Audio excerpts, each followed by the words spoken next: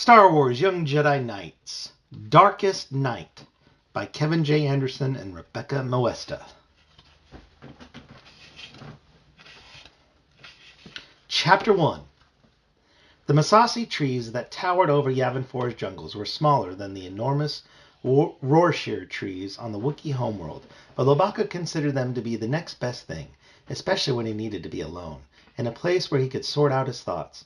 As twilight descended on the jungle moon with a blanket of colors deepening in hue, Loie ascended one of the thickest, tallest trees in the vicinity of the Great Temple, the site of Luke Skywalker's Jedi Academy.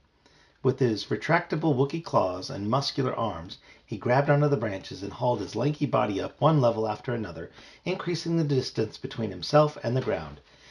It seemed that if he kept climbing, he might almost be able to reach the stars and be closer to home.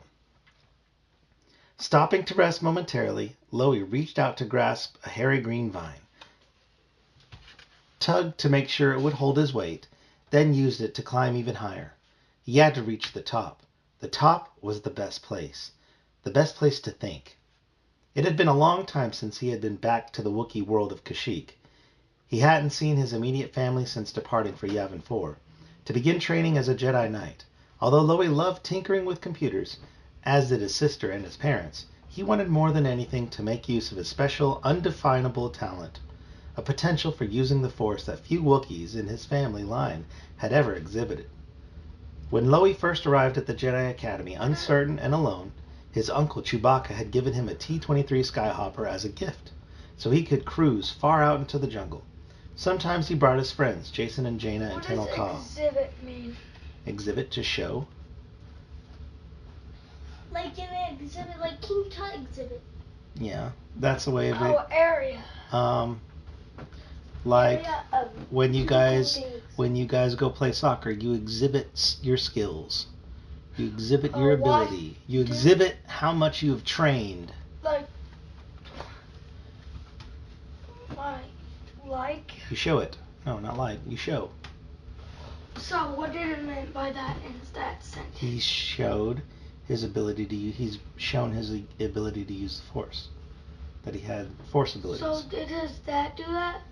No, they said that few people in his family line had exhibited that ability, had shown that ability to use the Force.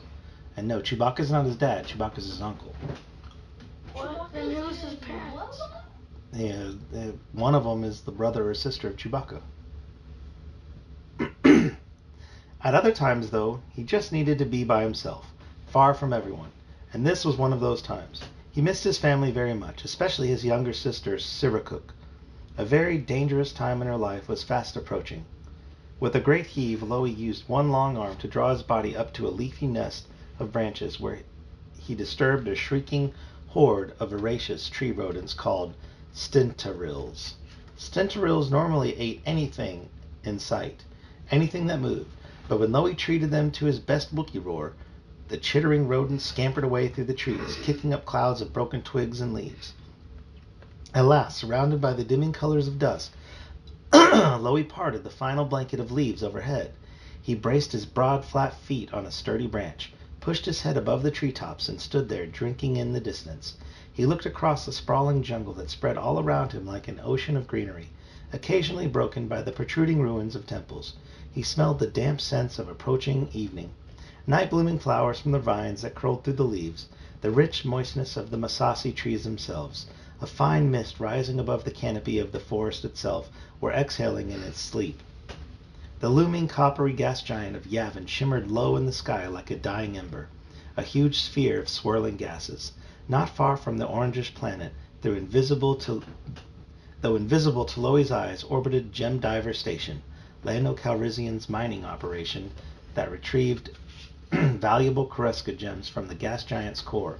Loie looked away from the planet setting on the horizon, though as deeper night seeped into the sky, specks of starlight dusted the midnight blue canopy. Finding a comfortable spot to lean against the outspread crown of the Massassi tree, he remained still, breathing deeply, drawing comfort from the sight of the endless trees, and thinking of Kashyyyk.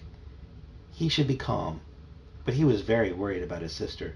He could do nothing to help her, and she had to make her own choices. and face the consequences of those choices. Even so, Loie understood the danger she intended to face deep in the underlevels of the rainforest on the Wookiee planet. He ran his long, strong fingers over the pearly strands of his fiber belt. He has a sister? Mm-hmm. Woven from threads harvested from the deadly jaws of the carnivorous siren plant. It had been quite an ordeal for him to obtain those strands, but he had succeeded alone. Loie sat still as the air cooled and the noises of the jungle grew louder. Evening insects and predators stirred and went about their business. At his side, the miniaturized translating droid, MTD, remained silent, switched off so that Loie could ponder his concerns without being interrupted by synthesized chatter. He sat back, and time passed. He would be late for an evening meal back at the Jedi Academy, but he didn't mind. He had more important things to worry about. By the time Jaina Solo finished her meal inside the Great Temple, most of the other Jedi trainees had left the eating area. Preoccupied, she slurped the last morsel of roasted crab nuts and salted boffa fruit, dabbing up the juices with a chunk of fresh bread.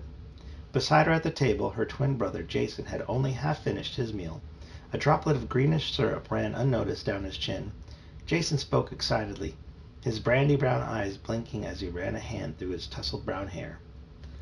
"And I did manage to catch that stinger lizard down in the hangar bay. It's taken me weeks to coax him out of hiding. He's all by himself now in that new cage you built for me. But I'm not sure what he eats." He paused briefly to stuff some food into his mouth. Jaina nodded, only half listening. She was concerned that Lobaka hadn't shown up to eat. Their Wookiee friend had been reserved lately, keeping to himself, speaking little even to his closest friends.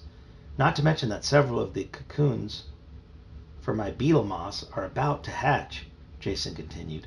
"I think I'm going to let most of them go, but I want to keep 2 specimens to see if they'll lay eggs in captivity. And you should see the fascinating blue fungus I found in a crack between some stones down by the river." He gulped more juice, then suddenly held up a finger, as he remembered something. "Oh yes, I've been meaning to ask. Could you check the cage for my crystal snake? I think he's up to some mischief, maybe even trying to break out again. And you know what trouble that would cause." Jaina couldn't help indulging in a quick giggle, remembering the pandemonium the nearly invisible snake had caused the last time it had gotten loose. The serpent had bitten the uppity student Raynar, sending the boy instantly to sleep. Not all of Jason's pets caused trouble, though. Another crystal snake had helped to divert the lost TIE pilot Quarrel from his attack on the Jedi Academy. Shortly after, the twins had found Quarrel living in self-imposed exile deep in the jungles of Yavin 4. Jaina had hoped the old TIE pilot might have a soft spot for them after their efforts to help him, but Quarrel had chosen not to become their ally. Instead, the imperial brainwashing he had undergone resurfaced and became even more deeply entrenched. The pilot had returned to the remnants of the Empire, where he had fallen in with the Shadow Academy.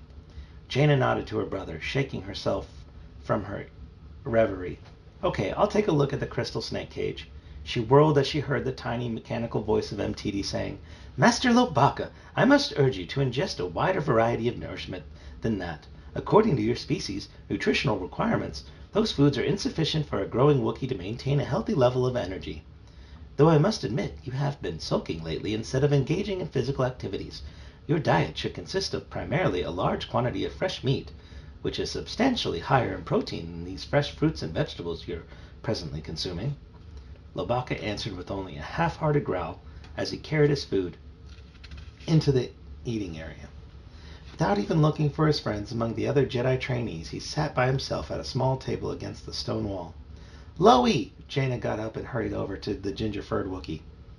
"We were worried about you. You didn't come join us for the meal." Loie grunted something too brief for MTD to translate. Jaina pulled up a wooden chair across from their Wookiee friend and straddled it, tucking a long strand of straight brown hair behind her right ear. She looked with concern at Loie's shaggy head. The Wookiee turned his golden eyes down and studied the fruits and greens on his platter. "Loie, will you please tell us what's wrong?" Jaina said. "You can talk to us. We're friends, remember? Friends help each other." MTD spoke before Lobaka could respond. "He won't answer you, Mistress Jaina. Even I can't get a response out of him. I'm afraid I'll never understand Wookiee's behavior. Do all biological creatures have these unpredictable moods?" Jason sat down beside his sister. "Hey, maybe Loie just wants to be left alone." The young Wookiee groaned and nodded dejectedly. Jaina sighed, gradually realizing that perhaps the best thing she could do for her friend would be to respect Loe's wishes and let him solve his problems on his own. I feel like that's y'all when you're trying to go to sleep. Hmm? Like us getting up and being loud. Hmm. I can recognize that. Hmm. He knew he could talk to Jaina or Jason anytime he wanted, but right now he didn't want to. All right, Jaina said, maintaining her deeply troubled expression. But remember, we're here for you, whenever you need us. Loe nodded, then stretched out one hairy arm to clasp Jaina's hand in his. The Wookiee's large grip engulfed her entire hand. During the brief touch, she reached out with the force, hoping to find a clue to Loe's strange behavior, but all she sensed was warmth and friendship. Jaina stood up and gestured to her brother. Come on, Jason. Let's have a look at that crystal snake cage. Lightsabers flared into the night, reflecting off the ancient stone walls of the great temple. Tenelka gripped the carved rancor tooth handle of her new weapon as its brilliant turquoise beam pulsed through the activating crystal. A precious... Rancor? A rancor tooth. Remember Chewbacca and what's his... Wait, no, that was Jaina. That fought Chewbacca. Wait. Yeah, when they were sparring in the other book. Didn't Tenelka? Tenelka had two rancor teeth because remember she's from the planet. Her mom is from the planet Dathomir, and they have the witches that live there ride on rancors, and so she had two rancor teeth, and so she used one of the rancor teeth to make her lightsaber. That's the hilt of the lightsaber, the handle. How big are they if they were real? Rancors? Mm-hmm. Well, don't you remember in the movie Return of the Jedi? In the movie Return of the Jedi, it picked up Luke. How big would the tooth be if they were real? Well, probably as big as a lightsaber handle. Daddy, Oh my gosh. what happened to your toenails? I don't know. I was picking out. All right, let me keep reading. Tenelka gripped the carved rancor tooth handle of her new weapon as its brilliant turquoise beam pulsed through the activating crystal, a precious rainbow gem of Galanor she had taken from her own royal tiara. What, Dean? Who had two rancor teeth? I forgot. Tenelka. Yeah, she used one on her other lightsaber, but remember she didn't do a good job making it. And it exploded. It broke, and Jason, when he was sparring her, and it turned it off. It turned off, and she got her arm cut off. Mm-hmm. Yeah, the warrior girl stood in the flagstoned courtyard at the side of the Ziggurat Temple, a newly refurbished training area the students had reclaimed from their ever-encroaching jungle. The hard-working Jedi candidates had cleaned and polished the carefully set stones for exercises just such as this. Tenelka gazed across the alien mother-of-pearl eyes, elven features, and long, quicksilver hair of her opponent, Tione, the Jedi trainer and historian who often assisted Master Skywalker. The Jedi woman used her lightsaber with precision, matching Tenelka's moves stroke for stroke. During an earlier training accident, Tenelka's poorly constructed lightsaber had exploded, and her friend Jason's lightsaber's blade had severed her left arm. Now Tenelka lived and fought with only one hand, but she wielded her glowing energy blade with strength and confidence. Although skilled biotechnicians had offered her the best prosthetic arm replacement in the Hapes cluster, Tenelka had turned them down. She prided herself in being herself, relying on her own abilities, her own strength and prowess. She did not want the artificial assistance of a biomechanical limb. Instead, she chose to alter her means of achieving her goal. She was determined to be as strong and as capable as ever before, and when Tenelka determined to do something, she usually accomplished it. Bright lights on the cleared landing grid in front of the temple illuminated the jungle, attracting thousands of nocturnal insects and the flying predators that fed on them. In the flagstone courtyard, though, only the flares and flashes of intersecting lightsaber blades disturbed the night, bathing the area in a dazzling multicolored glow. Tione encountered the warrior girl's stroke. Very good, Tenelka, the teacher said. You were learning to focus on precision rather than brute strength, to anticipate my moves and your own reactions using the Force. Tenelka nodded, and her heavy red-gold braids danced around her head.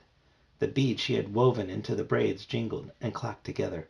She fought harder, sensing the control and skill of this older Jedi, who had been training for more than 10 years now. Several other students had come out to watch the exercises. All of Master Skywalker's Jedi candidates had intensified their training efforts. Now that the New Republic was sure of the growing threat posed by the Shadow Academy and the Second Imperium. For more than 1,000 generations, Jedi Knights had been the forces of light through the galaxy, and Luke Skywalker intended to continue the tradition. Tione swung her weapon with a calm, smooth gesture, so unexpected that Tenelka barely reacted in time. She had sensed no intention of counterattack from the silver-haired scholar, and so Tione had surprised her. Their blades locked and sizzled, and then Tione pulled her lightsaber back. "Halt," she said, and switched off her weapon, leaving the warrior girl to stand with her own lightsaber blazing in her hand. Tione gestured up into the night sky of Yavin 4. The other students around the flagstone courtyard stood up to watch. Just then the twins, Jason and Jaina, emerged from a low stone arch in the side of the great temple, hoping to observe Tenelka at her exercises. Instead, they all saw a glowing light streak toward them like a tiny meteor. "Hey, it's a ship," Jason said. "Not just any ship," Jaina added. "I'd recognize it anywhere." Jason blinked. Jason blinked. "Hey, Dad never told us he was coming." Within a few moments, the ship swooped down with a roar of its sublight engines and powered up repulsor lifts. With Pokey Rev in it. The flat pronged disc of the Millennium Falcon settled with a loud hiss. With a loud hiss on the landing pad.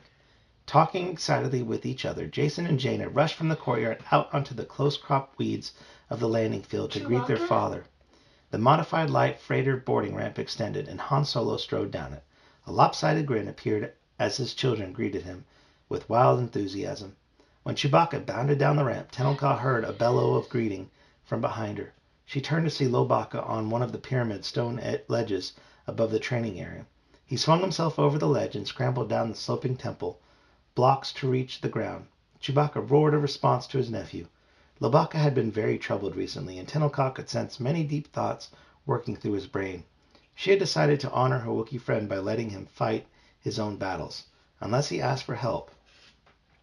But when she saw the expressions on Chewbacca and Loe's faces, Tenelka grasped a strange and interesting fact. Although the twins had been surprised by the unexpected appearance of the Millennium Falcon, Lobaka had known full well that the ship was coming. Thank you. Chapter 2. Jaina realized she was grinning like an idiot as she hugged her father. "What are you doing here? We didn't even know you were coming." Beside her, Jason gaped at Han Solo's unfamiliar costume of tattered cloth and furs. His hair had been cut raggedly, and he looked much tougher. "Blaster bolts, Dad. Why are you dressed like that?" Before Han Solo had a chance to reply, Jaina glanced behind him. Even in the dimness, she could see that some of the Millennium Falcon's plating had been replaced with dark, anodized hunks of metal. New storage pods had been mounted on the bow, and a second transmitting dish was attached to the rear. Her jaw dropped. "And what did you do to the Falcon? It looks so different." "One question at a time, kids," Han said, laughing and holding his hands palm out at chest level, as if to ward off an oncoming charge. "There have been a few problems in the Outer Rim recently. I smell peanut butter. So in her official capacity, the New Republic's Chief of State..." What? What? To me? Yeah, I'm just laughing at you. I don't smell. "There have been a few problems in the Outer Rim recently, so in her official capacity, the New Republic's Chief of State..." "You mean Mom?" Jaina said. "Right." Han's grin was boyish. "Anyway, she's been after me and Luke to do some scouting for her. Says I need to keep busy or I'll get old too fast. And ever since she started this Jedi Academy, your uncle's made it a practice to spend some time away from Yavin 4, just to make sure his skills stay at their peak performance. Still, we figured it might be a good idea to keep a low profile, though. So, you disguised yourself in the Millennium Falcon." Jason finished for him. Jaina continued to stare at all the lumpy patchwork modifications to the light freighter. "And Luke, too," Han Solo nodded behind them, What? to where their uncle, clad in a rumpled brown flight suit, emerged from the base of the temple. Why is he disguising? They just said that. Because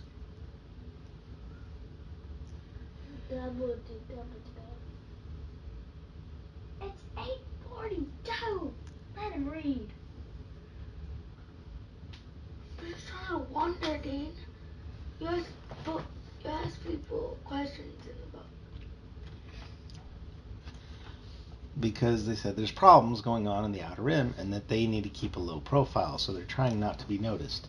Because everybody knows Leia Organa, because she is a head figure in the New Republic, and Han Solo is her husband, and is always doing work for the New Republic too. So he's trying to lay low while these problems are going on out there.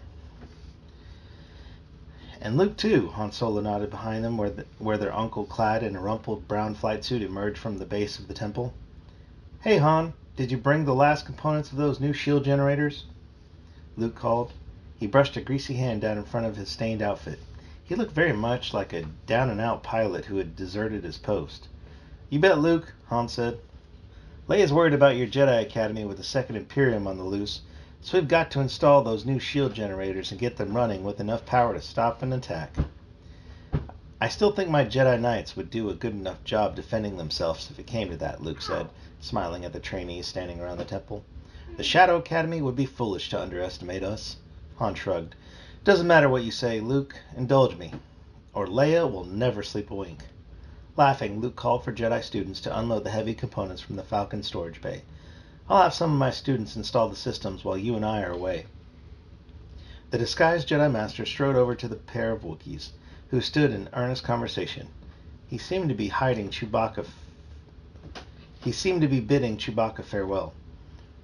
Jaina thought she heard Luke say something about the time being near, but before she could ask about it, her brother spoke up. "But what about Chewie?" Jason asked. "Isn't he going to be your co-pilot this time?" Their father looked a bit uncomfortable. "I'll manage without him somehow. Back home on Kashyyyk, he and Loie have kind of a family emergency, you might say." "Emergency?" Jaina said. "Is anyone hurt?" "No, nothing that simple. You've never met Loie's sister, Sira, have you?" Han lifted his chin to point in the direction of his Wookiee co-pilot, who was deep in conversation with Lobacco. "Anyway, give the two of them a chance to talk first. Afterwards, I have a feeling Loie will tell you all about it. Meanwhile, I've brought messages from your mom and Anakin, and I've got a couple of surprises for you on the Falcon." He's still alive? Who's still alive? What are you talking about? He said Anakin. Anakin is their youngest son. There's Jason and Jaina, who are twins. And they just had and then there's another younger son. brother that they just had a brother, right? No, they've had the Darth brother. Vader. But they they didn't speak of it that much. They haven't brought him up a whole lot, but he was in the third book where they met Zek. Remember in the third book? Because in the same book where Tamith Kai, the Night Sister, comes and takes Zek to take him to the Shadow Academy. Yeah. In that book, well, when they were on Coruscant, Anakin was on Coruscant with Leia and Han. But he's not old enough to go to the Jedi Academy yet. How old do you have to be? I don't know, but there's a book series about him at the Jedi Academy too. You have to be 8 billion years Yeah, old. you have to be 8 billion years old. Yep. 1 second old. You have to be 1 second Okay.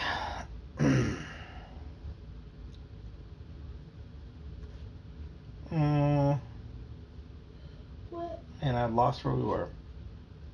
Oh. Sorry. Uh-oh, Jaina said. "More surprises on the Falcon." Han chuckled and put an arm around each of the twins' shoulders. "Yeah, presents for you two." "Hey, that reminds me," Jason said. "I've got a new joke. Want to hear it?" Before either of them could think about it, he forged ahead. "What do Jawas have that no other creature in the galaxy has?" "Give up?" He raised an eyebrow. "Baby Jawas." Even their father had difficulty feigning amusement. Jaina studied her brother in silence for a moment, then turned to Han, getting back to the subject at hand. So what were you saying about those gifts you brought us? Well, I brought a mate for Jason's stump lizard, along with some of those starflower blossoms they like to eat so much, and a refurbished micromotivator that still needs some tinkering. Of course, you two will have to fight over who gets which gift. He added, ruffling the twins' hair as they walked up the boarding ramp That's together. what you're gonna do with us. What? What you said. What did I say? Once you die, you're gonna. You said you're gonna leave it to us to pick it. Yeah, but that was a joke because they know exactly which is for which. Oh. So one is a mechanical thing that needs to be fixed and tinkered with, and the other one is an animal.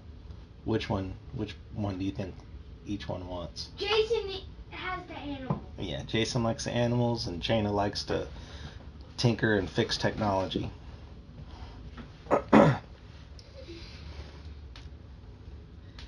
Jaina snorted indelicately. That shouldn't take long. In her quarters, Tenelka sat fascinated by the tiny holographic image of dark-haired Anakin Skywalker holding a cluster of brightly colored twine. She couldn't figure out why the twins' little brother would have sent her a message. She had only met the boy once on Coruscant not long ago. I know how independent you are, Tenelka, so I hope you don't mind me doing this, Anakin's recorded voice said. But when Jason and Jaina told me how hard it was for you to braid your hair since the accident, I took it as a problem to solve. You may have figured out a bunch of this stuff for yourself already. Anakin's holographic face smiled faintly. But even if you have, it was still a challenging puzzle, and I enjoyed it. The Solo twins, who had delivered the holographic message to Tenelka after a long visit with their father, sat nearby on the floor of her chambers. Jaina rolled her eyes and chuckled. That's my little brother. This is a fact, Tenelka said, shifting her concentration back to the glowing hologram. The boy's image held the multicolored twine in one hand and threaded the fingers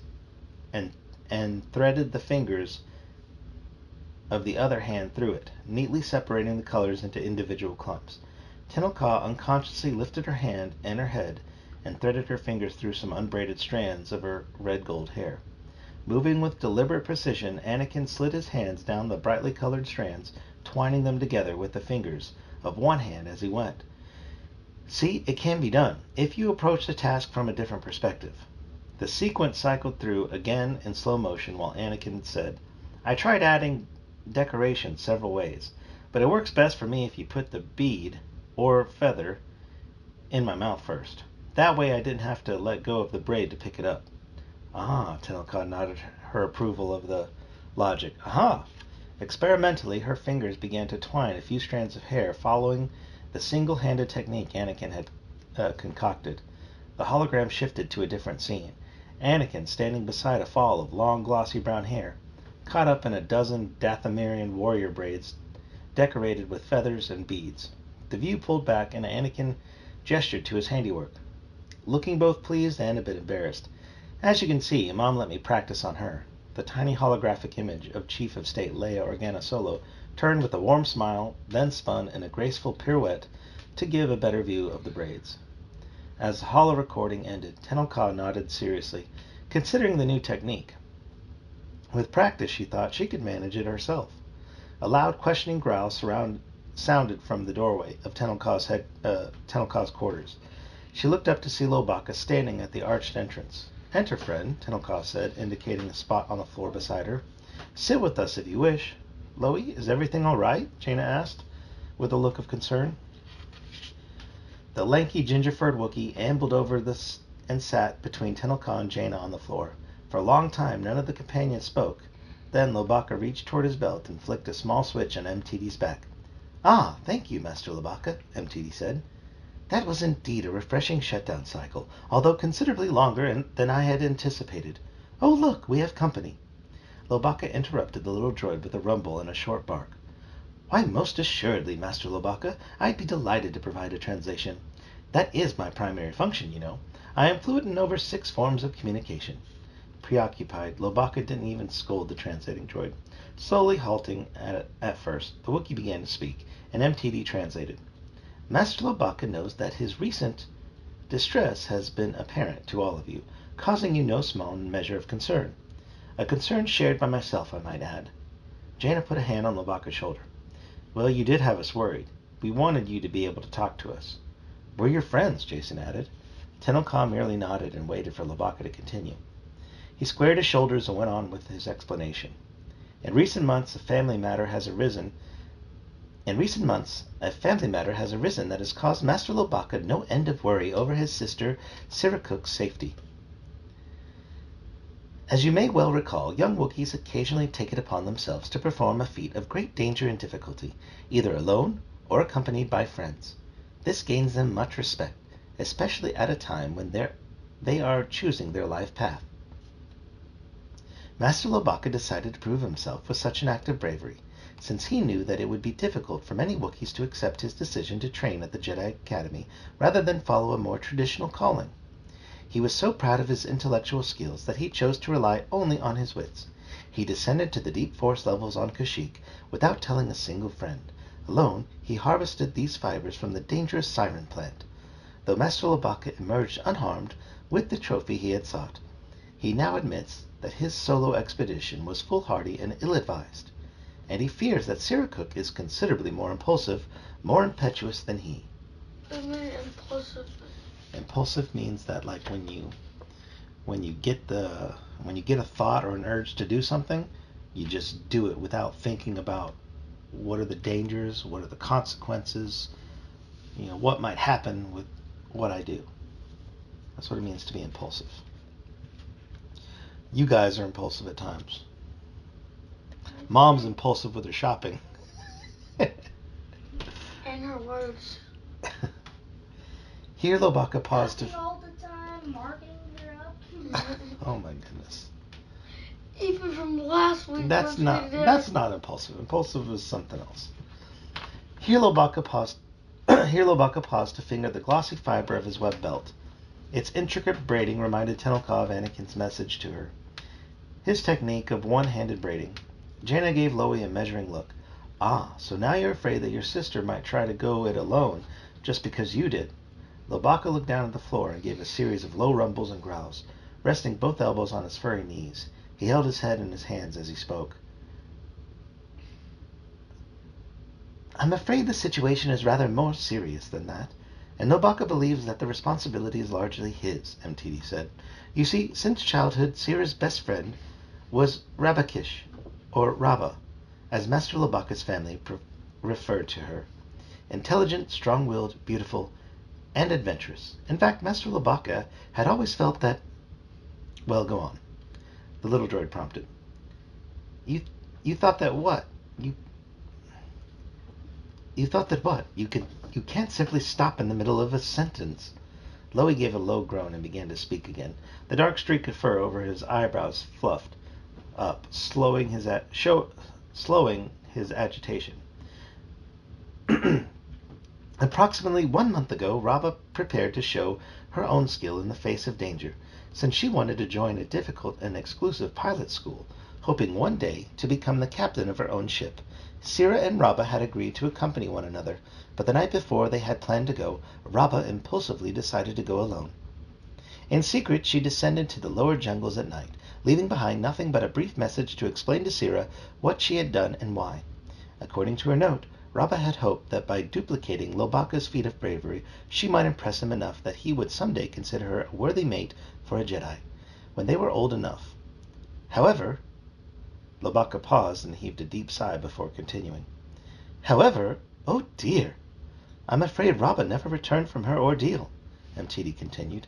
When her family searched for her, they found only her blood-stained tool pack, nothing more. Raba was gone.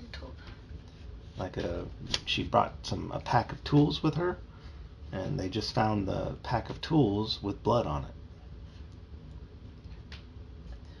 Oh, Loie! Jaina leaned her head against the Wookiee's shoulder. Tenelka looked at her friend, sensing his pain. Ah, this is why you feel responsible. Loie spoke again, this time in strangled tones. Since Raba's loss, Sira has become increasingly reckless, as if she hardly cares whether she lives or dies. Sira has refused all offers from other friends to accompany her on her rite of passage, insisting that Raba was the only one she trusted enough to take along. A while ago, in desperation, Master Lobaka sent Sira a message asking if she would accept him as a suitable substitute. Chewbacca has just brought word of her answer. MTD paused for a moment. Oh, thank goodness. She's accepted. Hey, that's great, Jason said in a relieved voice. Oh, indeed, MTD chirped. Lobaka didn't respond immediately. He seemed to be intently studying a chip on the flagstone floor.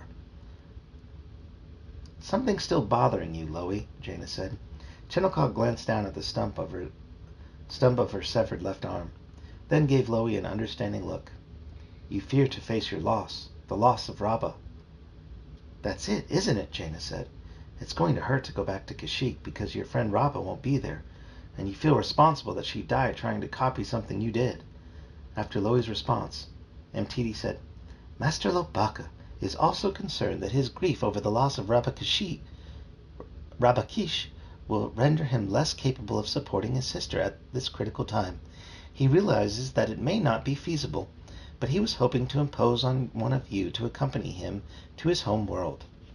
Rabba Kish is a friend of her Rabba sister? Kish was a friend of Lobaka's sister, Siri, and it was also a girl that Lobaka liked and hoped to marry one day.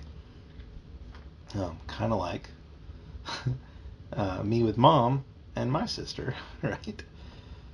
What? So like my sister was friends with Mom, right? And I ended up marrying Mom. Like that's kind of the relation. Lobaka, his sister, he was friends with, he liked and wanted to marry the friend of his sister. Yeah. Tenelka. So it's the exact same thing with you. Yeah. Tenelka answered immediately. You came when I needed you after my accident. I can do no less, my friend. She reached out her hand to touch Lobaka's. Hey, I'll come too, Jason said, placing his hand over both of theirs. We're stronger together, all of us. Jaina placed her hand over the others. I guess we all go then, she said. Stronger together. Lobaka hung back, standing near the disguised Millennium Falcon while the Solo twins said goodbye to their father. Han Solo gave his kids a lopsided grin. What do you mean Solo twins? Solo twins, Jason and Jaina. Han Solo's son and daughter. The Solo twins. You're the Lopez boys. Adventures of the Lopez boys. You always did the Hulk and Andre one. Yeah. Did you see Macho Man the Hulk? And I'm not a Hulk. Han Solo gave his kids a lopsided grin. Yeah, I kind of had a hunch that all of you were going to volunteer to go with Lobaka, he said. As soon as Chewie told me the situation, I cleared it with your mom. Should be a good opportunity for you kids to brush up on Wookiee language comprehension, too.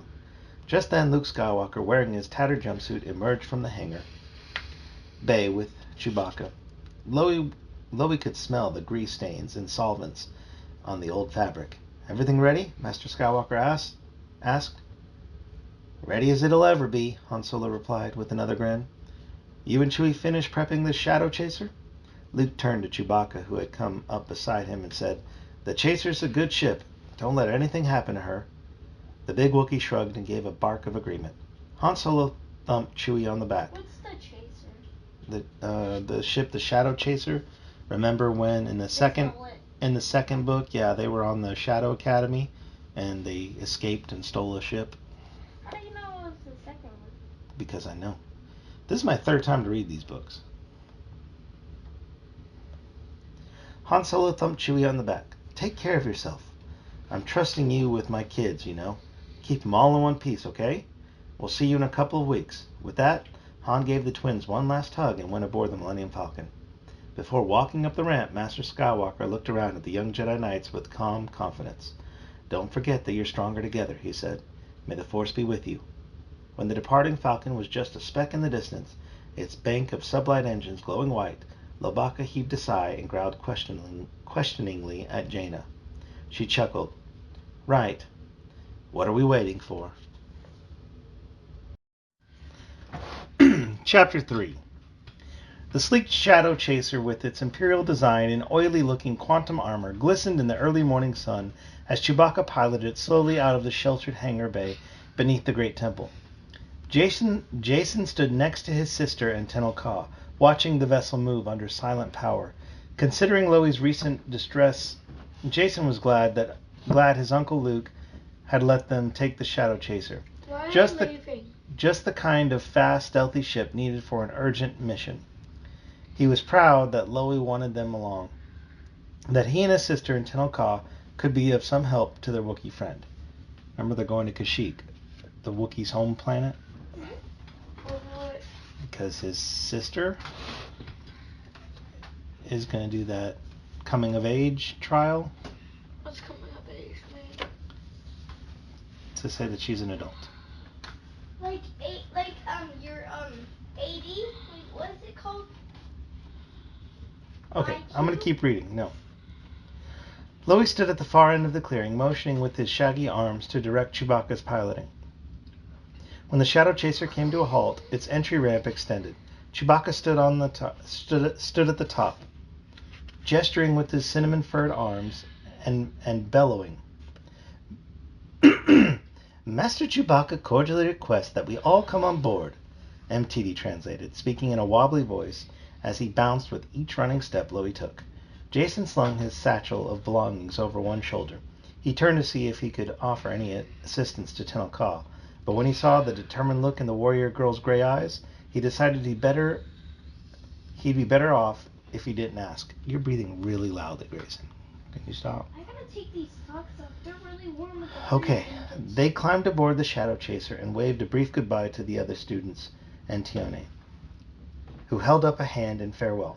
Even before the ship was completely sealed and ready to take off, Tione had ushered the trainees back to their studies. With the threat of the Second Imperium loose in the galaxy, the new Jedi Knights had no time to relax. What am I doing? You're being loud. I'm doing nothing. You're smacking and breathing loudly. Stay You away. are. Is that smacking? Is this smacking?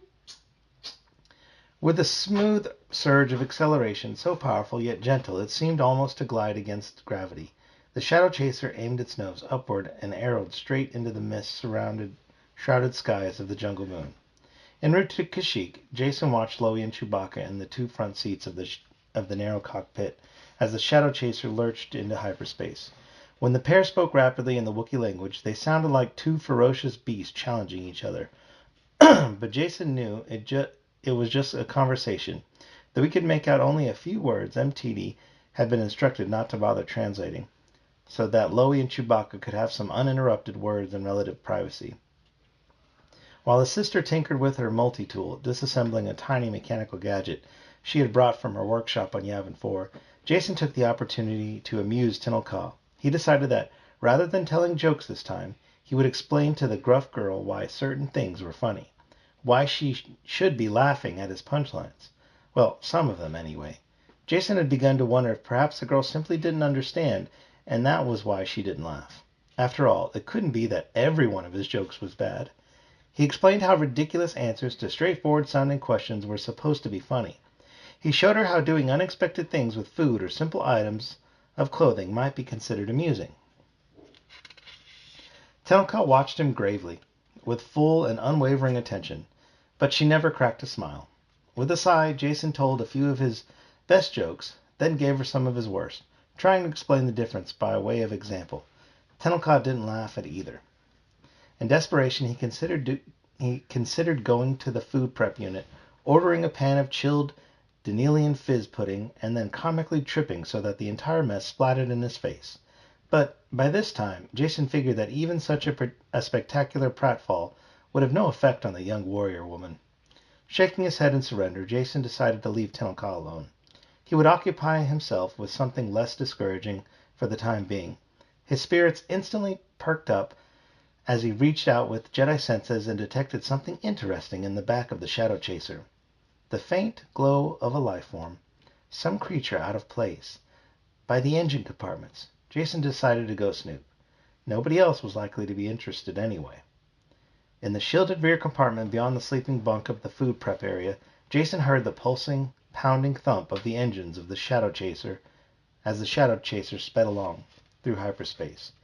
He looked at the intricate control panels and access grids, the weapon batteries charged with spin-sealed Tabana gas, and the shield generator that projected a canopy of protection around the sleek ship. But through all of the din and the vibrating power of the engines, Jason could still detect the faint emanations of some small creature, lost and frightened. "Don't be scared," Jason said, speaking with a low voice and at the same time thinking the words through the Force. "I'm your friend. I can help you.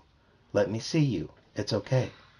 He lowered his voice to a whisper as he bent down, looking in crannies between the control grids. He followed his senses. "I won't hurt you. I just want to see you. I know you're afraid. You can trust me." He touched his fingers lightly to one of the cool metal access panels, gently brushing the ion shield generator with his mind. He sensed the creature hiding back there, trembling, guarding something.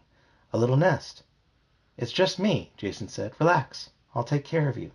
He popped the metal covering off the access panel to the ion shield generator.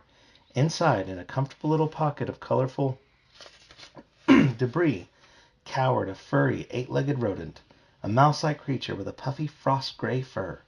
It looked up at him with tiny black eyes that glittered in the dim light. It wiggled its damp nose. Judging by the pair of long teeth that protruded from the center of its snout, this rodent was a gnar, not a flesh-eater. "Come here," Jason said. "That's not a safe place for you to be." He reached in and calmly drew the rodent out. Its 8 legs trembled and tickled against the palm of a plump, furry spider. Like a plump, furry spider, but a friendly and gentle one. Jason stroked its back, then bent to peer at the nest again. The rodent had chewed tiny strips of insulation from the power cables, yanked threads and wires and fabrics and plastics from the shield generator to create a soft pocket in which squirmed 4 smooth, cylindrical grubs, the creature's young. "Oh, what a nice nest you have," Jason said soothingly. "But I don't think you were supposed to use those components. We need this ion shield generator, you know. It protects the whole ship." He continued stroking the rodent and retrieved the nest carefully so as not to disturb the young. He held the nest in his hand and placed the mother back on top, snuggled against her little ones. "I'll keep you safe," Jason said. "But we'll have to tell Jaina and Loie about this, so they can make repairs." Preoccupied with calming his new pet, Jason returned to the forward compartments. He went to his sister, who was still tinkering with the incomprehensible mechanical gadget. "Hey, Jaina, I've got some bad news." She turned, holding up a small hydrospanner. "What?" Before he could answer, though, the shadow chaser gave a sudden lurch and rocked as if it had slammed into something invisible. The deck tilted sideways, throwing Jason to his knees. He struggled to protect his new pet. The colors of hyperspace swirled like a psychedelic flood in all directions out the window port. When the shadow chaser gave another violent lurch, Jason tumbled backward to the deck. It took all his concentration to guard the precious nest. Never mind," he said. "It can wait." Jaina gripped the armrest of her seat while the ship rocked back and forth. Her tools and the electronic die scanner remote she had just repaired flew like projectiles to the bulkheads, then smashed onto the deck plates, ruined. When the ship momentarily stabilized, her brother crawled to his feet, cradling something in one arm, his hair even more tousled than usual. He checked to make sure Tenel Ka was okay. The warrior girl stood up, planting her booted feet wide apart, seeking balance as the shadow chaser shuddered and bucked its way through the disturbance. "What is happening?" Tenel Ka said. Ahead in the cockpit, Loie and Chewbacca roared to each other, fighting the controls. Yeah. Can I tell Mom real quick something? We're in the middle of a story. Can you wait? It's about my water We're in the bottle. middle of a story. But I said if I trust her, then she can do the water bottle, but I don't. "What is happening?" Tenel Ka said. Ahead in the cockpit, Loie and Chewbacca roared to each other, fighting the controls. "An ion storm!"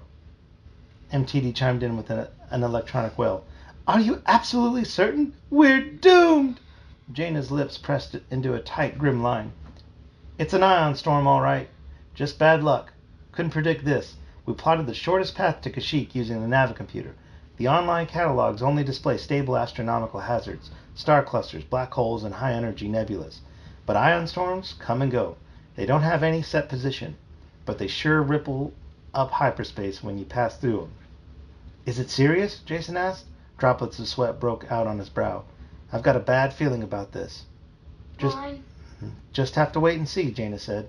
Tenelka stood with her hand to her utility belt, ready to fight some tangible foe with a throwing knife, her lightsaber, even her fiber cord, but none of those would do any good against an ion storm.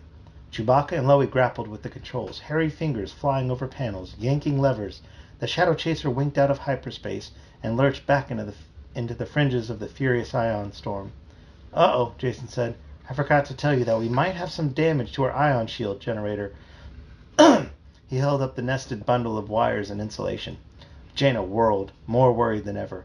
Oh no! That could... As the Shadow Chaser plummeted into the space storm, they were immediately surrounded by a spiderweb of high-energy lightning bolts, powerful discharges that arched across the seething knot of hot gas that formed the unexpected interstellar hurricane. The ship thrashed like a mad bantha, throwing its passengers about. Jason braced his shoulder against a control bar, and Tenelka fell into him.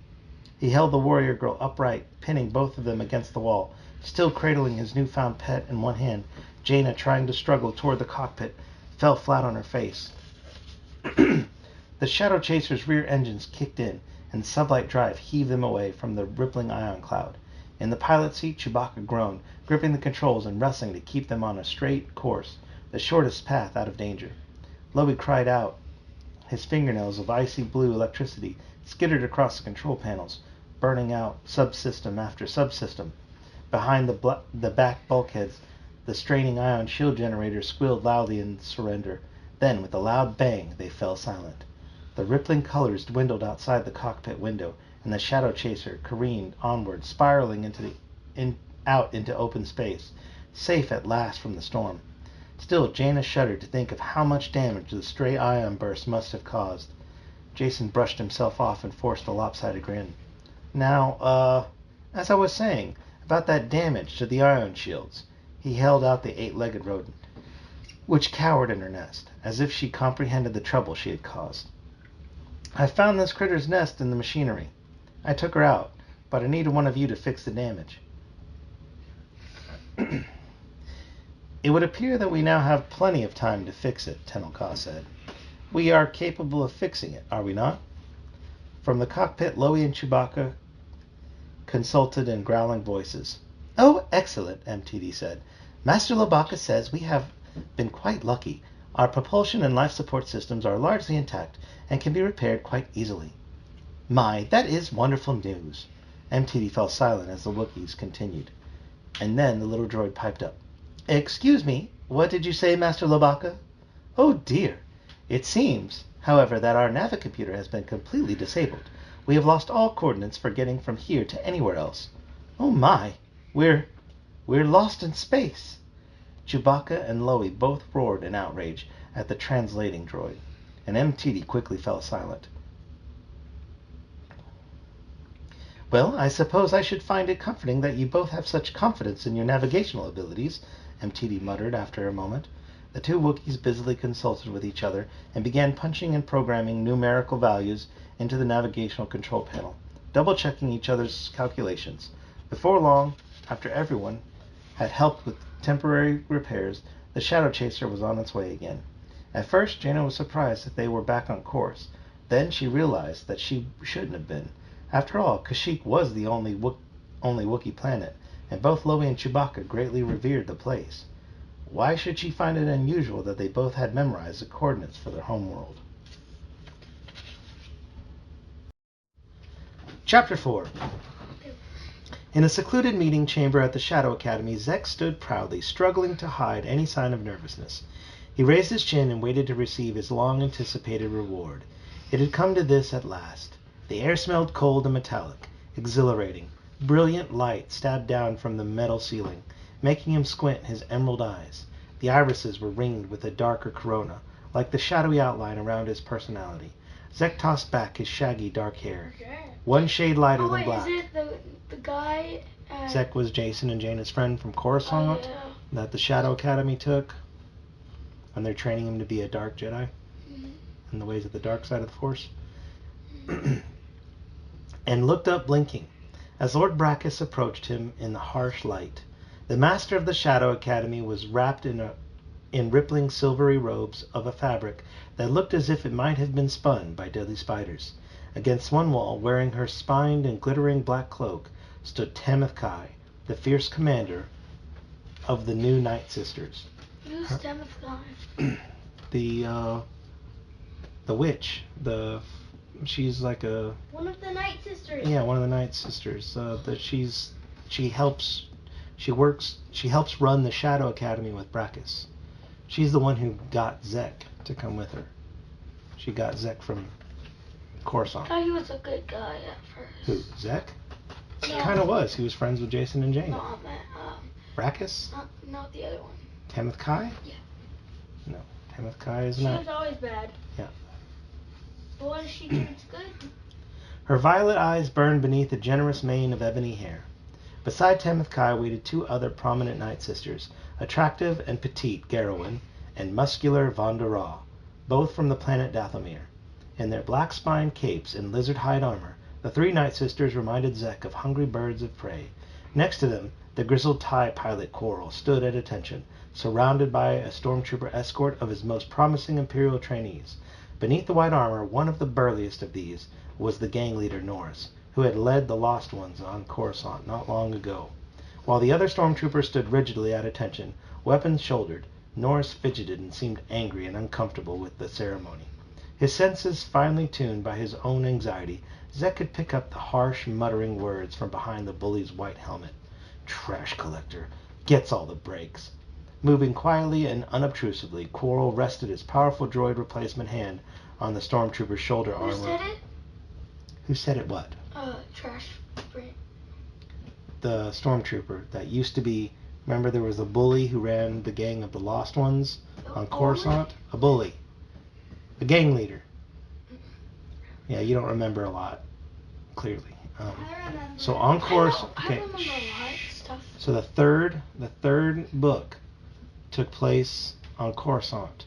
Remember, Coruscant is a whole planet is a city, and they kept building up and up, right? And so in the lower levels was dark and not hardly anybody lived there. And there was a gang of kids called the Lost Ones. Oh yeah, and that's when Zek went to like that TIE fighter.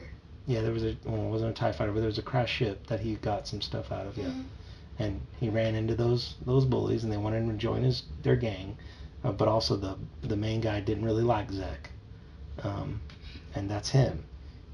So when Tamith Kai came to Coruscant, she took a lot of those kids, the Lost Ones, that gang, and took them to turn them into either if they had Force abilities, then turn them into Dark Jedis, or if they didn't have Force abilities, then they trained them to be Stormtroopers.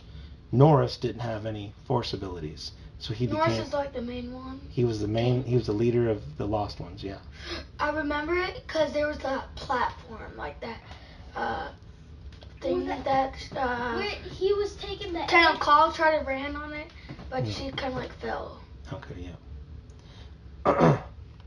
Okay, so he's watching, and he doesn't like that Zek is being promoted or having a ceremony to honor him. He's jealous. Okay, and so he's standing there. Trash collector gets all the breaks. Moving quietly and unobtrusively, Quarrel rested his powerful droid replacement hand on the stormtrooper's shoulder armor in a gesture that was firm and clearly meant to quiet the bully. Zek knew Quarrel's droid arm was powerful enough to crack the white armor like an eggshell. Norris fell silent, though he obviously remained upset. Zek didn't mind. This was his moment of glory, and he smiled faintly at the thought of how much had changed in only a few months, and how now he had arrived at the peak of his triumph. Remember in the last book, Zek was the favorite student of Brachus, but Tamith Kai had her favorite student who had been there longer, and they had a battle with each other. Yes. Right? And the person was hiding against Zek won. Zek killed the other. Why kill? Because he did. Because that's what they had him do. They had him fight to the death. That's stupid. Isn't like they threw like rocks that were like floating and stuff? Yeah, they were using the Force to hit each other with rocks. Yeah. For this presentation and initiation, Zek had worn his new leather uniform. Heavy round studs decorated in the reinforced pads on his shoulders, creating a kind of armored hide. His hands were encased in thick black gloves that made a warm, satisfying creak as he clenched and unclenched his fists. Brachus's porcelain-perfect face smiled with pride. He held out a gift, a flowing black cape lined with deep, vibrant crimson, like fresh dark blood. What's crimson? Crimson. It's a dark red. Like he said, like dark blood. Yeah. So, young Zek, I present this to you as a symbol of your importance to the Shadow Academy, Brachus said.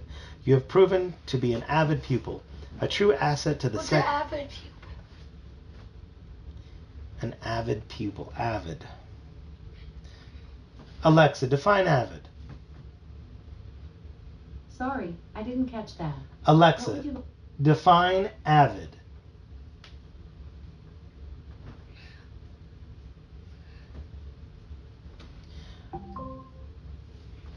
I don't know what she's doing. Okay. Alexa, No, stop. define No, stop. avid. No, stop. You can stop. Sorry, I didn't catch that. You could What look would you at like it. me to define? You could look at it. Avid. Can you stop, please? Can you stop, please? Okay, you could look at it. Average is defined as a number that represents the central It said or typical average. value of a Average, set not of avid. numbers. Okay. It is calculated Whatever by she's dividing telling the you is sum not of the thing. values by Thanks the for total listening. number of I'm going to values. leave now. It is used to summarize and simplify a range of numbers and is useful for making You predictions didn't and listen. conclusions about Now I gotta the wait for this process. bullcrap. Alexa, This. By the way, you have Stop. 4 new notifications. Stop talking. Do you want to hear Alexa. them? Stop talking. Stop talking. Stop talking. Stop talking.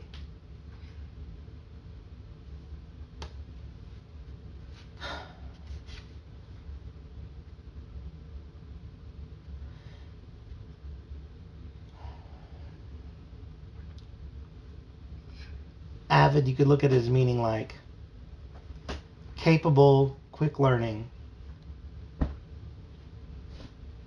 Like from a small start to like a. No. Nope. What I said. What I said.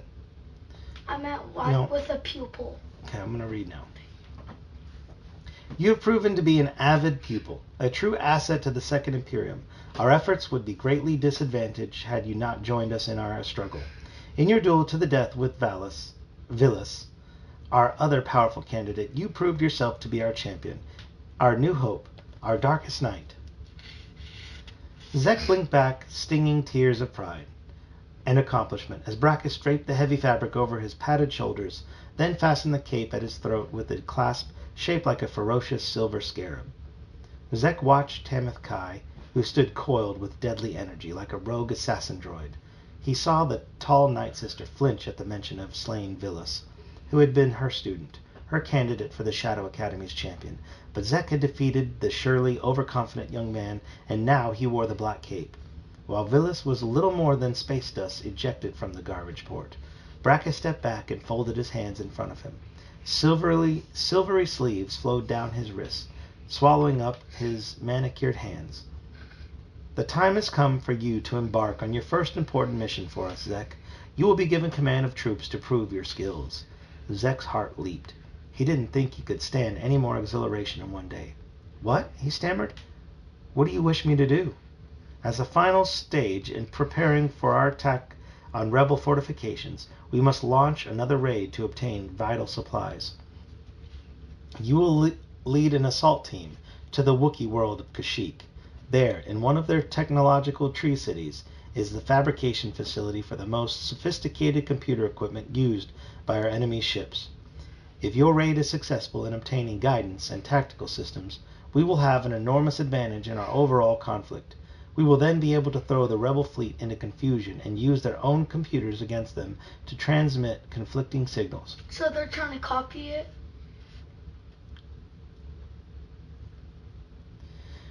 Not necessarily copy it, but take their best technology to use for themselves.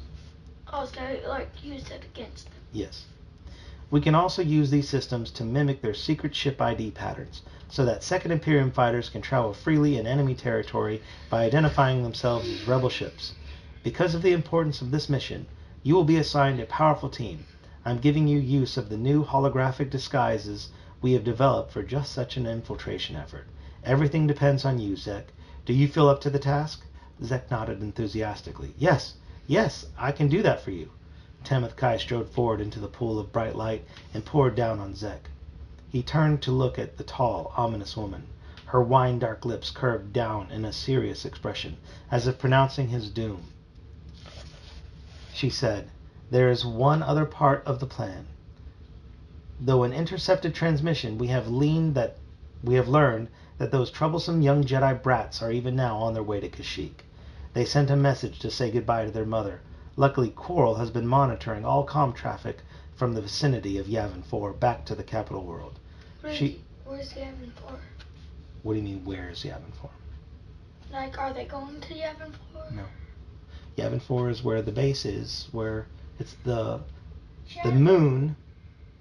Remember in the first Star Wars movie, the Death Star is going around Yavin, the orange planet, and going to shoot it and blow it up? Oh, yeah. But Luke Skywalker and those ships, they fly to the Death Star and they blow it up? Mm-hmm. That's the planet, the moon that they were trying to blow up is Yavin 4. And that temple that used to be the base is now Luke's Jedi Academy, where he teaches all of the young Jedis. Why would, like, that temple, was that, or like a Kashyyyk? It was a temple? There was a temple there, yes. For a base, right? That was the rebel base, yes. So Now it's the academy for the Jedi. I'm just asking one thing about Street Fighter. So Ryu is the one with the... Are you kidding me? Ask me Street Fighter questions after this, dude.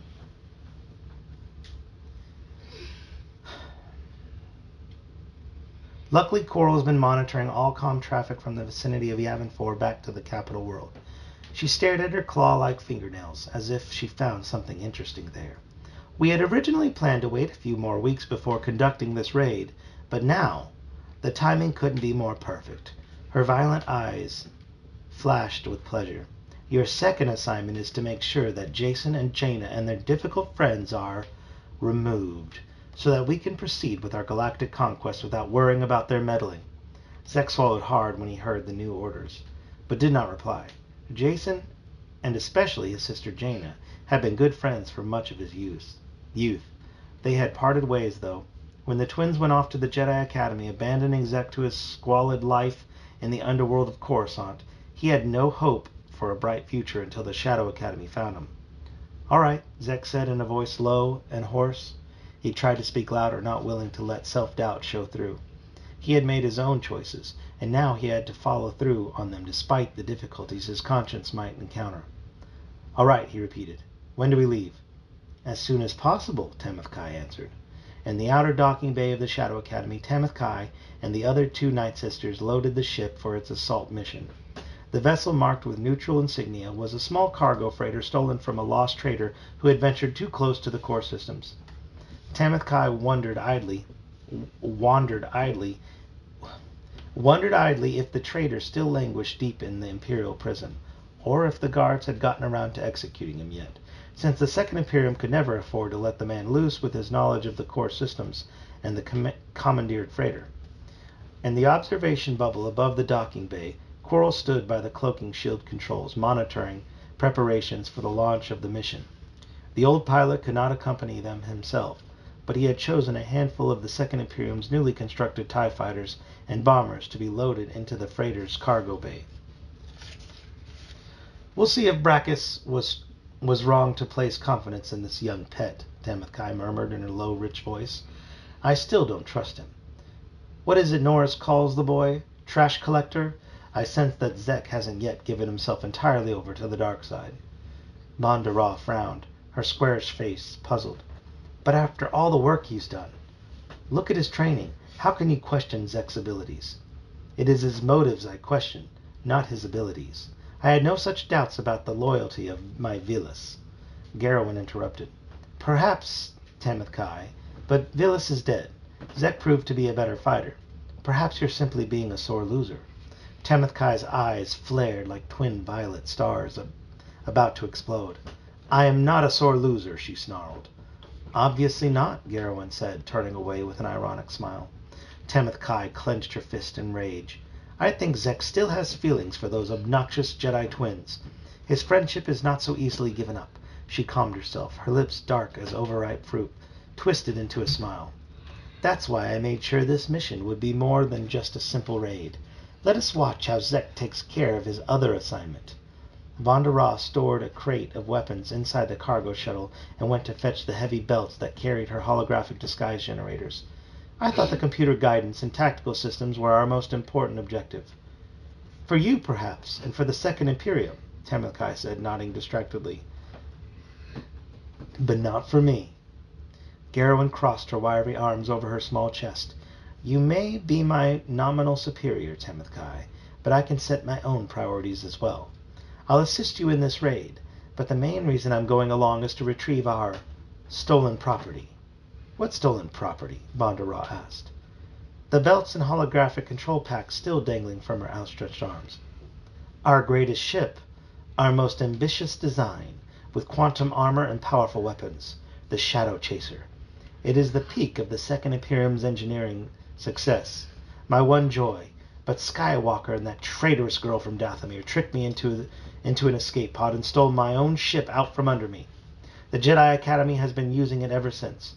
I had all but given up hope of ever regaining what was rightfully mine.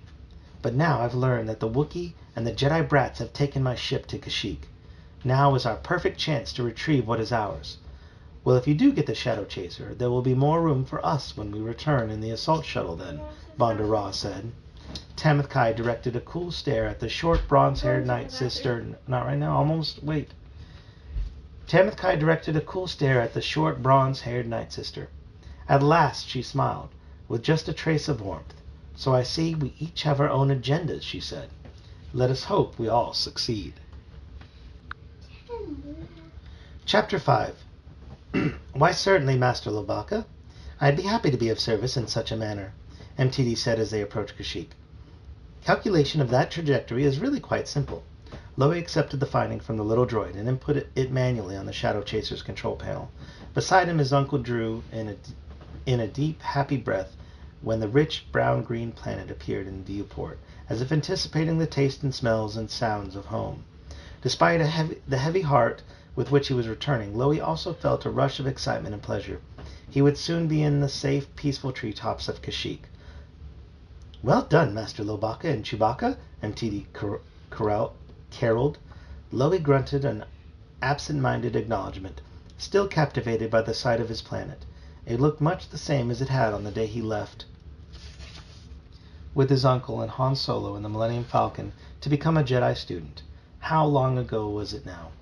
Too long. Loey's yearning to see his family again became almost overwhelming. The two Wookiees worked at the piloting controls with an urgency that came from happy anticipation. As the Shadow Chaser approached the thick canopy below, Chewbacca pointed with a certain wistfulness toward the treetop city in which he and Loey's mother had grown up. With all of Chewie's travels across the galaxy, Lobaka wondered if his uncle ever felt as homesick as he himself occasionally did on Yavin 4. He knew Chewbacca would somehow find the time to visit his own city and the rest of his family in the next day or so. Behind him, the twins and Tenel Ka uttered exclamations of admiration at the beauty of Kashyyyk and the size of the trees. Even though I've been here before, I always forget how big they are, Jaina murmured, pressing her fingers against the window port. Impressive, Tenel Ka agreed. But where are the cities? Chewbacca let the sleek ship dip a bit lower, and Loey pointed to where clusters of high trees extended their crowns above the lower canopies. Nestled in the masses of thick branches, gleaming towers and platforms were visible, signs of habitation that folded into the natural formation of the trees. Ah, she said, sounding somewhat surprised. Aha! Neat, huh? Jason said, leaning closer to the warrior girl. They like to make nature and technology work together. Loey growled his agreement. Master Lobaka points out that technology and nature need not be mutually exclusive, MTD translated. Blending the two can be more pleasant than separating them. When he finally caught sight of his home city, Loey felt a renewed impatience. It was all he could do to keep himself from unbuckling his crash webbing while Chewbacca guided their damaged ship toward the nearest landing platform. The moment the Shadow Chaser touched down, Lobaka sprang from the co-pilot seat and rushed to the exit hatch. Through the cockpit window, he could see his family waiting for him on the platform. His father, Marakor, his mother, Kalabao, and his younger sister, Sirikuk. Loey opened the hatch and stood in the sunlight for a split second, taking in every detail, sniffing the air, letting his eyes be bombarded by the rich greens and browns of the treetops. Then he and his family all roared greetings. His parents looked well and happy, if a little tired. His mother's kind blue eyes, surrounded by auburn whorls of fur, shone with pride. The dark streak in his father's fur showed no signs of graying with age. Only his sister looked different, taller, sleeker, and prettier than he had remembered her, but with a heavy sadness about her face. Sira had trimmed her fur in unusual patterns, had shaved decorative designs around her head and arms, but her fangs were white and sharp, the fur around her nose and mouth well groomed and long. She was definitely growing up. His father raised both arms over his head and bellowed another greeting. Loie roared back and ran toward them. Jason looked around the dining table in consternation, wishing for the 10th time that he had understood the Wookiee language better. Ensconced between Loie and Sira, he looked across the table to where Jaina and Tenel Ka sat on either side of Chewbacca. He wondered if they felt as confused and overwhelmed as he did in the middle of the loud and incomprehensible dinner conversation. Transparent mesh cages filled with swarms of tiny, luminescent bugs hung from the ceiling branches, providing a fuzzy, warm light. Exotic species and incense wafted around the room and out the open window notches into the humid night. The air was thick with mouth-watering smells of the welcome meal Loie's parents had prepared. The table was a huge slab of wood, a slice from a broad, bold tree. Its hypnotic concentric rings indicated how long the tree had lived. All the chairs and furniture in Loie's home seemed overlarge, built for bodies much taller than the average human. Jason shifted uncomfortably on the high bench at the table. Something finally clicked in his head. "Hey, where's MTD?" he asked. "We could really use his translating skills here." Jaina flushed her mouth, forming a small O of surprise. I guess that's my fault," she stammered. "I kind of borrowed him and hooked him up to the Shadow Chaser's diagnostics so he could give us a readout of the parts we need to repair the ship." She bit her lower lip. "I suppose it would have been more polite to wait until after we had a chance to chat with Loie's family a while." Jason shrugged and squeezed his eyes shut. He tried to concentrate on the new environment, to pick out individual words, but with 5 Wookiees barking, bellowing, growling, and roaring, it was difficult to make sense of their speech. He took a slow breath and tried to relax, planning to reach out with the Force to see if he could sense some meaning in the conversation.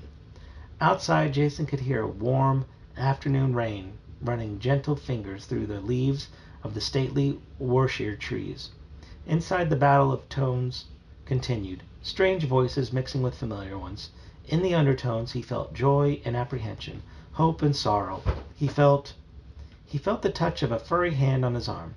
Jason looked up in embarrassment to find Loie's sister Sira holding out a platter laden with roasted meats and vegetables. Sira uttered a polite but curious woof. "Blaster bolts, I'm sorry. Is that plate for me?" Loie chuffed a laugh and then swept a hand around the table to indicate that everyone else had already been served. Each of the Wookiees' plates was filled with coarsely chopped fresh meat and mounds of raw vegetables. Jaina had a platter of food similar to his own, while Tenel Ka's held a mixture of vegetable and meats, both cooked and raw. Jason was amused to note that Tenel Ka's appetite reflected the conflicting preferences of her primitive and refined upbringings. Kalabao and Marakor had worked hard to accommodate the dietary preferences of their human guests. Jason accepted the platter from Sira and thanked her. When the Wookiees all fell silent, expectant, and turned to Lobaka, he held one furry hand over his plate of food as he crooned a few short phrases in a low voice. Jason recognized the Wookiee's ceremonial speech of thankfulness that he had heard from Chewbacca so often.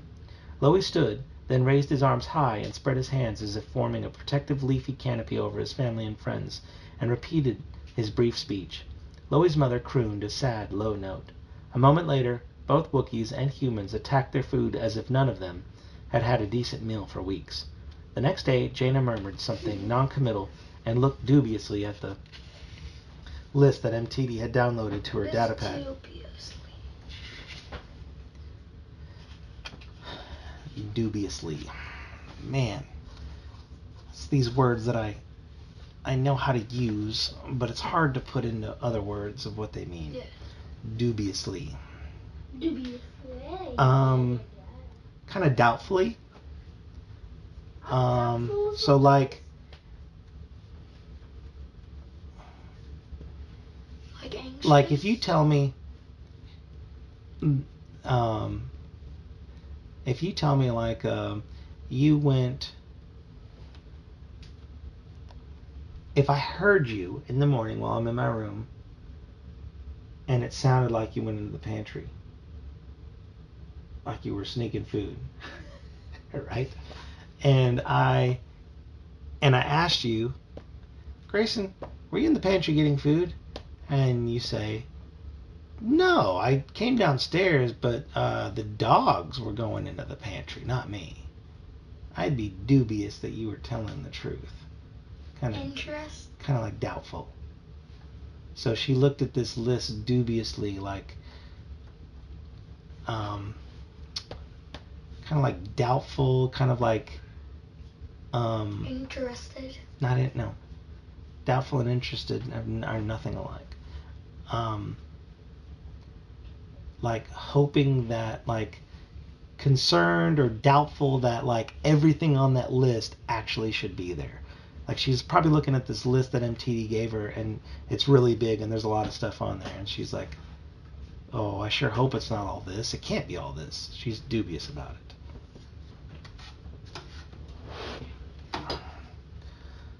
Okay.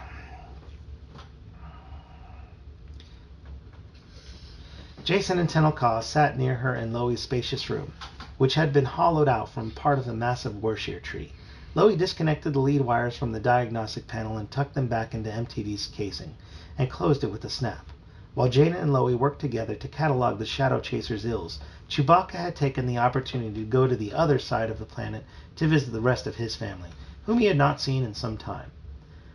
A few leftover spatters of rain from another brief shower dripped outside the open window. Sarah sat with them, her patchy fur standing on end. She didn't want to be alone, apparently, but she didn't participate much in the conversation either. Take a look at this, Loe, Jaina said, holding up the datapad. The Wookiee studied the list of ruined components with a thoughtful growl. Jason and Tenelka crowded in to get a look as well. Jason flashed his sister a mischievous grin.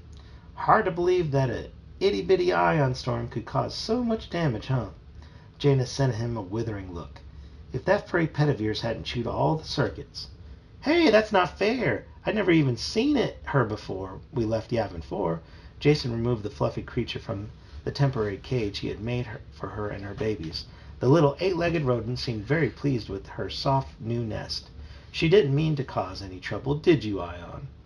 He held the fluffy ball close to his face and stroked her with one finger. The tiny creature made a faint cooing sound.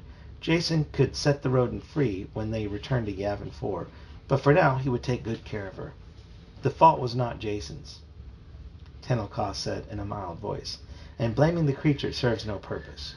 Jaina shrugged one shoulder. Yeah, I know. I'm sorry. Just don't let Chewie catch sight of that pesky little thing when he gets back tonight. Loe handed the datapad back to Jaina with a confident bark. Master Lubaka believes that we can obtain most of these parts at the local fabrication facility or create reasonable substitutes, MTD said. Jaina felt hopeful. You mean the factory where your parents work? Blaster bolts, Jason said. Are you sure? There's a lot of stuff on that list. What do they make at that factory anyway? Loe gestured with his hands and growled. An answer. Jaina could vaguely sense what he was saying. MTD said, the fabrication facility that employs Master Lubaka's parents, as well as most of the other inhabitants of this tree city, produces a variety of sophisticated computer equipment for use in a wide range of transportation applications. Jaina, interested, sharpened at the idea of a factory filled with exotic and complex systems. Like what? Jason asked, placing Ion back in her cage. The little rodent inspected her grubs, rooting around in her fuzzy nest. After more of Loe's growling and gesticulating, MTD said, among other things, the facility produces guidance control systems for planetary control towers, navigational subsystems and backups, tactical systems, communication encryption generators, multiphasic... Hey, I think we get the idea. Thanks, MTD, Jason broke in. Jaina tried to suppress a chuckle. Her ever-curious brother had gotten more explanation than he had bargained for. Loe, is there any way we can move the Shadow Chaser closer to your home so we can work on it more easily? The hangar bay where we stored it is way on the other side of the city. Not very convenient, if you know what I mean. Loe shook his head, but growled a suggestion. Master Lubaka proposes, MTD began. Yeah, I think I got it, Jaina said, struggling to understand a few of the Wookiee words. We can pull out the damaged subsystems one or two at a time, bring them here to Loey's house, and work on them. She beamed. That's a great idea. So what are we waiting for? Chapter 6. The morning breeze ruffled Loey's ginger fur as he stood with his friends outside the treetop observation platform. The area was broad and smooth, empty of equipment or visitors, the perfect place for them to stretch their muscles and perform Jedi exercises in the fresh outdoors. The air was enriched with the scent of spring blossoms, new leaves, and sun-warmed wood. Beside him, on the wooden platform, Sira crouched in a pensive silence, watching the Jedi trainees as they worked through their individual exercise routines. Loey tried not to make it obvious that he was keeping an eye on Sira. Too great a show of concern on his part, he figured, would probably only annoy his sister and make her more stubborn. They had left many issues unspoken between them, but he knew they would have to talk soon.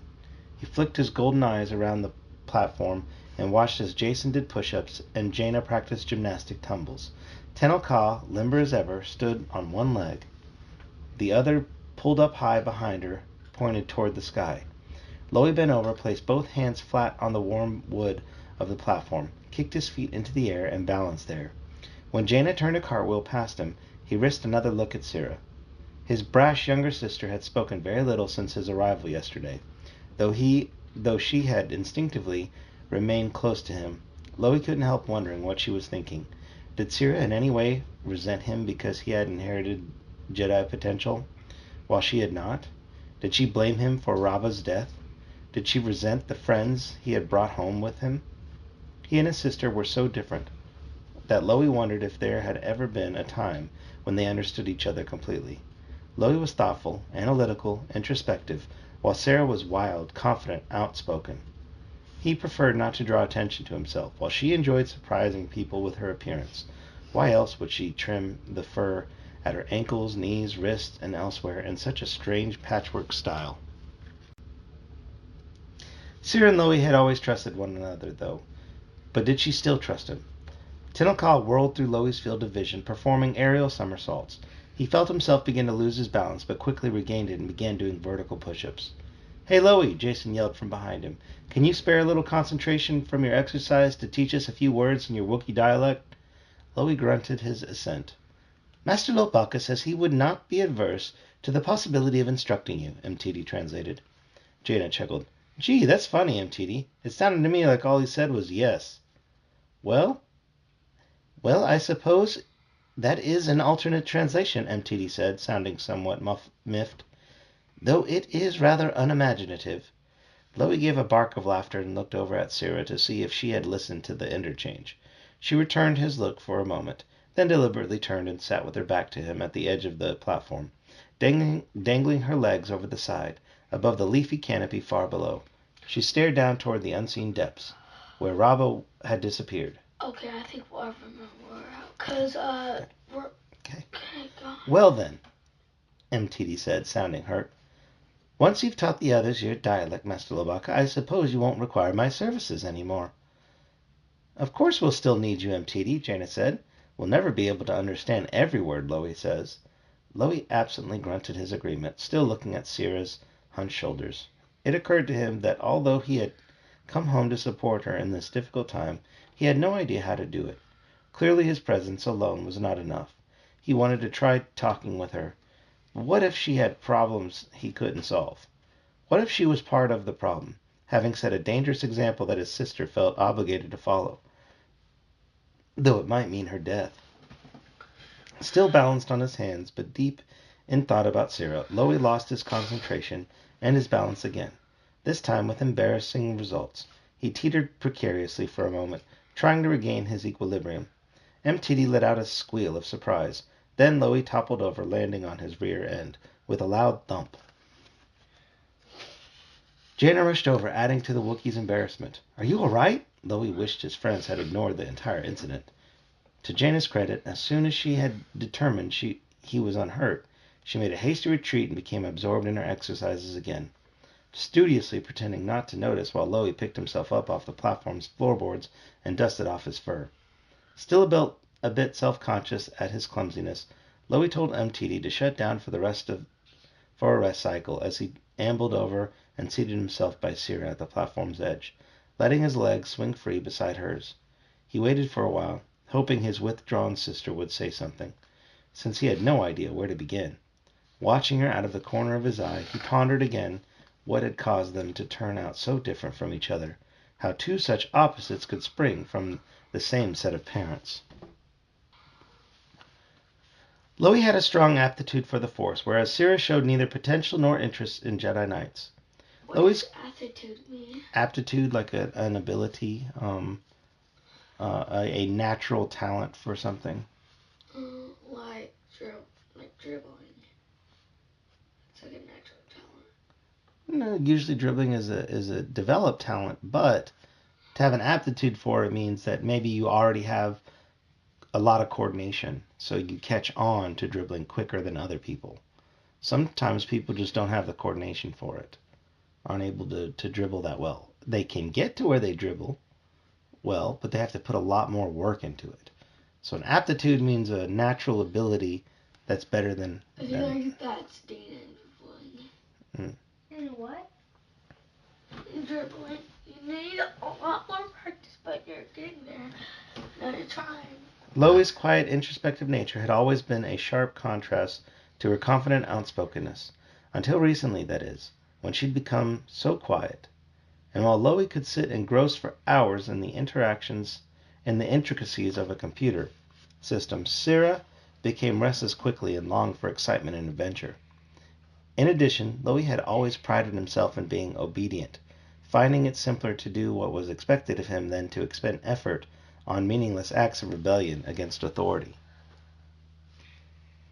At the thought, Loie's eyes were drawn to the bands of close-cropped fur on Sierra's body. It was not a style sported by any adults that Loie knew, and very few youth. He finally decided to ask her about it, hoping to start a conversation somehow. Loie blurted out the question, asking if the style kept her cooler during warm weather. Sierra shrugged. That was not why she did it. A symbol of mourning, then, for Rabba? Sierra snorted at the suggestion. Rebellion, then? Sierra thought for a moment before sighing in confusion, obvious at a loss about how to explain. She thought of it as a way of showing on the outside what did not show on the inside, that she was different. Loie considered this, rumbling deep in his throat. He had thought it was already clear enough that everyone was different. Sierra shook her head and sprang to her feet on the platform. Loie saw at once that she was irritated, that he had misunderstood her. For her sister walked all the way around the edge of the platform before motioning for him to join her. When he did, he practically had to run to keep pace with her. At last, Sierra spoke again, her agitation apparent in her voice. She pointed to her shaved wrists and elbows, explaining in more detail that she did this to show others that she was not like them. Loie cocked his head quizzically, trying to think of a response, but Sierra resumed her explanation. She said that since she didn't have a force potential as he did, their parents had always just assumed that she would work in the fabrication facility. But Sierra had no wish to work there, like everyone else did. She didn't enjoy assembling computers, and was only a mediocre programmer.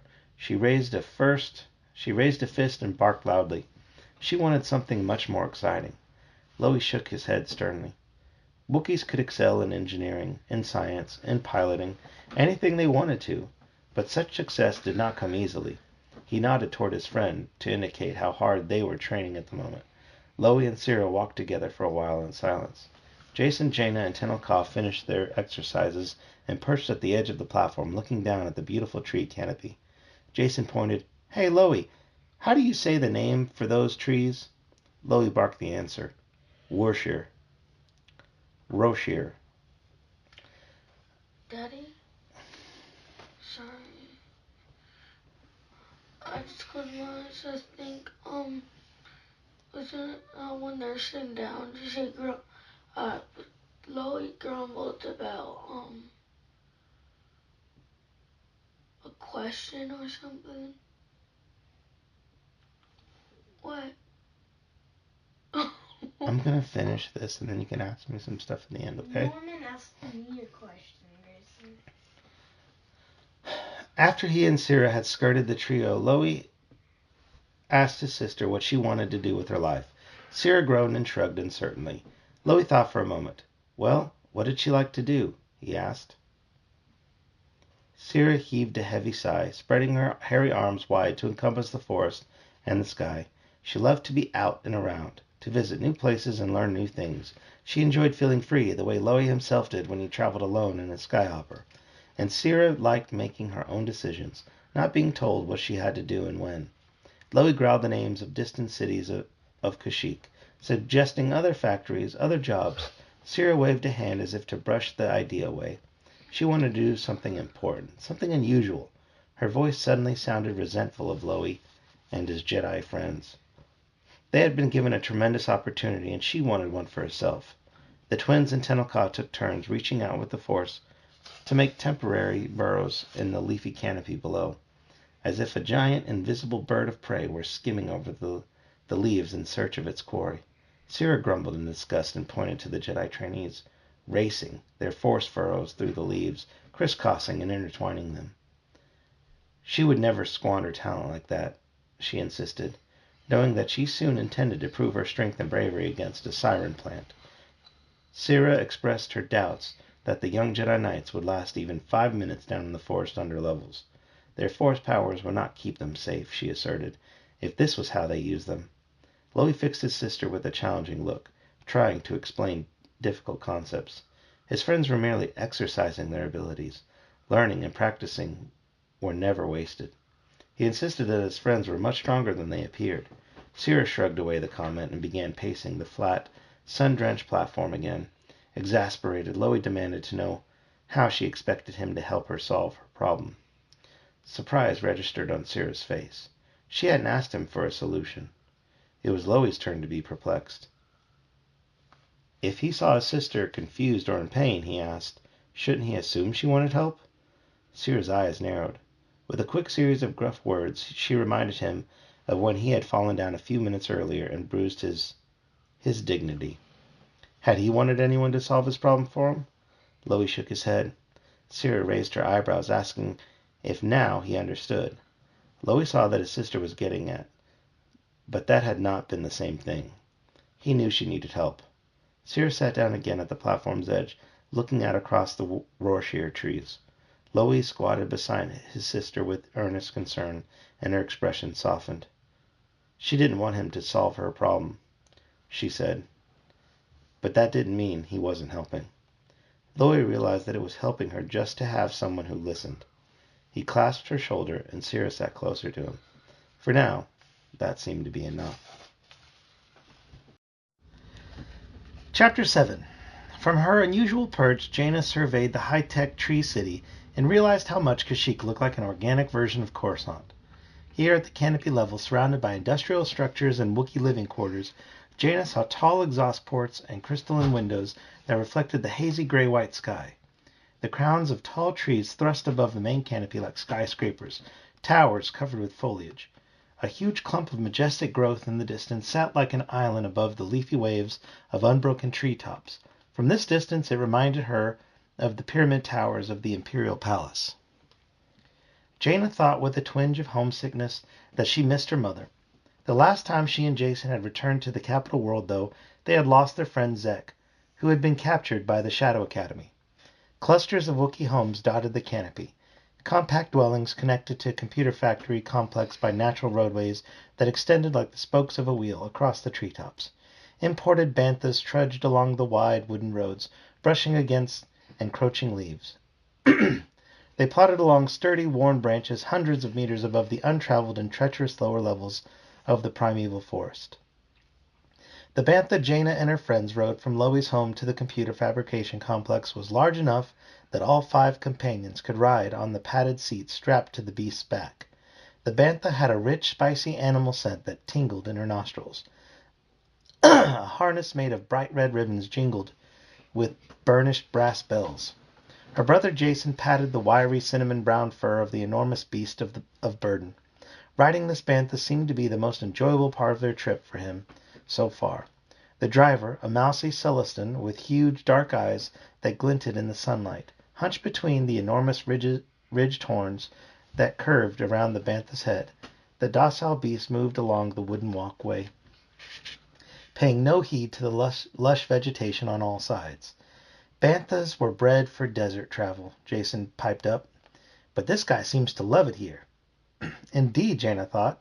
The beast seemed fat and healthy, content to carry passengers from the residential districts to the main fabrication facility. They passed other Wookiees walking to work, eating up the distance with long-legged strides. Beside her on the padded riding structure, Tenel Ka stared ahead, her expression unreadable but alert, ready for anything. Loie and Sira sat on the back cushion, chatting comfortably in the Wookiee language. Jaina looked forward to her tour of the computer factory. She couldn't wait to see the engineering marvels and industrial facilities the Wookiees had installed in their wilderness world. Industrial facility. Industrial facilities. Industrial means like factories that are making stuff. So they have like those computer factories and those ship part factories there. So the industrial facilities, the facilities that make those parts.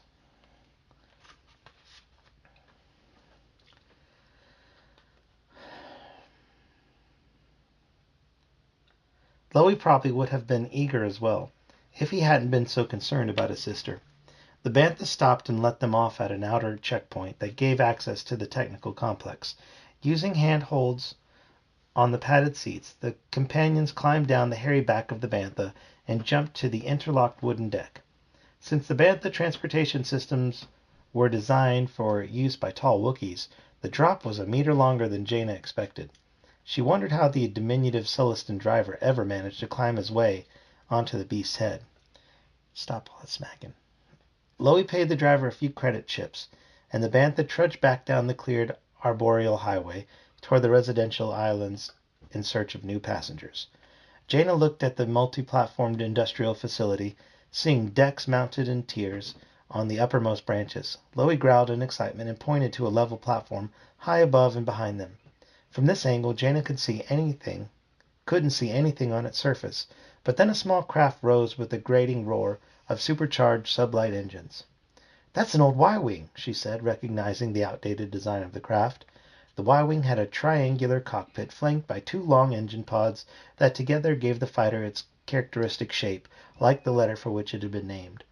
This starfighter had been refurbished and upgraded, and its engines were loud and powerful. The craft's afterburners kicked in behind the engine pods, and the Y-wing streaked into the skies of Kashyyyk. Another identical starfighter rose from the platform, hovered for a moment as the pilot adjusted the controls, then streaked off after its companion. A third and fourth Y-wing also soared away. "How many of them are there?" Jason asked. Jaina watched in admiration. "Probably an entire squadron," she suggested, then suddenly remembered something she had heard. "The New Republic needs all the military strength it can get if we're going to fight the Second Imperium. We don't have time to build all new ships, so I think they're refurbishing the old ones that have been mothballed since the fall of the Emperor." "What do you mean refurbishing?" Jason asked. "Well, there's nothing actually wrong with the old Y-wings," Jaina said with a shrug. "They were great fighters during the rebellion. But with new technology, we can modernize the engines, increase their hyperdrive multipliers. Since we're on Kashyyyk, I'll bet they're getting new navicomputers, guidance, and tactical systems, and central processors installed." Loie and Sira nodded their shaggy heads vigorously to show that Jaina was right. She looked into the sky and watched as one after another Y-wings shot upward in a spectacular aerial display. Sira said something else, and MTD translated. "Mistress Sira suggests we remain here to watch. Since the upgraded ships often test their new systems, she assures us it is quite a breathtaking sight." Loie bellowed in agreement. Jaina wanted nothing more than to witness the demonstration. When 12 of the ships had been launched into the air, circling over the treetop industrial facility, they flew in type formation, one behind the other, a chain of powerful spacecraft. Their engines boomed like distant thunder through the upper atmosphere. The pilots followed their leader, swooping down, cracking the whip in the sky.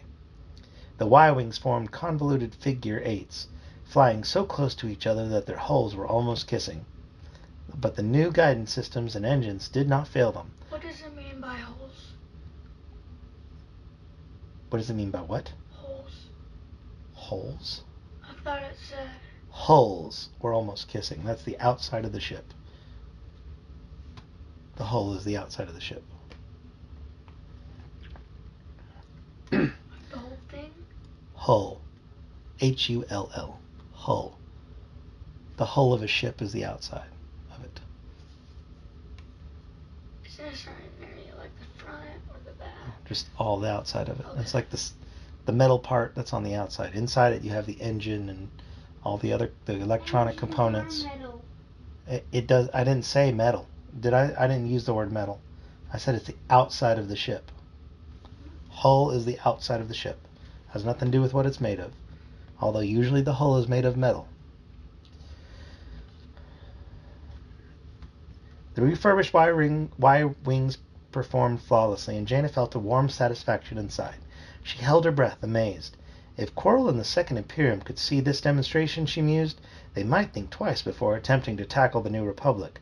From one of the connecting structures that linked the perimeter platform to the central levels of the fabrication facility, a door dilated open. An excessively tall, spindly droid appeared, its legs like thin support pipes, its long arms coppery. The droid had a squarish head with rounded corners and optical sensors mounted on all sides. It strutted out, moving with spidery grace as it balanced round footpads on the deck. "Greetings, honored guest," the tall droid said, weaving on its leg hinges as it walked. "I am the tour droid, happy to serve you this morning. I have received instruction to give you the complete tour of our facility, in fact, the expanded VIP tour. I will speak basic unless you prefer to converse in Wookiee, Celestin, Bothan, or another native language." Jaina shook her head. "Basic will do fine, thanks." The tour droid turned a pirouette on one long, rod-like leg, and Jaina guessed that the droid had been constructed so tall in order to comfortably accommodate speaking with Wookiees. The droid strode ahead with a mantis-like gait. "You've already seen our air show for this morning," it said. "Now for the good stuff." Since Jaina loved learning about the way things function, every workstation inside the fabrication facility intrigued her. Interesting smells of lubricants, cryogens, and electrical solder surrounded her. The air was filled with buzzing, humming sounds against the background of white noise from thousands of complicated manufacturing labs. Jaina looked at the ceiling high above their heads and saw embedded glow panels that suffused the corridors with a constant white light. At regular intervals, were hallways intersected. They passed trapdoor hatches that provided access to the underside of the factory and emergency evacuation routes down into the lower force levels. The tour droid led the group into a room full of transparent cylinders that stretched from floor to ceiling, pillars filled with a bubbling fluid and sparkling diamond-like matrices. "Here you see our crystal growing tanks," the droid said, raising the volume of its speaker patch to drown out the gurgling noises and whir of the air recirculation fans. "In these carefully modulated tanks we send electrical impulses and specific currents through the nutrient fluid to distribute crystalline molecules in solution. This encourages them to grow into a precise matrix with facet angles and electronic pathways mapped for our galaxy-renowned computer cores. A building is only as strong as its foundation, and these crystalline cores form the critical foundation of our computer architecture." Jason rubbed his fingers against a curved tank, tracing the paths of tiny bubbles as they rose toward the ceiling. "This is neat," he said. "Please don't touch the cylinders," the tour droid said. "Faint electrostatic discharges from your body could disturb the crystallization process inside." Jason pulled his hand away and looked sheepishly at his sister. She didn't bother to chide him for it, though, since he had wanted to do the same thing herself. The next room was exceedingly cold, with puffs of white steam curling around the doorframe. The air smelled of scoured metal and frost. Inside, robotic arms moved about, sloshing thin metallic wafers through baths of liquid oxygen, pools of ultra-cold fluid that halted any contaminants from spreading across the surface. "These wafers are delicate circuit boards," the tour droid said. "A perfectly pure substrate on which we pattern complex memory maps." Jaina drew a long, frigid breath, blinking her eyes. Even with their thick Wookiee fur, Loie and Syrah shivered. though Tenel Ka in her scanty reptilian armor displayed no signs of discomfort. "Fascinating," she said. The tour droid turned, and with long, scarecrowish strides, led them through the cold room. The next chamber was large and bustling, filled with hard-working Wookiees, each wearing a mesh bodysuit made of fine wires that held their fur in place. White cloth masks covered the lower halves of their hairy faces. The workers looked up and shuffled greetings to their visitors. Loie waved, recognizing his mother at her workstation. Kalabao nodded, blinking her eyes in their whorls of dark fur, then bent back to her task, carefully concentrating on the circuits. For the past few months, our workers have logged extra-long shifts and odd hours to meet the heavy quotas necessary to prepare our defense against the Second Imperium, the tour droid said. Here, the Wookiees are installing finished chips. The mesh suits you see them wearing are electrostatic screens to prevent even the faintest stray foreign particles from drifting into the air. Any contamination could be disastrous, since these components are so complex. "I can believe it," Jaina said. The Wookiee technicians bent over their workstations using delicate forceps and tweezers to remove minuscule chips patterned and cut from large glittering wafers they had just seen in the cryogenic lab. "These basic designs are used for many different systems," the tour droid said. "While our specialties are in tactical systems, central guidance computers, and mainframe systems controls. Some of our chips are used in sophisticated droid models. Most droids are manufactured on robotic industrial worlds, however, such as Mechas 3. "Oh my, did he say droids?" MTD chirped. "Do you suppose any of my components might have been manufactured here?" Loie rumbled a comment, and Jaina nodded. "Chewbacca helped put you together, MTD. I suspect that lots of your components came from here." "Oh dear, you don't think he used defective or rejected parts, do you?" MTD asked. Loie chuffed with laughter, and the little droid scolded him. "My question was entirely serious, Master Lobaka." After they walked through the chamber, MTD continued to exhibit his curiosity. "Master Lobaka, would you mind turning around so that I can see the entire room? If this is my birthplace, I'd like to give it a good look. How fascinating!" Loie obliged, turning his way so that the small translating droid's optical sensors could recover every detail. "And I thought this trip was going to be dull," MTD said. "This is ever so much more interesting than those dangerous adventures you insist on having." For the end of their tour, the long-legged droid took them to the highest platform in the entire facility, the transportation control and shipping tower, a computer-filled room with workstations so high off the floor they were at Jaina's eye level. And Daddy? no. What's dull mean?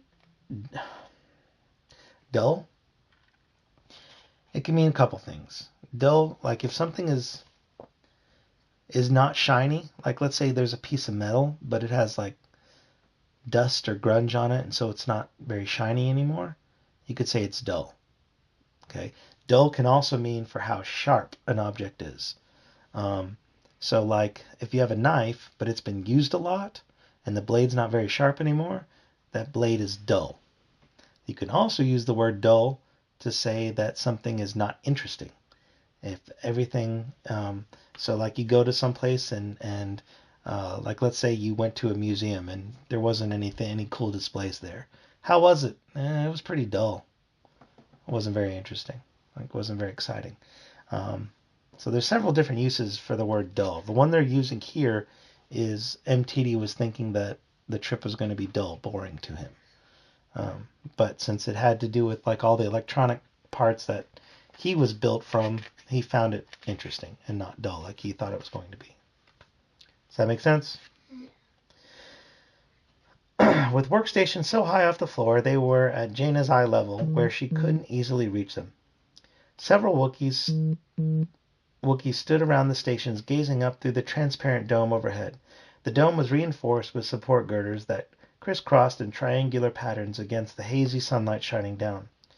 "Because we are such a busy commercial facility," the tour droid said, "a constant stream of space traffic comes through this complex.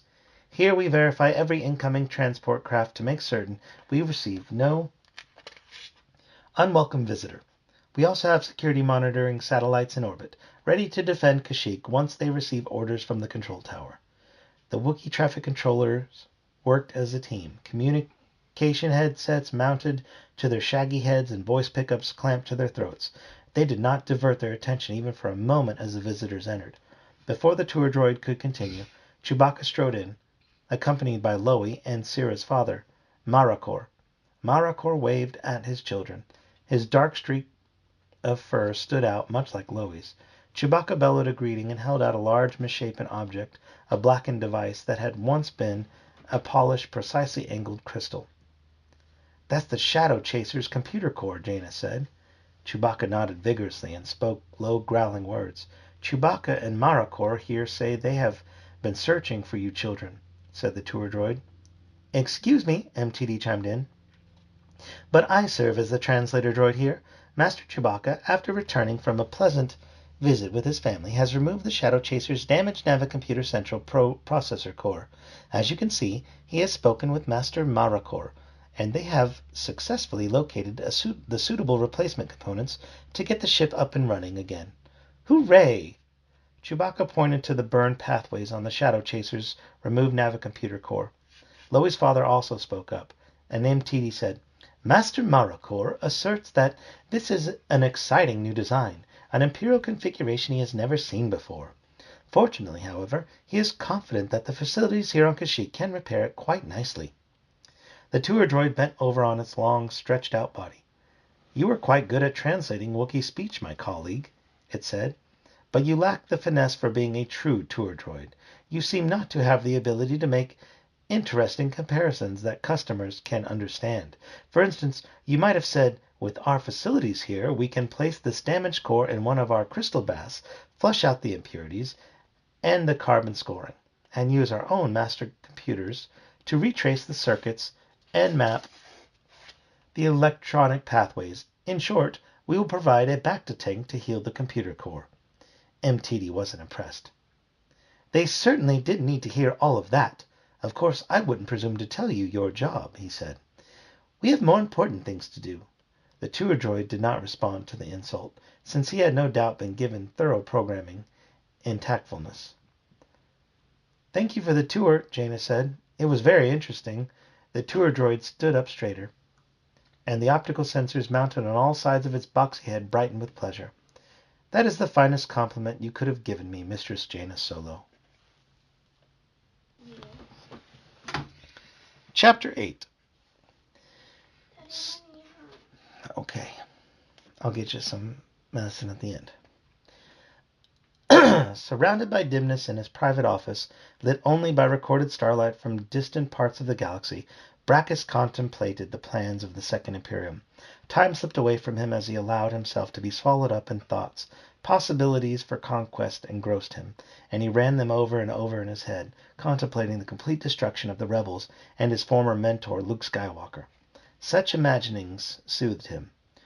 Resting his elbows on the polished black desk, Brackus touched his fingertips together and smiled. Suddenly, a startling signal destroyed his concentration like a thunderbolt. The potent alarm pulsed again, and he used his much-needed Jedi skills to calm himself. "This is Brackus," he responded. "Quarrel here," a voice replied. An image appeared on the flat-screen communicator built into his desk. The old TIE pilot seemed rattled, and that surprised Brackus even more than the alarm had. Quarrel was one of the steadiest officers in the Second Imperium. "We have a coded message coming into the Shadow Academy, sir. It carries the highest level of encryption. Every marking indicates that the transmission is of the utmost importance. You must receive the message yourself and respond personally." Brackus blinked. Any indication of the sender's identity? His thoughts whirled. Tamith Kai and Zek had already departed on their mission to Kashyyyk, but even they were incapable of sending such a high-level message. "No indication, sir," Quarrel said, "but I would recommend that you respond without delay." "I'm on my way," Brackus said, and switched off, propelling himself out of his chair in one fluid motion. He raced through the curved metallic corridors, taking the automated lift platform to the transmitting and receiving tower, which contained the machinery that cast a cloaking field around the spiked ring station. Several stormtroopers stood alert as Brackus swept into the transmitting tower. Quarrel worked at the receiving station, scanning computerized readouts and recording the coded signal. Brackus noted that the man used his biological right hand, letting his bulky robotic limb hang motionless at his side. Quirrell blinked at the Shadow Academy leader. "They have begun transmitting again, Lord Brachus," he said. "They seem to be quite impatient." "All right, let's input the decryption routine."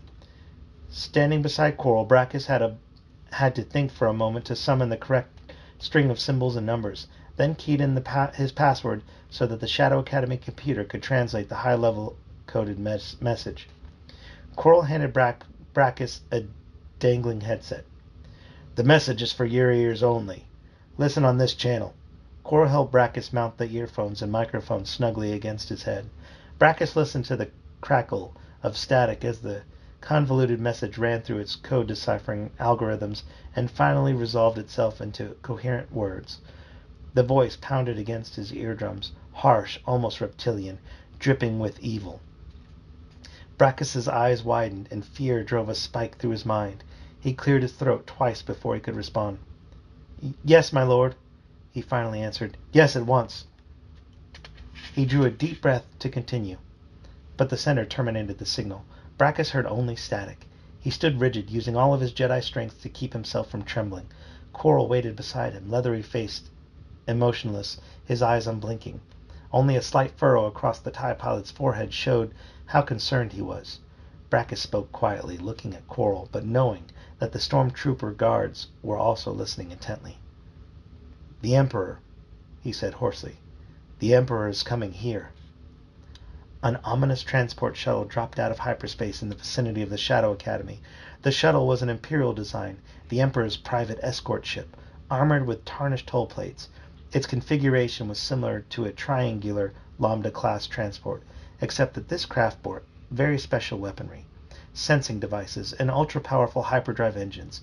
Even such extreme modifications, though, were of little consequence when compared to the importance of the passenger it carried. Brachus stood within the hangar bay, struggling to drive back his anxiety. In all this time he had never met the Emperor face to face. Despite his unwavering service to the Second Imperium, the great leader of the Second Imperium, Emperor Palpatine, must somehow have escaped death years earlier, though Brachus had been sure the Emperor had been destroyed. Several times, in fact. He did not know what secret Palpatine had used, or how he had managed to restore himself to life. But Brachus didn't care. All that mattered was that the Second Imperium was in the most capable hands imaginable. The comm buzzed and Quirrell's voice made an announcement. "Lord Brachus, the Emperor's private transport has just come out of hyperspace. I await your orders." Brachus leaned closer to the wall speakers. "Very well. Drop the Shadow Academy's cloaking field and transmit our greetings to Emperor Palpatine. We are honored by his visit." "Yes, sir," Quirrell said, signing off. Brachus could feel no difference, not even through the Force, as the invisibility shield dissolved around the station. He stood with an honor guard of stormtroopers inside the cleared docking bay.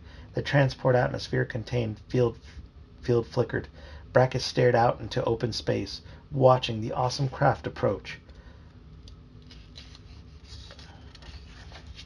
The stormtroopers stood more rigidly, their armor locking into place, boots clicking together. The Emperor's transport followed Korra's signal. The three-bladed shuttle guided through the atmosphere containment field, which flickered and sparked as it folded around the hull of the ship. The Imperial transport coasted to the center of the broad deck, then lowered itself to a stable position. Brachus swallowed a large lump in his throat. He transmitted to Quirrell. "Reactivate the cloaking shield, please. We don't want to expose ourselves any longer than necessary." "It is done, sir," Quirrell said. The stormtroopers shouldered their weapons and stood in perfect ranks. Brachus stepped forward to offer greeting, but paused when nothing happened. The Emperor's transport remained silent except for a few hissing and ticking sounds as the ship settled. He saw no movement inside. The hatch remained stubbornly shut. Brachus waited for any sign. Finally, a voice boomed from loudspeakers mounted outside the Emperor's shuttle. "Attention all Shadow Academy personnel! The Emperor has arrived. As a security precaution, we insist that everyone depart the docking bay immediately. The Emperor has a private escort of Imperial guards and wishes no further contact at this time." The announcement took Brachus completely by surprise. When he noticed that his mouth was hanging open in foolish astonishment, he closed it so quickly that his teeth clicked together. The Emperor had come to the Shadow Academy, and now Palpatine refused Brachus's honor escort. The great leader wanted to be left alone? Brachus realized that he had hesitated in following Palpatine's instructions. Aghast and trying to make up for lost time, he turned and clapped his hands smartly. You heard the orders. Everyone, about face. Clear the docking bay. The Emperor wishes his privacy. The stormtroopers turned, and with a booming clatter on the metal deck, marched out of the docking bay and into the curved corridors. Sir, one of the stormtroopers said, breaking ranks to stop in front of Brackus. I had requested to be part of the Emperor's personal escort squad. I'll stay here to greet him as he disembarks. Brackus blinked in shock, noting the stormtrooper service number. He recognized Quarrel's trainee, Norris. Quarrel had said the burly young man was ambitious and ill-tempered. But Brackus was nonetheless stunned at the impertinence. You will follow my orders, trooper, Brackus snapped. The Second Imperium has no room for those who don't understand discipline. He drew in a cold breath. If I see any further instance of your failure to obey commands, you will be ejected from the airlocks into space. Is that understood? As Norris clomped off without acknowledging Brackus's rebuff, the master of the Shadow Academy turned to look back at the silent Imperial shuttle. He himself was unable to comprehend why the Emperor had come here if he had no intention of interacting with the Shadow Academy, or at least meeting with Brackus personally. However, the Emperor was the ultimate master, and Brackus would not dare question Palpatine's orders. We don't know. In earlier books, he was, they made clones of him. But we don't know right now. Or maybe But he gets thrown he had down something. in the movie. Yeah, but there were clones that were made of him. But as far as this, those clones were destroyed, but we don't know about this. I was gonna say, or maybe and Bison. Remember, he had a thing in his chest. And Bison? Remember, it kept him alive, or like it was pumping his chest. Oh, like in the movie? Yeah, maybe like once he fell or something. But the whole ship that he was on, the Death Star 2, exploded. The last one to leave the docking bay, he turned with a swirl of his silvery robes and stepped outside before transmitting the signal that closed and sealed the doors to the docking bay. As he stood in the outer corridor, though, Brackus made a decision of his own. He was master of this station and was required to know what happened aboard it, wasn't he? He had followed the Emperor's wishes to the letter, but now he needed to see what was going on. Brackus went to a video monitor designed for observation of docking and loading procedures. With the docking bay emptied of stormtroopers and Shadow Academy representatives, the hatches finally opened on the Emperor's shuttle. On the monitor, Brackus was impressed to see 4 Imperial guards stride out, shrouded in scarlet robes. The intimidating Red Guards had been the most feared elite corps of Palpatine's forces, and now 4 of them had accompanied the Emperor here. Smooth red armor covered their heads and shoulders like cowls, reminding him of historical images he had seen of ancient Mandalorian uniforms. The red Imperial Guards moved away from the ship and took up defensive positions, their robes flowing like flames around them. A shudder ran down Brackus's spine. He tried to feel the intense dark force crackling from the core of the Imperial transport ship. The Emperor, he knew, must be in there somewhere. Though the voice pickup mounted in the docking bay, Brackus heard a clanking, slamming sound. 2 pairs of squat, powerful worker droids tromped down the wide, extended ramp, carrying an enormously heavy isolation chamber. The worker droids, little more than the powerful arms and legs mounted on a stocky body core, hauled their burden without complaint. The droids were gentle with their cargo, moving smoothly, carefully, despite the immense power in their hydraulic limbs. They carried the huge tank of the Imperial ship and into the docking bay. Side panels on the isolation chamber's black riveted walls blinked with multicolored lights. Computer displays showed life monitors and external communications. The 4 red guards surrounded the chamber, looking protective and menacing. Then they marched toward the broad doors, 2 in front of the chamber, 2 behind, into the main core of the Shadow Academy. Brackus hurried to open the doors for them, but somehow the computer lock seals were automatically broken before he could do so. The door slammed open as if controlled by the Emperor's dark-side powers. The Red Guard strode forward, still surrounding the worker droids. The huge isolation tank hissed and buzzed and bleeped as thousands of electronic systems monitored its supremely important occupant. Brackus stopped in front of the foremost pair of Imperial Guards. "Greetings, I am Master Brackus of the Shadow Academy." The leader of the Red Guard turned his armored head, and Brackus felt a cold scrutiny through the black eye slit. You will leave us alone. We have important work and we require privacy. You may guide us to our chambers and then leave. Brachus could barely contain his dismay.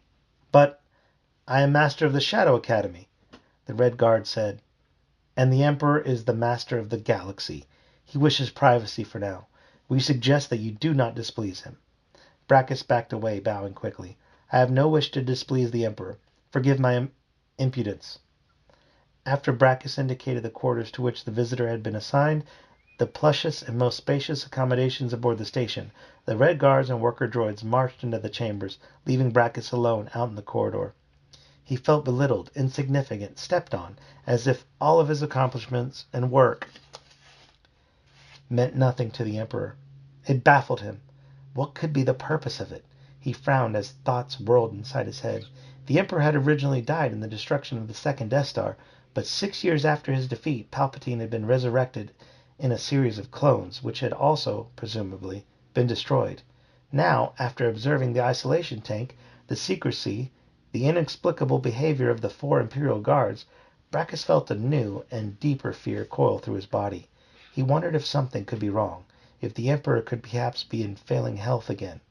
If that was the case, the Second Imperium was indeed in great trouble. Chapter 9. As a former TIE pilot, Coral had been trained in the Imperial way, with loyalties and duties and responsibilities drilled into him. No questions, only orders. His mind had been programmed to turn him into a perfect fighting machine for the Empire. The cornerstone of that training had been discipline. And one thing Coral knew, the young man who stood before him was not disciplined.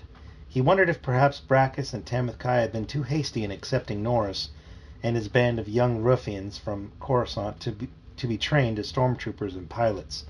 True, the battles ahead to recapture lost glory, to reclaim stolen territory, would require every set of capable hands for the Second Imperium, but even if Coral did manage to turn the rest of the Lost Ones gang into serviceable troopers and pilots, this one was trouble. At the control pad of the simulation chamber, Coral programmed in a new set of targets while Norris recharged his blaster rifle. He vowed to train this one and keep training him until he saw some genuine progress in the ambitious fighter.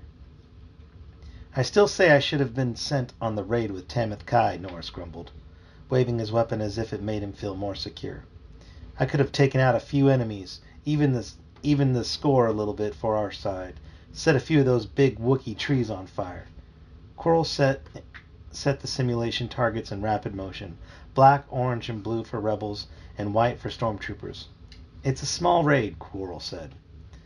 Zek is directing the troops. There was no need for a second leader. Norris took aim at a blue target and missed. He liked target practice better when the targets were slow, simulations like Minox. It was fun to kill them.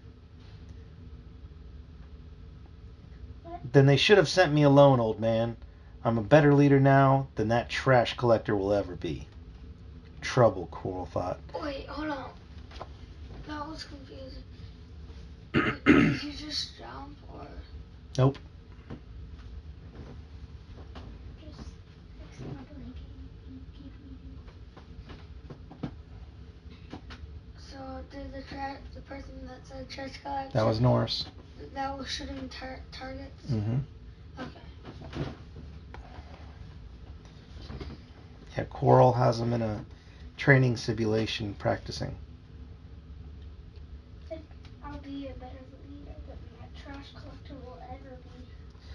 Trouble, Coral thought. Definitely trouble. Why do you say that? Because, Norris said, taking aim at an orange target but only nicking the edge of it. My followers are so afraid of me they'd never dare disobey my orders. He missed once more. Is the aim point on this blaster offset again? You aren't concentrating on your target, Coral said, then addressed the candidate's comment in a neutral tone. Your example is indeed one method of leadership, but you have much to learn. Norris bristled and missed another shot. He rounded on the former TIE pilot with a menacing growl. Like what, old man? Coral didn't flinch or back down. He had faced tougher adversaries than this young bully. though perhaps none with such pure mean-spiritedness. You could learn to concentrate on your weapon and shut out distractions. You could also learn how to aim and hit your intended target each time, rather than just talking about it, Coral pointed out. The way you are shooting today, you would have become a casualty in only a few seconds in a real firefight. Really, old man? Norris's lips pulled back in something between a snarl and a grin. He turned back toward the targets and, moving his blaster rifle in a slow semicircle, flooded the area with blaster bolts, never removing his finger from the firing stud. When he was finished, every target had registered a hit. A complete slaughter. Norris turned back toward Coral with a satisfied smirk. How much more target practice do I need, old man? Enough practice so you don't destroy our own troops during the raid, Coral replied. Norris shrugged. We all make a few sacrifices to meet our goals. He glanced back at the targets. Seems like a fair trade-off to me. He tossed the spent blaster rifle at Coral, who caught it with his good arm. Trouble, Coral thought. Definitely trouble. Chapter 10. Stars burned in the midnight sky like a billion white-hot embers on a slab of black marble. Jason, Jaina, and Tenelka had long since retired to their beds, but Loie couldn't sleep. Perched comfortably on a wide railing of the upper veranda, with the simmering night sounds of the forest all around him, he kept a watchful eye on his sister's window.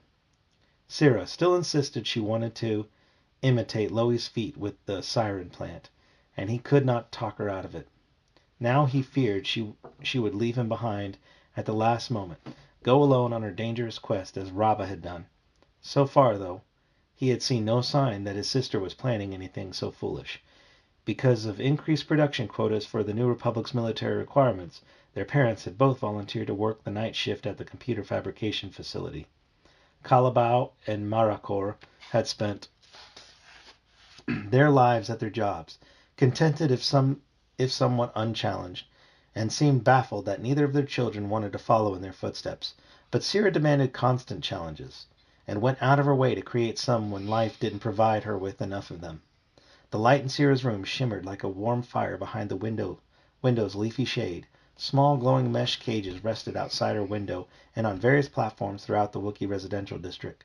Containers filled with sweet-smelling substance that proved an irresistible attraction to a species of tiny glowing gnats called phosphleas. When the cages were placed outside, clusters of the harmless phosphorescent insects swarmed around them to provide a natural, pollution-free light source. Sitting alone outside under the starlight, Loie had watched Syrah's shadowy figure move about in her room, pacing as if agitated, but he had seen no sign of her for some time now. Perhaps his sister was trying to sleep, he thought. But though vague foreboding crackled like static through his mind, he liked being alone in the restful darkness, high above the ground, where he could think. It felt good to be home on Kashyyyk. He drew in a lungful of wood-scented air and practiced a Jedi relaxation technique, slowly willing his tense muscles to unknot, only to jump a meter into the air as a set of cold claws pricked his back. Loie stumbled to his feet and spun toward the railing, his defensive Wookiee instincts coming into play. Syrah, shaking with silent laughter, hauled herself up over the railing onto the veranda and resheathed her claws, complimenting him on his reflexes. At least, she said, he had convinced her that he might be of some help during her quest. Loie groaned, trying to quell the surge of adrenaline.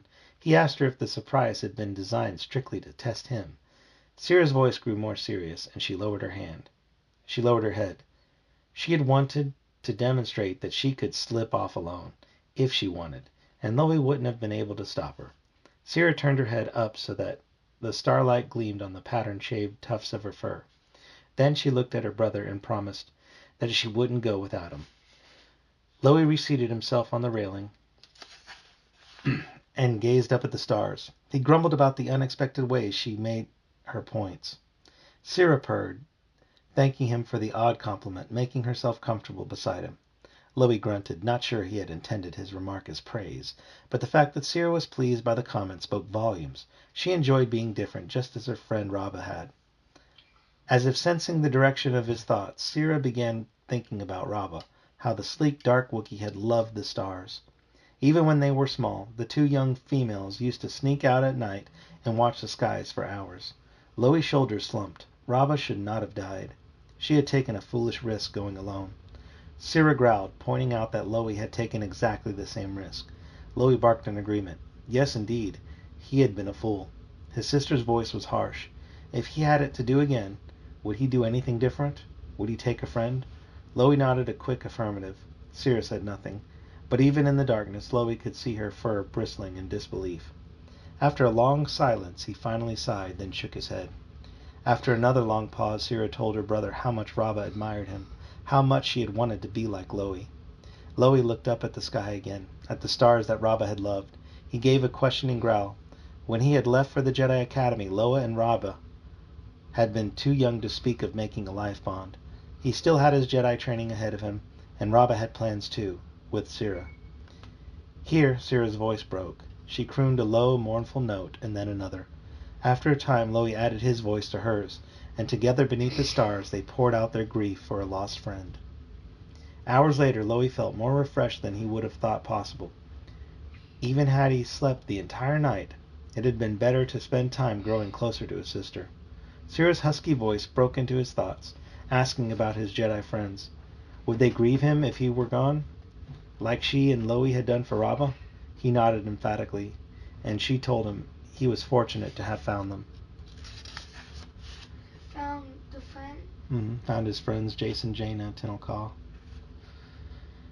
Encouraged, he asked her more about the plan she and Rava had made. See, she's, sad thinking about her friend Rava that died.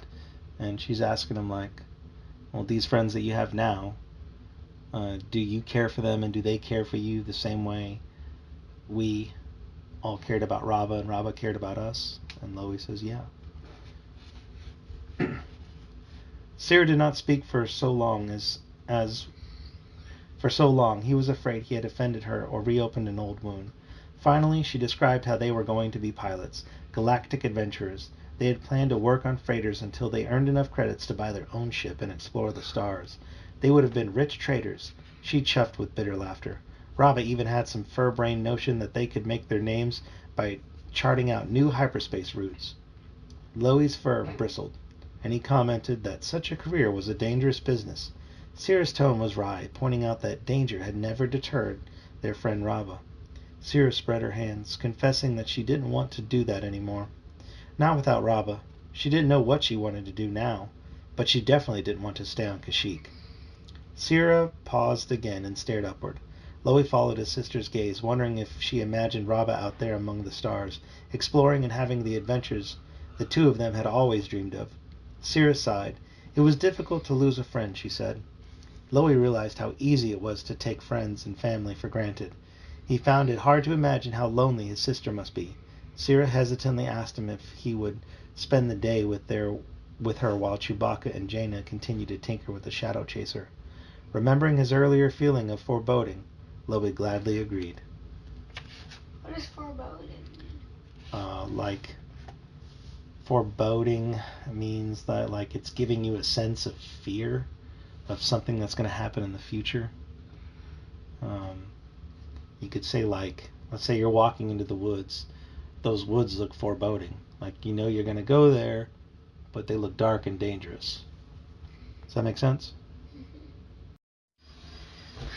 Chapter 11. As mid-morning sunshine drove off the last shreds of mist that clung to the Worshier treetops, 4 muscular Wookiees marched to the transportation control tower of the computer fabrication complex. The 4 looked just like any other Wookiees dressed appropriately for work in the high-tech factory. Dean, chill. They were tall and powerful and carried no visible weapon. The newcomers punched in the correct access codes and passed into the high-security tower that rose high above the other 3 platforms. Their timing was perfect for the morning shift change. What do you, what visitors? Humans or, There are 3 Wookiees that are going into the factory. It looks like they work there. They're dressed like they work there. And they're Dean, stop. And they're like robots trying to I don't know what you're talking about. Roblox, they do like this. They have the cupped hands. They're just smacking the computer. Okay, I'm gonna read now. Okay. When they crossed the checkpoint station into the control tower, the four passed an electrostatic air filtration grid. The images of the four Wookiees flickered in the unseen discharge, just for an instant before their appearance restored itself. No one noticed. The real Wookiees, who had been assigned the But next I can't shift, understand what happened.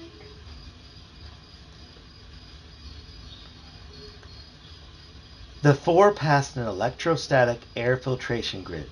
The images of the four Wookiees flickered in the unseen discharge, just for an instant before their appearance restored itself to no one noticed. So it's some people who are disguising themselves as Wookiees that work there, but don't really work there. Do you remember who was going there? Captain Underpants. Actually, no. It was what's his name?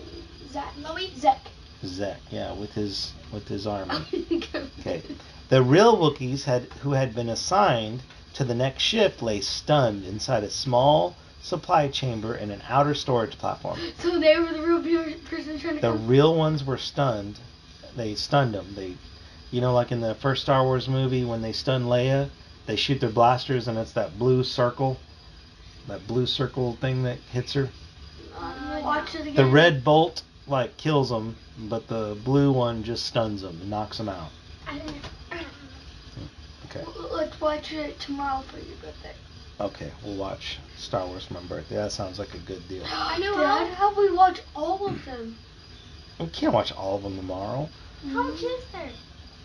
There's 11 full Star. No, there's 13 full Star Wars movies. Are they making another one? Yeah, they do plan on making another one with Rey. What's it called? I don't know. It smells so good. My feet smell so bad? Let me smell No them. way. I took a shower. I scrubbed my feet. My feet don't stink. Let me smell I it. just smell something. My feet stink. Ew. Do they really?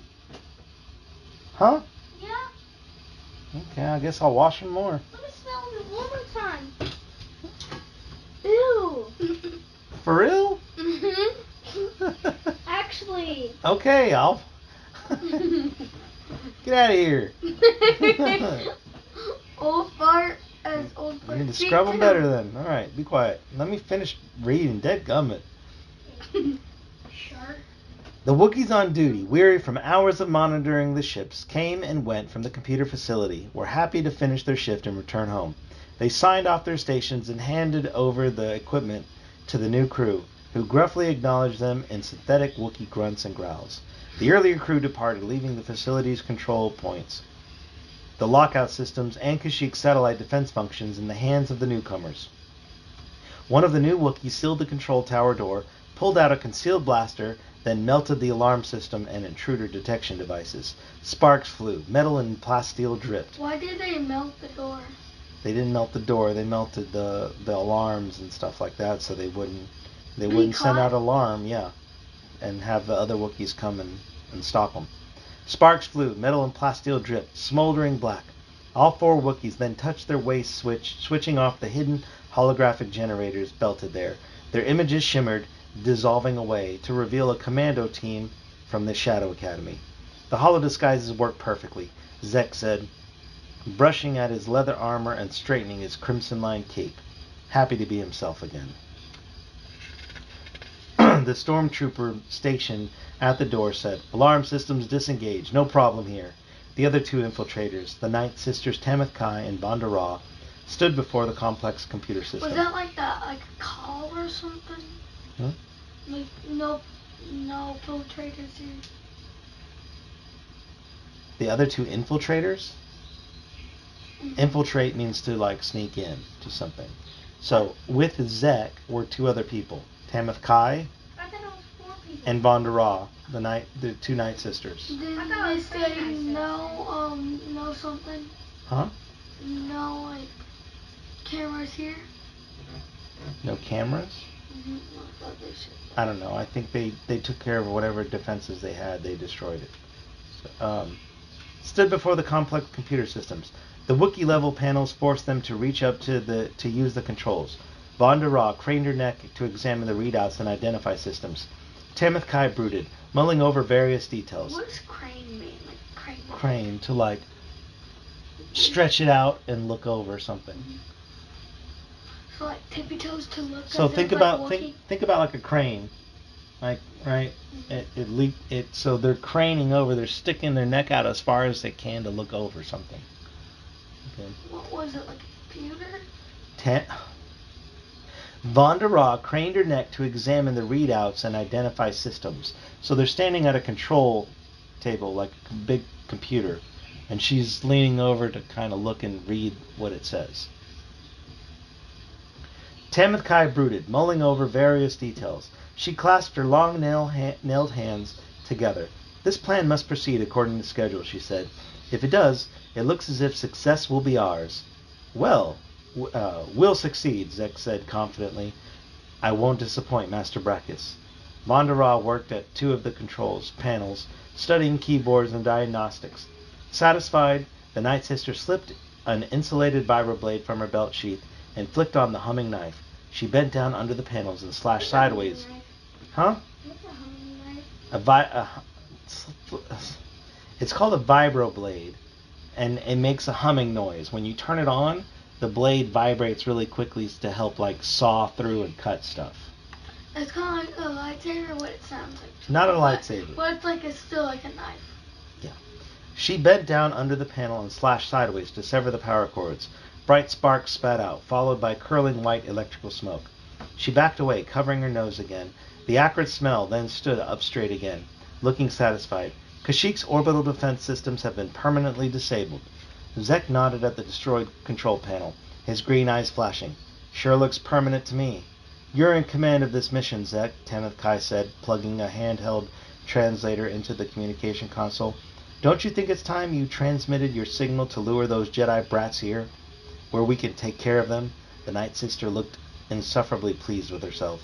Zek swallowed, his mind whirling. He had known this moment would come, and he had to face it. Did you just say who is Zek? Mm-hmm. Boy, Zek is the friend of Oh, I thought it was Jason and Jaina, their friend that was on Coruscant, who was taken to the Shadow I Academy. thought it was Brachus's, like, the one with the robot arm. No, that's Coral Coral with the robot arm. Wasn't Coral like the one that got? From the first book. That was the crashed TIE fighter pilot on Oh Yavin 4. That was the first book. In the second book, he had joined the Shadow Academy. Do I sense hesitation? Tamith Kai snapped. No, he answered. Just working out the proper wording for the message. They must be intrigued and concerned. And convinced. Zek hovered over the communications console, pondering his words, then punched them into the translator that would convert them into the appropriate Wookiee dialect and send a text message to the highest priority to where Jason and Jaina were staying with their friends. If he worded it correctly, he knew the twins would come. Back in the Wookiee home high in the trees, Jason did his best to keep up with his friends in the fast-paced computer skill game. But the other players, Loie, Sira, and Tenel Ka, far outmatched his reflexes. Jaina, meanwhile, had gone with Chewbacca to work on their damaged ship. The friends sat at the four sides of a rectangular control grid, each with one hand on the small, flexible motion sensors that guided tiny laser-projected simulations of space fighters. They fought a miniature reenactment of the original Death Star battle. Loie and Sira flew fast X-Wing fighters, while Jason and Tenel Ka were stuck with flanking defensive ships, sluggish old Y-Wings. The computer did its best to pursue them all, its simulated TIE fighters firing repeatedly, while enormous turbolaser cannons emplaced in the Death Star trench crisscross space with deadly fire lines. It's kind of like the game at Free Play. Yeah, they're playing like a video game, like the one at Free Play, yeah. Jason was good at target shooting. He and Jaina had often used the Millennium Falcon's quad laser cannons to blast chunks of space debris out of Coruscant orbit. But Loie and his sister were more intimately familiar with complex computer games, and Tenel Ka had finely honed reflexes of a warrior from Dathomir. Jason's fingers flew across his motion sensor, banking his Y-Wing, but a TIE fighter clung close to his rear engine pods. Jason spun about. "Hey, get off my back!" he cried. By sheer luck, the TIE fighter crossed into one of the turbo laser blasts from the trench guns, conveniently saving Jason. Anxious to divert attention from his so-so performance in his game, Jason tried to distract the other players in the most obvious way. Between spins and banks and firing, he told a joke. "Hey guys, do you know what sound whippids make when they kiss?" "I have neither seen nor heard whippids kiss," Tenelka said. Master Lobaka says he's certain he would never wish to," MTD said. "Come on," Jason interrupted. "It's a joke. What sound do whippids make when they kiss?" He paused a second, cocking an eyebrow. "Ouch!" Tenelka looked perplexed, and Loie groaned, but Sira endeared herself forever to Jason by chuckling uproariously at the joke. Then, after only a moment... Did he get hurt, or was that like part of the joke? That was part of the joke. That's the sound a whippet makes when they kiss. Ouch. I don't know what a whippet is, so I don't understand the joke. So, I don't know. But apparently, Sira found it really amusing. She started laughing, and that really made Jason like her, because she laughed at one of his jokes. When people like to have jokes. Yeah. Then, after only a moment, Sira sent her holographic fighter ahead of his with redoubled effort. Little green lances of laser fire shot toward him, but he managed to roll his Y-wing and avoided getting himself blasted. Another Imperial ship clung to his tail, scoring hits and causing increasing damage as it came inexorably closer. Suddenly, the pesky TIE fighter erupted in a tiny puff of an explosion with spangles of computer image debris as Tenelka brought her Y-wing fighter to the rescue. What's an image debris? Computer image debris. So like when the ship exploded, it's a computer image. It's not a real thing. It's like on your video game. Like if you see a ship blow up in a video game, it's a computer image. It's not really there, right? It's just projected on your screen. Unless you're controlling a ship in outer space. Right, but they're not. They're playing a video game. "It appeared that you needed some help, Jason," she said. "I did, thanks." He and Tenelka flew side by side as they followed close behind the streaking X-Wings. Did Tenelka do that? Yeah, Tenelka saved him by blowing up the TIE fighter. Streaking X-Wings piloted by Loie and Sira. Their target approached a small thermal exhaust port just waiting for them to drop a proton torpedo inside so they could blow up the horrendous superweapon Grand Moff Tarkin had built, and the comm system chimed with a high priority signal. Grand Moff Tarkin? Moff Tarkin? So, do you remember in the first Star Wars movie where they blow up the Death Star? That old guy who's like with Darth Vader all the time? Tarkin, Moff Tarkin. Remember when he talks to Leia and he's asking her to where the rebel base was, and she says, "Dantooine, they're on Dantooine." And he says, "Dantooine is far too remote a location to make an effective demonstration." What does that mean? Like, meaning that it's so far away from anything that if they were to blow it up, no one would know about it.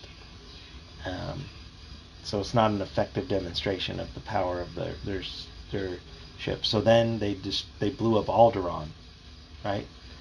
"You may fire when ready." Remember him saying that? That old guy. You remember the old guy, Tarkin? To watch it again. Okay, well I guess we're watching that tomorrow. Wait, is both of those things that you said about in that movie? Yeah. Right now what they're doing is they're playing a video game that is all about blowing up the Death Star from the first movie. So it's a movie and a video game combined. Something like that. So Grand Moff Tarkin, he was the boss of the Death Star. Like a captain? Yeah, he was in charge of all of the Death Star. I thought Darth Vader was. Now, Darth Vader is like second underneath the Emperor, but Moff Tarkin was in charge of the Death Star. So when they were on the Death Star, Tarkin was kind of like Vader's boss because he was in charge of the Death Star. Like he knew everything. It's kind of Well, it was under his control. Alright. The comm system chimed with high priority signal. Sarah reached out to pause the game, freezing the fighter craft images in position over the grid. Lowy hurried to receive the message, already blinking his golden eyes at the sudden emergency announcement that appeared on the screen. Jason and Tenelka went to look as Lowy bellowed in alarm. Master Labaka, what is it? Let me see, MTD said. How can you expect to translate if you won't let me read the text? Lowy punched a button so that Jason and Tenelka could see the message. The comm system translated the words on the screen back into basic. Just a fragment, Jason said. Oh. Just a fragment, Jason said, his blood growing cold. Something interrupted the transmission. It appears serious, Tenelka said. Jason read, Emergency. Injured at computer fabrication facility. Need your help. Please come right away. He frowned, feeling his heart start to pound. But who sent it? Who could it be from? It was sent specifically here, to this house, Tenelka said. Someone must have wished to contact us directly. But only Jaina and Chewie know we're here, he said. And they went off to one of the repair docks to work on the Shadow Chaser. Not to the computer fabrication facility. Perhaps they changed their plans, Tenelka said. Sira yowled, and Lowy added his own roar. Oh my, MTD said. Master Labaka and Mistress Sira's parents are at the facility. We cannot ignore this problem, Tenelka said. We must go now and confront it. We must go now and confront it. This is a fact. It could be. Yeah, they could have been one of the ones stunned. You're right about that, Jason said. Lowy punched some buttons on the comm system controls a few times, then pounded the apparatus in frustration. Master Labaka says he is unable to reply to the message, the translating droid said. Something appears to be wrong with communications at the facility itself. They've been completely cut off from outside transmissions. You're right. Lowy roared for his sister to summon the fastest bantha mount in the area. While he, Jason, and Tenelka fastened lightsabers to their belts, ready for the worst, the four of them rushed out the door of the tree dwelling. What's a bantha mount? A bantha are, again, from the first movie. It's those big elephant-looking creatures that were really hairy, and they had the curved horns on the side of their head. Like bison. Kind of, but they were bigger. They were elephant-sized. A shaggy bantha lumbered to the platform in response to Sira's frantic call. The Celestin, crouching on the beast's wide neck, appeared deeply weary, ready to go off shift. But then the two young Wookiees bared their teeth and roared as this was an emergency. The mousy alien perked up instantly. Jason clambered aboard and reached down, offering his hands up to help Tenelka up. She took the aid without complaint. Sira and Lowy leaped onto the beast of burden's back, and the bantha plodded off. This thing can go faster, Jason cried. I saw them stampeding once on Tatooine. Lowy barked an order, and the Celestin urged the creature greater speed until its pounding feet vibrated the entire wooden walkway. High in orbit over Kashyyyk, defensive satellites bristled with weapons designed to target on invading enemy forces. But the satellites remained silent and motionless as the disguised shuttle, drifting in place, opened its hangar bay door so that a squadron of TIE fighters could drop out. Weapons powered up, the Imperial fighters ignited their twin-ion engines with a loud roar and streaked toward the thick forest below, flying in tight formation. The general battle plan had already been input into their computers. The Imperials intended to strike swiftly, surgically, causing the greatest damage possible in as little time as necessary. They needed to grab their prize, then vanish into space. That's Zach and them, right? Alexa, off. That's Zach, right? It's Zek's group. So where's Zach at then? Zek's at the fabrication facility. He's the one that's calling Jason and Jaina to them. And he sent out that fake distress signal. He was trying to lure them in. Kashyyyk's defensive satellites picked up the enemy on their sensor and transmitted an urgent report, a call for action, to the control tower in the computer fabrication facility. The sensors continued to track the enemy's flight path, but they received no aiming instructions or attack confirmation from the control tower. The planet remained silent. The satellites did not fire. Although the satellite weapons were inactive, The sensors continue to file data from the impending attack for future reference. So like they cut the wires and it's not able to track data? Yeah, the stuff's not working. If anyone on Kashyyyk survived the Imperial assault. When the weary Bantha finally arrived at the fabrication facility, Loa, Sira, Tenelka, and Jason leaped off the back and rushed to the entrance. The tall, spindly tour droid stood waiting. Seeing new visitors, it unplugged itself from the recharge port and assumed its security posture. Since no guests were expected at the moment. "Halt!" it said. "Where's the emergency?" "We've got to get inside," Jason shouted.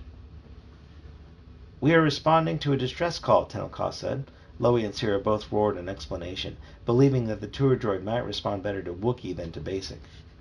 "No emergency has been reported," the tour droid said, its arms dangling from its shoulders like metal rods.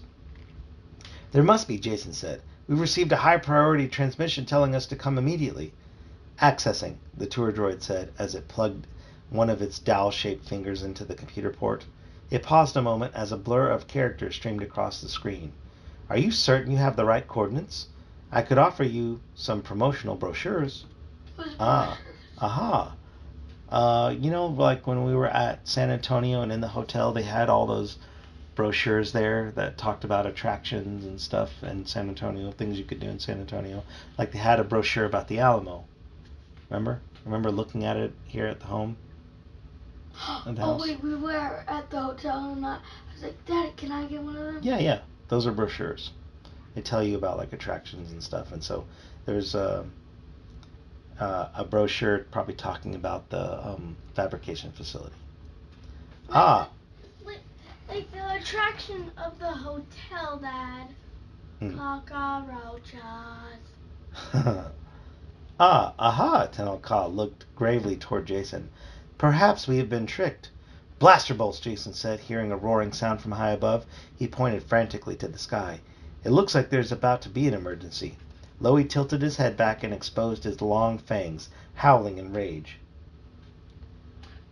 A wave of Imperial TIE fighters dropped out of the clouds, arrowing straight for the computer fabrication facility. Their weapons began blazing even before they arrived. Chapter 12. It was comforting to work with someone who loved machinery as much as she did, Jaina thought. Apparently she and Chewbacca were the only ones around today. Cool breezes crept in through the open bay doors. The fresh air and the view out over the ocean of leaves made her glad they kept the hangar open. Constructed in a crown of trees rising above the overall canopy level in an outlying area beyond the Wookiee residential district and the computer fabrication facility, this hangar bay was used for major vehicle repairs. Aside from Jaina's and Chewie clanking and thunking noises as they tinkered, the cavernous wooden-walled bay remained relatively quiet and deserted. That was fine with Jaina. She loved nothing more than relaxing with a fine piece of equipment, making the pieces fit together properly, fiddling with the components. And the Shadow Chaser was still state-of-the-art. When Chewbacca bellowed a request up the boarding ramp, Jaina crawled out from under the cockpit control panel she was working on and hollered back. "Didn't get what you said, Chewie. Which tool are you looking for?" A large hairy head appeared in the entryway, and Chewbacca pointed to the tools he needed. "Just about done here," Jaina said, hoisting the case up to where the Wookiee could reach. "I can't finish up with my pocket multi-tool, so go ahead and take the rest of them." Chewie growled his thanks, and Jaina crawled back under the console. She completed her task, reattached the access panel, and trotted down the ramp, where she found Chewbacca cleaning lubricant off the lower armored hull. What's lubricant? Like oil in the car, so the metal pieces can move past each other without a lot of friction. It doesn't create heat. So like when the door downstairs gets stuck, sliding glass door, I spray WD-40 down there. That's a lubricant, and so now it lessens the friction and can open better. What's lubricant? That's what I just said. And what's friction? Friction is the rubbing, like whenever you rub and like there's a force pushing against, right? So like there's less friction on ice than there is on this wood table, right? If you were to push against and push down hard and try to move your hand, Like a rubber. Oh, you get a rug burn because of friction. Yeah. Yeah. And so lubricants reduce friction. Like, does it, don't allow friction. Yeah, they reduce it. Daddy, it's science friction. Get it? Yep. Wait, so it's heat? Heat can happen. When friction happens, No, I'm heat joking, happens. because, like, the book, is it heat? Because it's friction. No. Chewie growled his thanks, and Jaina crawled back under the console. She completed her task, reattached the access panel, and trotted down the ramp, where she found Chewbacca cleaning lubricant off the lower armored hull. He rumbled a question. Whew. Did you ask me if I was hungry? Jaina asked, struggling with the Wookiee language. She grinned.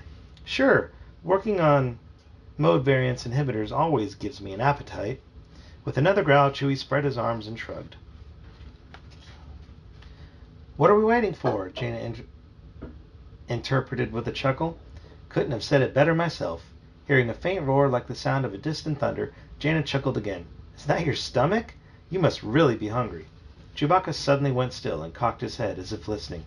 He squinted his blue eyes. The sound came again, this time punctured by sharp thuds like blaster bolts hitting their targets, underscored by low-pitched buzzing Jaina couldn't quite identify. That's coming from outside, she said. What could it possibly... Chewbacca held up his hand for silence. The Wookiee woofed and looped toward the hangar bay door. With Jaina hot on his heels outside, the treetops spread in a green and brown carpet well below the sheer edge of the hangar bay. Uprising branches held the hangar platform high above the remainder of the forest. Peering out into the hazy sky, Jaina had no trouble identifying the overlapping sounds. Explosions, blaster bolts, and a distinctive engine howl. So I remember it. I was right. TIE fighters! What would TIE fighters be doing here? And what are they firing at? She looked at Chewbacca in alarm. The Wookiee pointed in the direction the sounds had come from and barked an explanation. The computer fabrication facility, Jaina groaned. The computer fabrication facility. Jaina groaned. It has to be the Second Imperium. We never thought they'd strike here. Chewbacca roared in anger, and she needed no translation. I know. We've got to get over there. Let's call for help. Where's the closest comm unit? The Wookiee bounded to the communications panel next to the open bay door, slapped the switch, and bellowed an alarm. Jaina whirled as a stuttering whine erupted behind them. Now what? The sound came from the Shadow Chaser itself. Chewbacca and Jaina exchanged glances and sprinted toward the sleek ship they had been repairing. Through the viewport inside the cockpit, Jaina could see a petite woman with wavy bronze hair clad in polished lizard hide, a Night Sister. How did she get in there? Jaina cried. Hey, she's trying to steal the ship! The Shadow Chaser's engines filled the hangar bay with a sound like millions of swarming insects. The whine stopped, started, then stopped again with a cough. The engines wouldn't fire. In the cockpit, the face of the Night Sister twisted into a scowl, her creamy brown skin mottled with rage. Jaina looked up with equal anger. We've got to stop her! Chewbacca dove under the belly of the ship, barking reassurance. You're sure it won't start? Jaina said. How do you know? His head inside the still open engine access hatch. Chewbacca grunted and nudged a piece of equipment on the floor with his foot. Jaina recognized a primary initiator module that the Wookiee had pulled for repairs. The Shadow Chaser would never start, much less fly without it. The annoying whine came from the engines again, and Chewbacca yelped. There was a sharp thunk, and the noise stopped as a shower of sparks sprayed from the engine hatch. The Wookiee ducked back out. Then Jaina heard the low hum of the extending entry ramp. But before they could rush on board to apprehend the would-be thief, the Night Sister herself sprang out into the hangar bay floor and faced them. Jaina thought there was something familiar about the set of the woman's face, the icy beauty and cold anger. Chewbacca bellowed a challenge, but the petite warrior rounded on the Wookiee, eyes blazing. I came to reclaim my rightful property. You would be a fool to stand in my way. The Shadow Chaser is mine. Then you're that Night Sister, Garrowyn, Jaina said. Tenelka and Uncle Luke told me about you. Garrowyn shifted her glance to Jaina, her anger turning sour. Why aren't you at the factory with the rest of your friends, Jedi brat? Factory? Jaina said in confusion. Why would her friends go there? No matter. It is too late to save them, Garrowyn snarled, raising her arms overhead as if to hurl something. though her hands were empty. "It will all end here now, with me," she laughed. She never had a chance. You never had a chance. Oops. Chewbacca bared his fangs and coiled his body, ready to lunge. Suddenly, the meaning of Garowin's words sank in, and Jaina cried, "We've got to help the others, Chewie. Forget about her." What do you mean by sink in? Like, what happened? That she realized that if Garowin is saying that why isn't she at this location with her friends, that they must have tricked her friends into going there as a trap. So she realized that if the Night Sister knows where they should be and expects her to be there with them, then they must have set a trap. Because I was getting confused what you were saying. Come on. "We've got to help the others, Chewie. Forget about her." She ducked, hoping to make a run for the hangar bay door and the lifted mechanism that would take them down to the main levels of the Tree City. "You're going nowhere," Garowin shouted. One of several large wooden crates of engine components sailed through the air and knocked Chewbacca to his knees. He went down with a woof of pain and surprise. Garowin stood by the Shadow Chaser's ramp, her hands on her scale armor hips, with dark fire flickering behind her eyes. She used the Force to snatch other heavy objects from where they rested. Jaina cried out as a similar crate flew directly at her head. She instinctively deflected it with a shove from the Force. Eerily, it reminded Jaina of the training session she had undergone while a prisoner at the Shadow Academy. Fear gripped her as the Night Sister tossed barrels, heavy bolts, mallets, metal sheeting, hydro spanners, and anything else she could fling. Quickly and without moving a muscle, at her two captives. Chewbacca tried to scramble for shelter behind a half-dismantled skyhopper, but Garowin sent more sharp and hard objects flying after him. While doing her best to deflect the flying objects from herself and Chewbacca, Jaina huddled behind one of the fallen crates and concentrated. Even in the midst of her own danger, she felt an urgency about reaching Jason, Tenel-Ka, Loie, and Sira. Unfiltered lubricant oozed out of a broken container, making an acrid-smelling puddle on the floor. Jaina was frustrated that she only had time to react. She was too busy defending herself to formulate any plan. Though Chewbacca had no Jedi defenses, he also had no intention of remaining a stationary target. Jaina saw him slip away from the skyhopper's fuselage and lift a crate with his strong, hairy arms. With a powerful heave, he sent the crate smashing into an incoming pail of lubricants tossed by the Night Sister. As iridescent liquid sprayed into the air and splashed on the floor plates all around Jaina and Garowin, Chewie scooped up his discarded toolkit and with a mighty bound leaped onto the hull of the Shadow Chaser.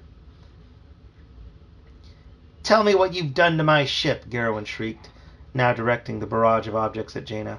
"How can I fix it?"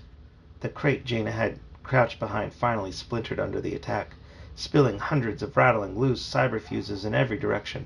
Jaina scrambled to find other cover.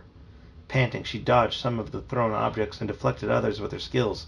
Perspiration streamed from her forehead and into her eyes, making it difficult to concentrate.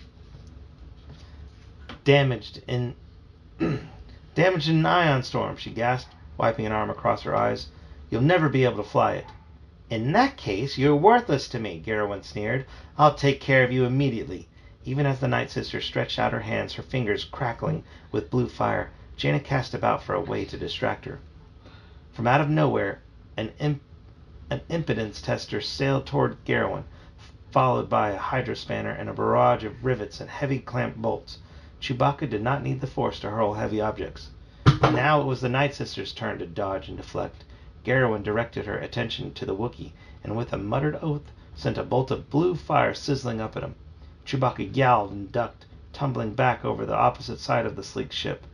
The distraction was brief, but it was long enough for Jaina. Reaching out with the Force, closing her eyes in concentration, Jaina gave the Night Sister's body a powerful shove. Caught completely off guard, Garowin slipped in the lubricant that coated the floor around her. With another Force shove, Jaina sent her sliding toward the yawning hangar bay entrance. Give it up, Garowin." What's a yawning? Huh? Yawning. So like when you yawn, you open your mouth wide. So that means like the hangar bay door was just opened wide. So it was yawning. And what's like the hangar mean too? Hangar is where ships land and stay. So it's Oh, kind of like like a helicopter? it's like a garage for spaceships. Kind of like a base. Or it's also like a garage for airplanes. We have hangars on Earth, but they're for spaceship. I mean, they're for airplanes, right? It's like a big opening, like a big garage for an airplane. Big fat skinny opening. Give it up, Garowyn, Jaina said, her voice harsh and with the exertion.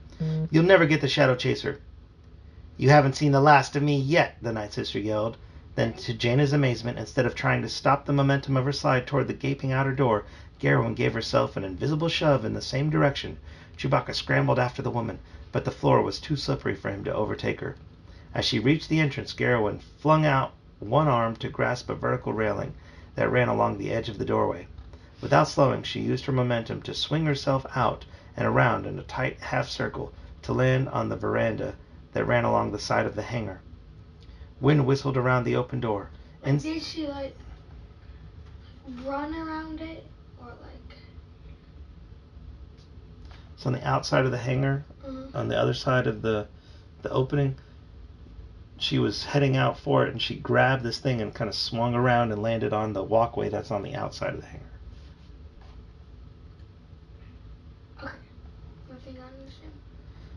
Wind whistled around the open door. Inside, the sounds of loose equipment clattered and clanked, and small components rattled out of broken crates. Jaina scrambled across the slippery floor plates, trying to reach the doorway through which Garowyn had escaped. Before she could reach the outside, Jaina heard a puttering, buzzing sound. "Quick, Chewie!" she cried. "She's got a speeder bike!" Jaina tumbled toward the entrance, slipping as she went. She grabbed onto a wall. You know what Rey had in one of the movies? Rey had what?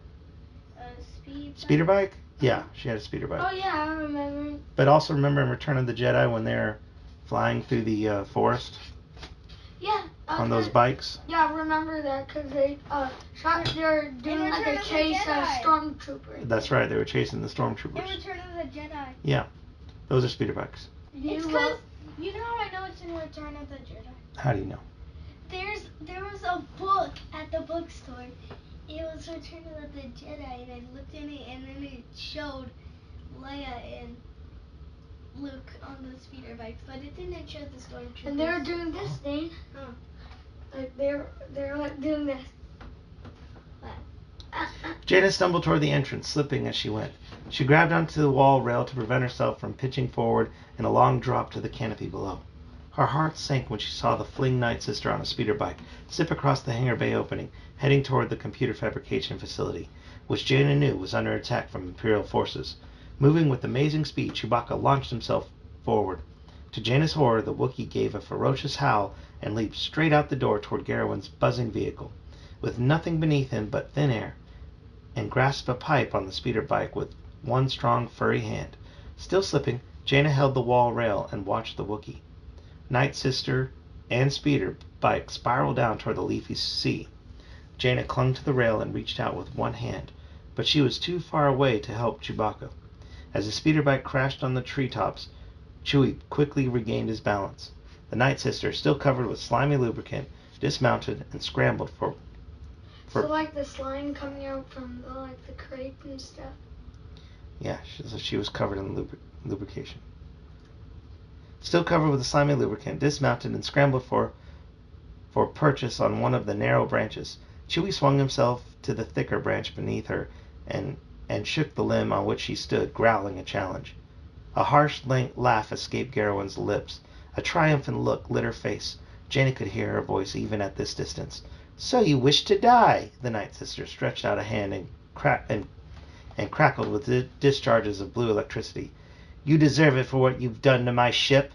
Chewbacca, though defenseless in the face of her discharge of dark power, snarled at her. In desperation, Jaina tried the only trick that sprang to mind. Letting her eyes fall half closed, Jaina sent a rippling furrow through the leaves behind Garowyn. This time the invisible plow made a loud, rustling sound, like a stampede. The Night Sister whirled to defend against a supposed attack on her from behind, flinging up an arm to ward off her unseen enemy. Garowyn lost her footing on the narrow branch. She fell backward. Jaina gasped as she heard Garowyn's head strike a lower tree branch with a solid thud. Without another sound, the Night Sister sister's compact body tumbled like a shooting star through the sharp and clinging branches into the depths of the jungle What's far compact? below. Compact means close together.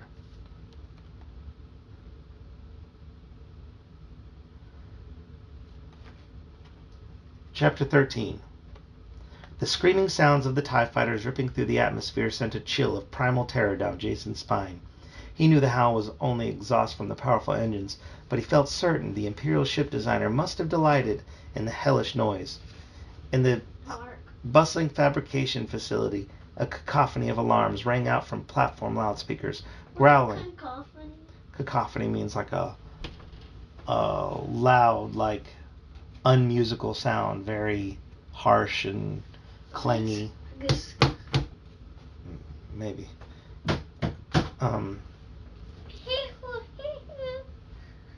Growling, barking announcements hammered through the air. Wookiee workers ran in all directions, activating security systems or evacuating the area. TIE bomber streaked low over the treetops, dropping proton explosives that set the dense network of branches aflame. Dark gray smoke billowed from burning leaves. "We must help defend against this threat," Tenelka said, looking for some weapon substantial enough to use against the invading fighters. Her face wore an expression of stony determination. Syrah and Loie howled in rage at seeing the destruction of the tree dwellings. The spindly tour droid spun its boxy head around, despite its numerous optical sensors. "Do not panic. Have no fear," it said in its tinny voice. "This must be a drill. No attack has been scheduled for today." At Loie's waist, MTD piped up in a scornful tone. "Why, you silly tour droid! Switch on your optical sensors. Can't you see this is a crisis situation? The miniaturized droid muttered a deprecating comment about the questionable intelligence of the public relations model. The tour droid continued to issue calming messages, though its thoughts were obviously scrambled. Kashyyyk has numerous satellite defenses. No enemy ship can approach this facility. We have sophisticated defenses mechanisms, including powerful perimeter guns. They should begin firing any moment now.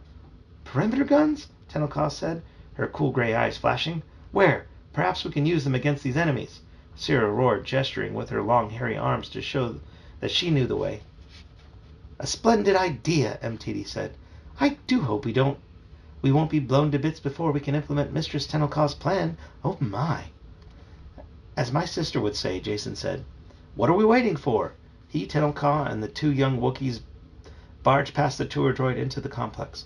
Syrah led them down an open-air corridor amid the din of explosions and laser blasts. They reached a network of pulley-driven vines, rope-like lifts that yanked them to a higher level. Syrah grabbed one vine, tucked her foot into a loop, and the rope sprang upward, drawing her toward the higher platforms.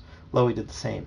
Jason followed suit, looking down to watch Tenelka, who wrapped her arm around the vine and stepped into a loop with no problem whatsoever. Within seconds, they were all whisked to an upper platform to the outer perimeter of the complex. Because of their quick reaction, the companions reached the defensive guns before most of the Wookiee defenders. Jason saw unattended ion cannons with spherical power sources and needle-like barrels aimed toward the sky. But his eyes lit upon a pair of old-model quad laser cannons exactly like those in the Millennium Falcon's gunwells. "Hey, we can use those," Jason said. He raced over to the nearest emplacement, checking the status panels. "They're powered up and ready to go," Tenelka gruffly agreed, and stationed herself behind one of the other weapons. The two Wookiees chattered to each other. MTD called, "Master Jason, Master Labaka and Mistress Syrah have decided to use the computers to determine where the breakout in the facility defensive systems occurred. Perhaps they can prevent further Imperial fighters from getting through. Oh, I do hope they're successful." "They'll do their best," Jason said, grabbing the quad laser targeting controls. He sank down on the voluminous seat in front of the cannon, feeling the energy thrum through the firing sticks in his fingers. Since the widely spread controls had been designed for large Wookiee bodies, he adjusted the targeting circle. Imperial fighters continued to howl overhead, launching strikes against the Wookiee residential districts, but leaving the central computer facilities relatively untouched. That's too much words. That's confusing. Imperial fighters continued to howl overhead, launching strikes against the Wookiee residential districts. That means the areas where the Wookiees lived. So just like here, we are in a residential district. They're like when we walk around the block and stuff, we don't see any stores, right? Because we're in a residential area where people live. But there are commercial districts, where the shops and stores are, right? And you don't have houses there. Does that make sense? So the TIE fighters were shooting the residential areas, but leaving the central computer facilities relatively untouched, though thrown into complete chaos. A glance to Jason's left told him that Tenel Ka was in position. Gripping the firing stick with her right hand, she seemed already familiarized with the weapon's control systems. In seconds, her eyes began to track the enemy fighters overhead. 3 tall Wookiees charged into the defensive platform and took up positions at the ion cannons. Glancing curiously at the 2 humans, confused by this unexpected assistance, but they didn't waste time asking for explanations. Instead, they fired powerful blasts from the ion cannons. One of the crackling yellow-white shots caught a TIE fighter that soared through the edge of the blast. The Imperial control systems flickered out, and the TIE fighter spun dead in the air, its engines silenced. Unable to regain control, the pilot crashed into the distant forest canopy with a dull, booming explosion. Jason used his targeting circles to lock on to a sluggish, fully loaded TIE bomber that arrowed toward the clustered residential structures. The bomber came in, picking up speed while preparing to drop its deadly explosive. So I tried to kill the people that lived in like the house. Yeah. There was a TIE bomber heading that way, and Jason was looking at him on the lasers. The bomber came in, picking up speed while preparing to drop its deadly explosives. Jason grasped the firing controls and gritted his teeth. Come on, he said. Finally, the target lock blinked as the TIE bomber settled directly in the crosshairs. He squeezed both controls, launching searing blazes of laser energy from all 4 cannons. The beams targeted on the bomber just before it could drop proton explosives. Instead of destroying the homes of hundreds of Wookiees, the bomber became a brilliant ball of fire and smoke. The belch of detonations grew louder as the TIE fighter's own proton bombs fed into the eruption. Got one, Jason crowed. Tenel Ka fired repeatedly until another pair of TIE fighters exploded in the air. 2 more, she said. By now, additional Wookiee defenders had arrived to assume positions at the remaining guns. Jason fired again and again, rotating his chair to aim at the rapidly moving targets. He blasted another TIE fighter out of the sky. Just like our practice runs in the Millennium Falcon, he said. Only this time, hitting the targets is a lot more important than winning a contest with my sister. This is a fact, Tenel Ka said. Another wing of TIE fighters swooped down, and Jason shot wildly. So many Imperial targets, he thought, all of them bristling with lethal weaponry. His quad laser cannon spat beams of energy, but they all missed as the fighters spun evasive loops in the air. Oh, blaster bolts, Jason said. Wookiees kept appearing, leaping off the vine pulley lifts and rushing to their positions. Although now there were more defenders than guns. Loey and Syrah hurried over to Jason and Tenel Ka, speaking loudly. Their grunts and growls overlapped so that MTD had difficulty translating both. One at a time, please, the little droid said. All right, I believe I understand the basics of what you're saying, Master Lobaka and Mistress Syrah have determined that a single-point defensive failure occurred in the traffic control tower of this facility. Somehow, all of the central command systems have been compromised. It appears that the attack is being guided from there. Loey roared a suggestion. Oh dear, MTD said. Master Lobaka suggests we be well advised to go to the heart of the problem and leave these well-trained Wookiee gunners to continue the fight here. While I agree that it might be safer to move inside, I am skeptical about the wisdom of rushing into greater danger. Good idea, Loey, Jason said, ignoring MTD's warnings. He fired the quad laser one more time, almost offhandedly, and was astonished to see his quick shot destroy the side panel of another TIE fighter, which spun out of control and crashed to the treetops. Hey, got another one, he said. I'm getting it, please.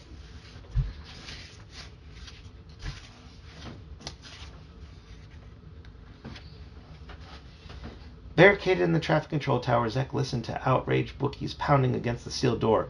A sizzling, melting sound worked its way into the background din. What's happening with the sizzling door? What? I don't remember the sizzling door. You don't remember a sizzling? There was no sizzling door. There's a sizzling door now because it said there was a sizzling door. I'm going to start that again. They're shifting now. They're two different people. Now they were telling where Jason and Jaina were at. Now they're switching to Zek. Barricaded in the traffic control tower, Zek listened to outraged Wookiees pounding against the sealed door. A sizzling, melting sound worked its way into the background din as the Wookiees used high-intensity laser torches to slice through the armored metal. Their own well-constructed defenses worked against them. Since they had intended Kashyyyk's command center to be impregnable, slowly but surely, though, the Wookiees made headway, slicing through the door 1 centimeter at a time. Using the security monitors, Zek watched the hairy creatures out in the hall. With bestial rage, one of them picked up a metal pipe and hammered at the door, to no effect. Of course, because of the thick plating, but the Wookiee seemed satisfied just to be able to vent his fury. Tenth Kai crossed her arms over her reptile-armored chest. The noise leveled out there is most annoying, she said, then glared at the troopers standing guard. Her violet eyes flashed with a twisted idea. Why don't we trigger the locking mechanism and let the Wookiees stumble inside? We can easily take care of the whole lot before they recover from their surprise. Von der Rohe chuckled. Like, what? What do you mean, like... Say it again. She suggested that they open... the Wookiees are trying to get into the door to get to them, right? She's saying, what if they open the door really quick so they, like, fall in, Yeah. and then when they fall in, they kill them all? Because they're surprised. They aren't ready for it. What? Like, how would they fall and die? Because, like, if they're pushing against the door, they wouldn't die from the falling Grayson. They would die because Zek and the Night Sister are in there, and then they'd kill them. They would shoot them or stab them with their lightsabers or with their force electricity. Get it? Okay. Von der Rohe chuckled. That would be amusing to watch. Before Zek could voice an indignant protest that he was in command of this mission, the stormtrooper activated the door controls. The panel suddenly slid aside, shocking the Wookiee engineers who had been working to gain access. They howled. The stormtroopers used their blaster rifles to mow them down in a few seconds, every one of them. Even encased in white armor, the stormtrooper's body language showed his pleasure. He keyed in the sequence to slam the heavy door shut again, leaving the fallen Wookiees out in the corridor. At last, peace and quiet, Tenth Kai said. Overhead, TIE fighters and bombers continued to attack, dodging bursts of weapon fire from the tree facility perimeter defenses. The reinforced dome overhead showed the battle in the sky. Several contingents of stormtrooper reinforcements had already landed. Von der Rohe worked at one of the computer stations, scanning security images. A minute later, she gave a gasp of surprised triumph. Ah, I believe I found them, she said. The vermin were firing the perimeter guns, but now they're in the corridors. They seem to be making their way... Ah! They're making their way here. Delusions of grandeur. That would prove quite convenient. Who? Zek said. Von der Rohe raised her eyebrows. Grandeur, being great. They have delusions that they're going to do something great, but there's no way they can achieve it. Like if I were to walk onto a professional soccer field with professional soccer players and I would acting like I think I would score, I'd be delusional. I'd be having delusions of grandeur. Because there's no way I'm that good, right? Who knows? You maybe could. I'm good, but I'm not anywhere near that good. Von der Rohe raised her eyebrows. Why, those Jedi brats, of course. Had you forgotten your other goal for this mission? Zek thought of Jason and Jaina and their friends. No, I didn't forget, he said. But he didn't want to confront the twins here, not in front of the evil Tenth Kai. This should have been his own private battle, the consequences of the choices he made. We'll meet them on the way, ambush them, lock down their location. Simple enough, Von der Rohe said. Reinforcing his position of command, Zek turned sharply and issued brisk orders. Tenth Kai, you will remain here and continue organizing the mission. Our primary goal is to get those computer systems for the Second Imperium. You, he nodded toward the stormtrooper, will stay here as guard. Von der Rohe and I will take care of the young Jedi Knights.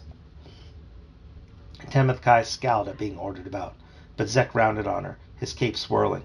Is that assignment beyond your capabilities, Tenth Kai? Indeed not, she said. Is yours? Just be certain you eliminate those brats.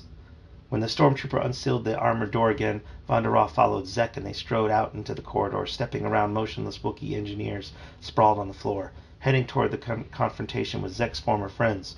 Jason rushed along, shoulder to shoulder with Loie and Sira. The interior corridors were full of smoke, debris, and noise. Glow panels in the ceilings flickered off and on with energy fluctuations from the attack. Jason and Loie drew their shimmering lightsabers and held them ready. Tenelka picked up loose metal rods a piece of destroyed pipe that had fallen from the overhead assembly and looped along behind them, guarding the rear. She held the rod like a spear, as if hoping to find some enemy to target. Loie and Sierra turned the corner in the corridor, and Jason thought he recognized the route they had taken to the monolithic control tower during the visit with the tour droid. Suddenly, Loie gave a surprised roar. Sierra bellowed in alarm. Tenelka brandished her long metal rod.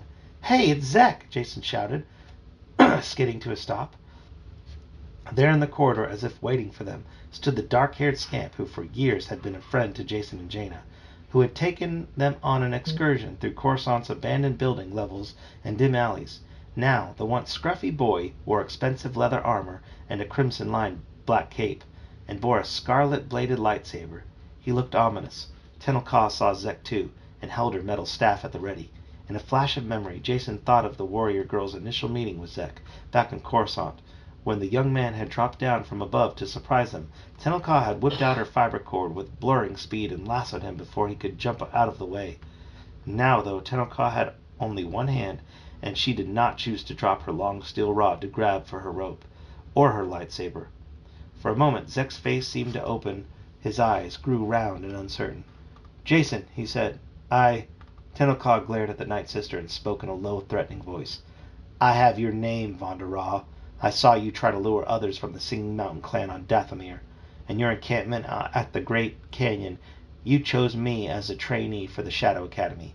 But instead, we rescued my friends and defeated you utterly. We'll defeat you again." The muscular Night Sister held up her claw-like hands. "Not this time, Jedi brats," she said. "I shall enjoy destroying you." Jason felt her dark power crackle through the air, and he held his lightsaber high in defense. Fire-blue lightning bolts danced at Vonda Raw's fingertips, burning through her body and sizzling behind her eyes. She flicked her wrists and hurled her dark lightning at them, but Zek shouldered the Night Sister to one side. The bolts of evil force flared past them. What does it mean by shoulder? Bumped with the shoulder. The bolts of evil force flared past them like shadowy flames and scorched the wall plates. Vonda Raw glared at Zek, but he snapped. "They are mine to deal with. I am in command here." With a thundering sound of booted feet, a contingent of Imperial fighters charged down the corridor. Jason looked up in alarm. Reinforcements had arrived, far more than he could hope to fight with his lightsaber, even with the help of Lobaka, Sierra, and Tenelka. Stormtroopers must have landed on the upper platforms, Jason surmised. The Second Imperium apparently wanted something here at the fabrication facility. Judging from the alarms and explosions, the Imperials had already overrun most of the platforms. Zek stood waiting to battle the Jedi trainees, as if gathering up the courage in his anger while he rebuffed Night Sisters seethed with dark fury. The stormtroopers drew their weapons. Jason knew with sudden certainty that they'd never win a face-to-face fight here. Tenelka pushed herself one step forward, brandishing her metal rod. "We must turn back," she said, darting a look at him over her shoulder. "Good idea," Jason said, casting a glance behind him. "You, girl, are a traitor to Dathomir," Vonda Raw spat, just as Tenelka hurled the long pipe in her direction. The rod struck the Night Sister, knocking her sideways. Stormtroopers clattered toward them as Loie and Sierra turned and charged back down the corridor. "After them!" Zek called, gesturing with one black-gloved hand. The stormtroopers thundered in pursuit. Vonda Raw cast the pipe aside. Patches of it were bent, and red hot where fire from within her fingers had superheated the metal. Sierra yelled something to her brother as they sprinted down the corridor, with Jason and Tenelka right behind them. "Access hatch," MTD translated. "Escape? Yes, that sounds like an excellent idea. By all means, let us escape." At an intersection of the corridors, Sierra stopped beside a clearly marked floor panel. Reaching her long fingers down, she hooked the tiny ring handles. With her powerful muscles, she hauled upward, pulling the heavy hatch free to reveal a trapdoor. She growled and gestured. Without hesitation, Loie leaped into the hole, catching a strong vine that hung underneath. The tinny voice of the translating droid wailed. "But this leads to the underlevels of the forest, Master Lobaka. We can't go down here. It's far too dangerous." Loie merely grumbled and continued his descent. Tenelka followed next, hopping lightly over the edge, wrapping her muscular legs around the vine. Grasping it with her hand, she lowered herself into the darkness. Jason turned around just in time to see Zek and Vonda Raw rushing toward them. flanked by stormtroopers. Down into the underworld, huh? Jason said, glancing at Cira Cook. Looks like you'll get an early chance to complete that risky adventure of yours. Cira growled her agreement. With that, both of them plunged over the lip of the trapdoor and descended into the murky, leafy depths below. Scrambling downward into the tangled foliage, Jason looked up through the dense branches to see the silhouetted figures of Zek and Bondara conferring at the edge of the glowing patch of light. Like discussing with each other like what they're going to do. Jason could hear their voices faintly as he fled deeper into the thick forest. We'll have to follow them, Zek said. You should have allowed me to destroy them when I had the chance, the Night Sister snapped. Now they will cause difficulties, Zek answered sharply. I am in charge here. We'll do things my way. He turned and shouted to the stormtroopers. Down into the forest, all of you! Zek, Bondara, and her stormtroopers plunged after their prey into the underworld of Kashyyyk. Chapter 14. Brachus paced the corridors of the Shadow Academy like an inspector general, ensuring that his troops were prepared for imminent combat. He glided along with silent footsteps. His robes whispered around him. The master of the Shadow Academy looked too clean, too handsome to be an ominous threat. And although command of the new Dark Jedi rested firmly in his hands, his mind was instead focused on resolving his own doubts. Brachus allowed a flicker of anger, the heart of the dark side power, to flash through him. His right fist clenched. Then he dismissed the emotion. He must not lose control, he told himself, for therein lay greater weakness. Now, he must be strong. Through his own work, he had created the armored space station as a Dark Jedi training center. He had done it all for the glory of his great leader, to help bring about the Second Imperium and restore the galaxy to order and firm paternal control. What's paternal?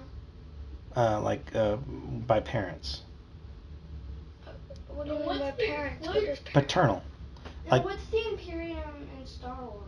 Parents are the Second Imperium. It means like the Second Empire, because he had the Emperor and he had his Empire. Empire Strikes Back? Yeah.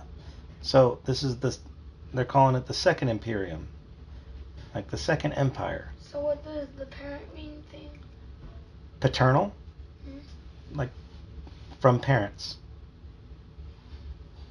Like from you, parents? Yeah.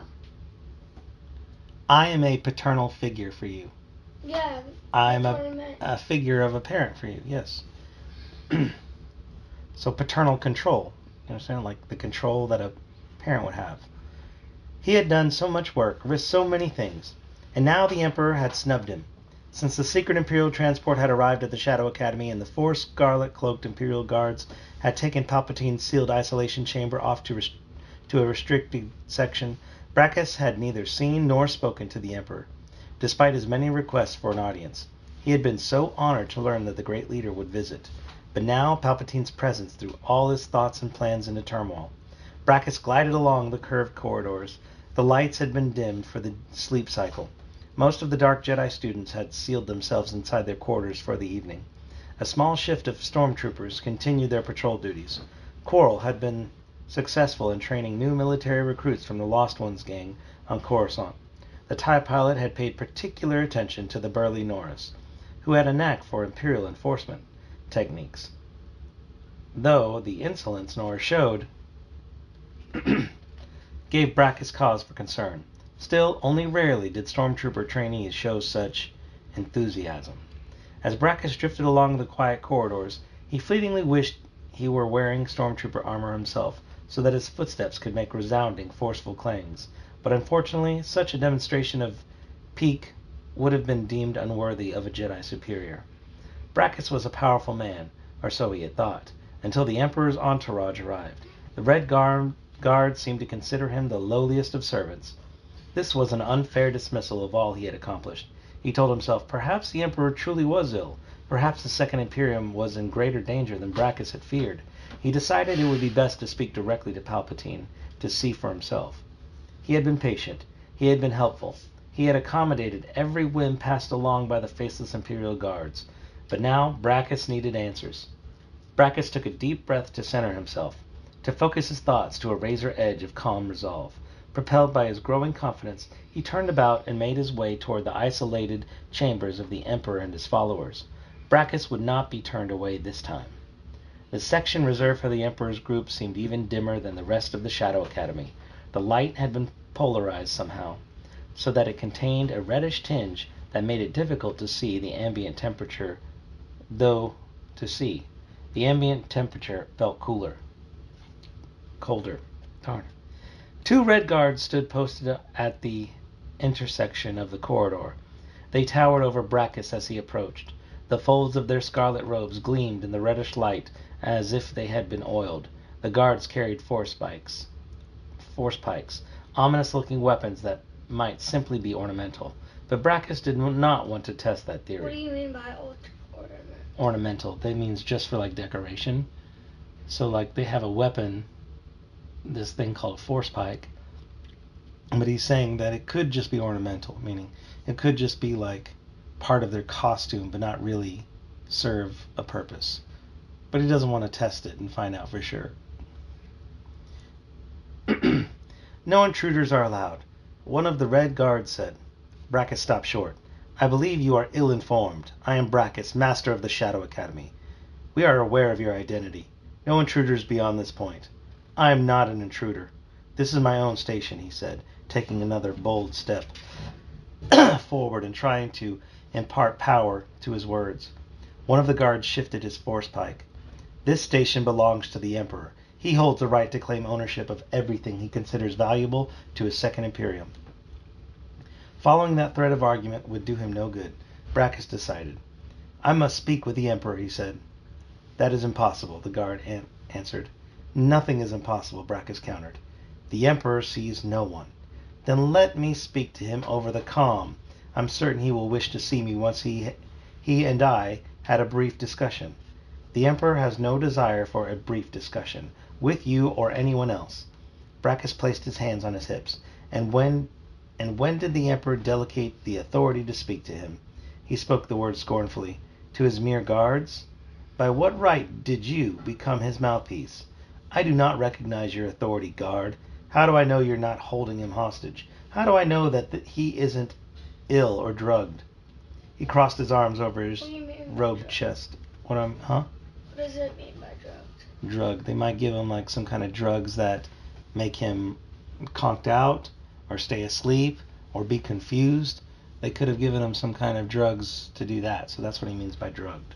They probably got like a machine and then like the clones probably refixed him a little bit and he's like resting or something. Yes. Like I guess the little attachment he needs. We'll see. He crossed his arms over his robed chest. I accept orders only from the Emperor. Now let me speak to him immediately, or I shall call forth all my troops on this station and arrest you for mutiny against the Second Imperium. The 2 red guards stood motionless. It is unwise to threaten us, they said in unison. Brachus didn't back down. It is unwise to ignore me, he replied. Very well, one guard said, and turned to a comm station on the wall. He pushed a button, and though Brachus heard no words from beneath the armored helmet, the Emperor's voice instantly slid through the speakers like sounds made of snakes. Brachus, this is your Emperor. Your insolence annoys me. I merely wish to speak with you, my lord, he said, forcing his voice to remain steady.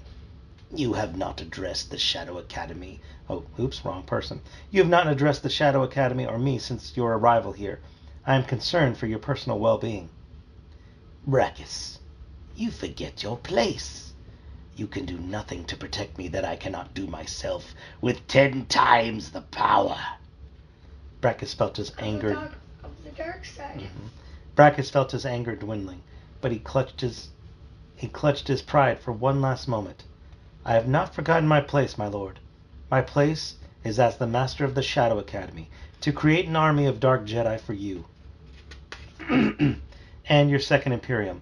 My place is at your side, not cast out and ignored like an insignificant bureaucrat. Palpatine seemed to pause before snapping a reply through the speaker. Do not forget, Brachus, that when this station was constructed, I saw to it that explosives were planted throughout the superstructure to ensure your obedience. I can destroy this academy on a whim. Don't tempt me. I wouldn't dream of it, my lord, Brackus said, feeling his anxiety grow. But if I'm to be part of your plans of conquest, I must be consulted. I must be permitted to give my input, because I alone can provide the valuable fighters you require to defeat the rebels and their upstart new Jedi Knights. I thought rebels were the bad guys. No, rebels are the guys who were fighting the Empire. But Luke why are they Skywalker called was part of the rebels. Why Huh? are they called rebels? I feel like Because they are rebelling against the thing that was in power. And the thing that was in power... rebelling? What does it mean to rebel? To go against the authority. The 'Cause authority is what's in charge, and the Sorry. Emperor was in charge. Sorry for being rude. Huh? I was like, what is rebelling? Because Dean was like saying something, and then you're Okay. saying rebelling. The Emperor snapped. You will learn of my plans when I wish you to learn of them.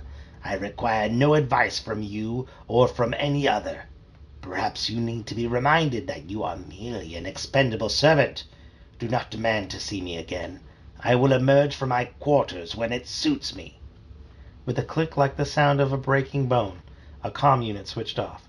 Brackus felt worse than ever, more insignificant, more confused. The Red Imperial Guard stood firmly in their position, holding their force pikes upright. You will depart now, one of them said. Without replying, Brackus spun on his heel and marched in silence down the hollow, echoing corridors of his Shadow Academy.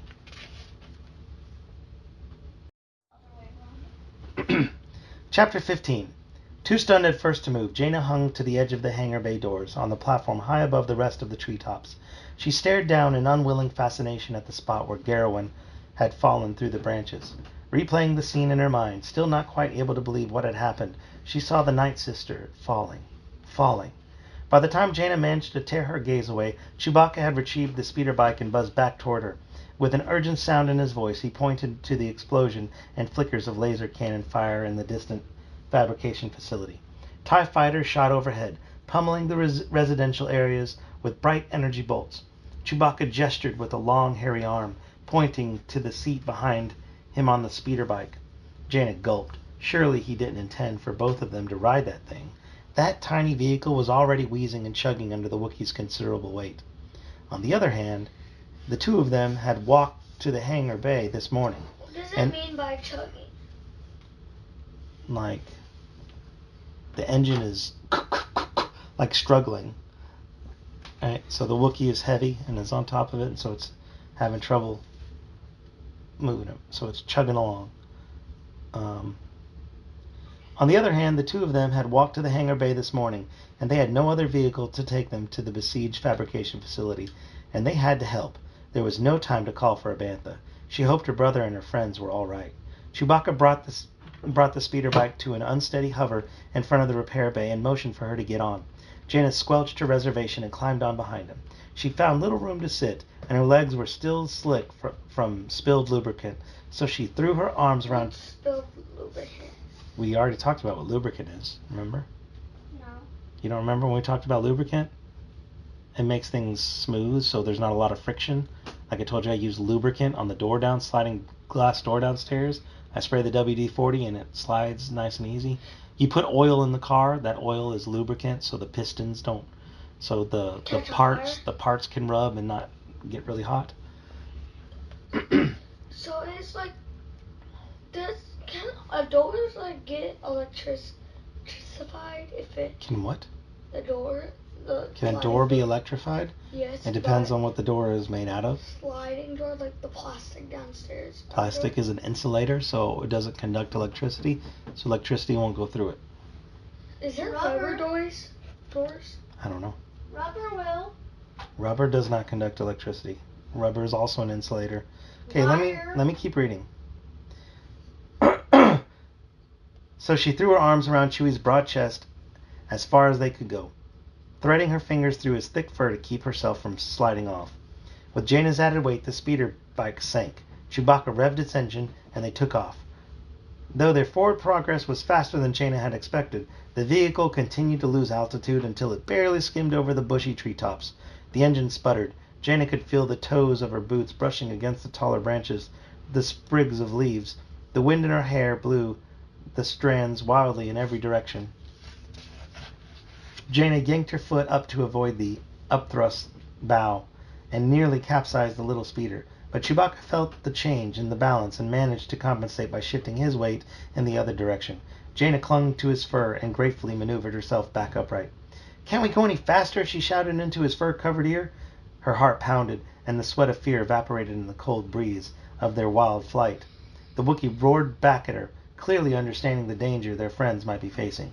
When they reached the fabrication facility, Jaina could hardly believe her eyes.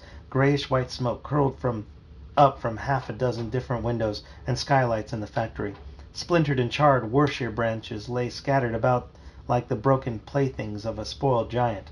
Imperial fighters still flew in formation in the skies, but they dwindled in the distance, heading back to orbit.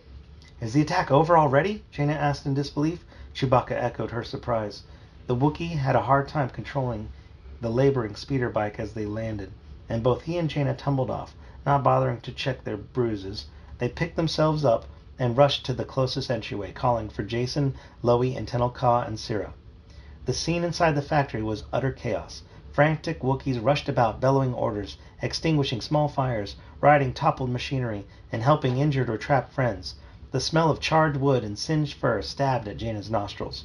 Pale chemical smoke stung her eyes, but most of the fires were already contained, and a fresh breeze blew in through the open windows to clear the fumes. Chewbacca roared in recognition as he rushed to his sister Calabao, Loey and Syrah's mother. She was bent over another injured worker. Calabao, her sister. Calabao is Chewbacca's sister. That's why Loey is, because that's Loey's mom. That's why Loey is Chewbacca's nephew.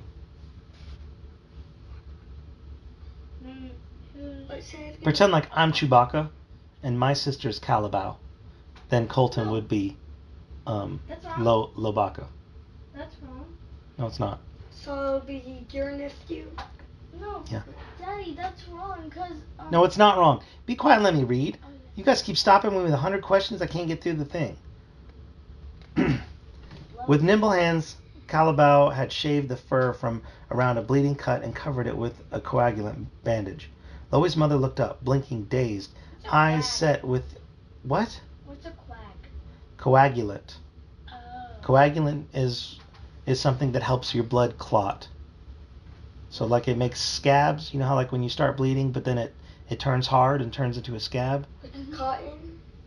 Well, it's a bandage that it has some kind of chemical in it that helps the blood clot.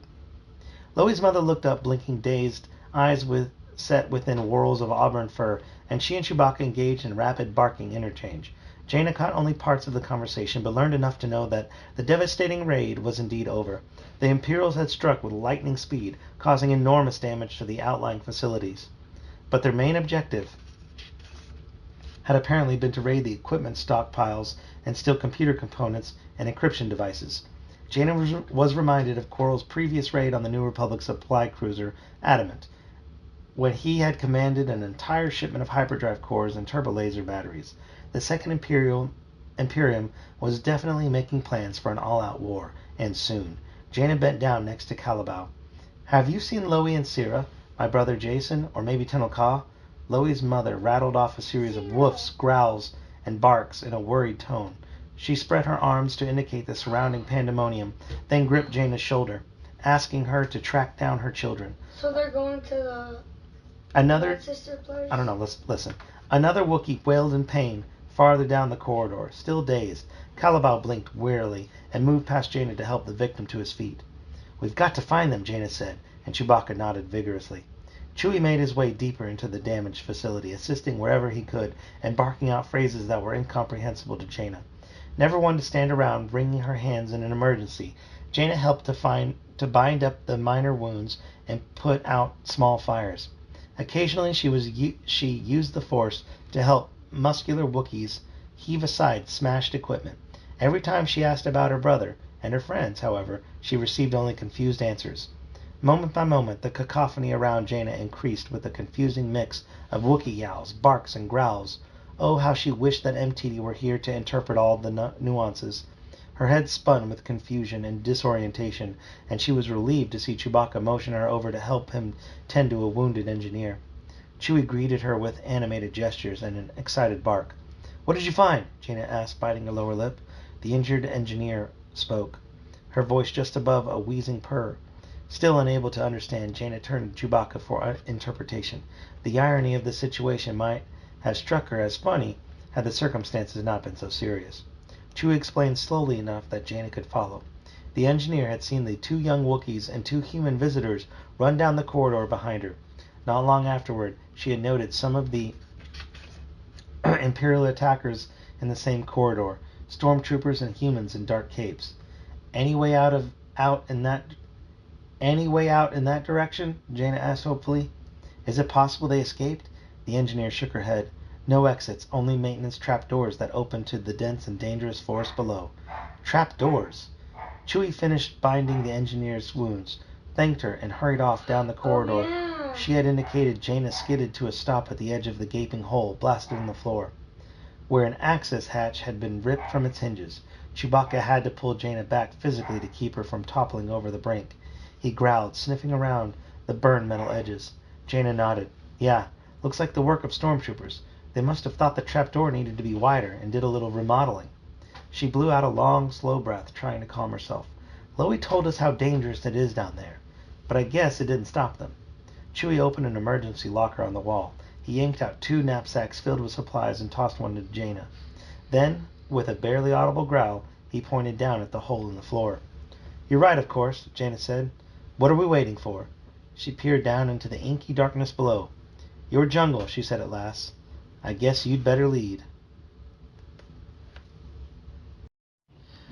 Chapter 16.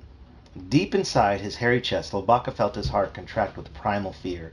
He had known since childhood the dangers of descending into the perilous, untamed forest of Kashyyyk. The darkened depths often proved deadly even to those who entered fully armed and trained. Nobody went to the underlevels willingly. But now, with Zek and Von der Raw and the stormtroopers pursuing them, Loey knew the primeval forest was their only chance. The last time he had ventured beneath the secure treetop cities had been to search out glossy fibers from the siren plant, from which he wove his prized belt. He had thought himself so brave to accomplish the task alone.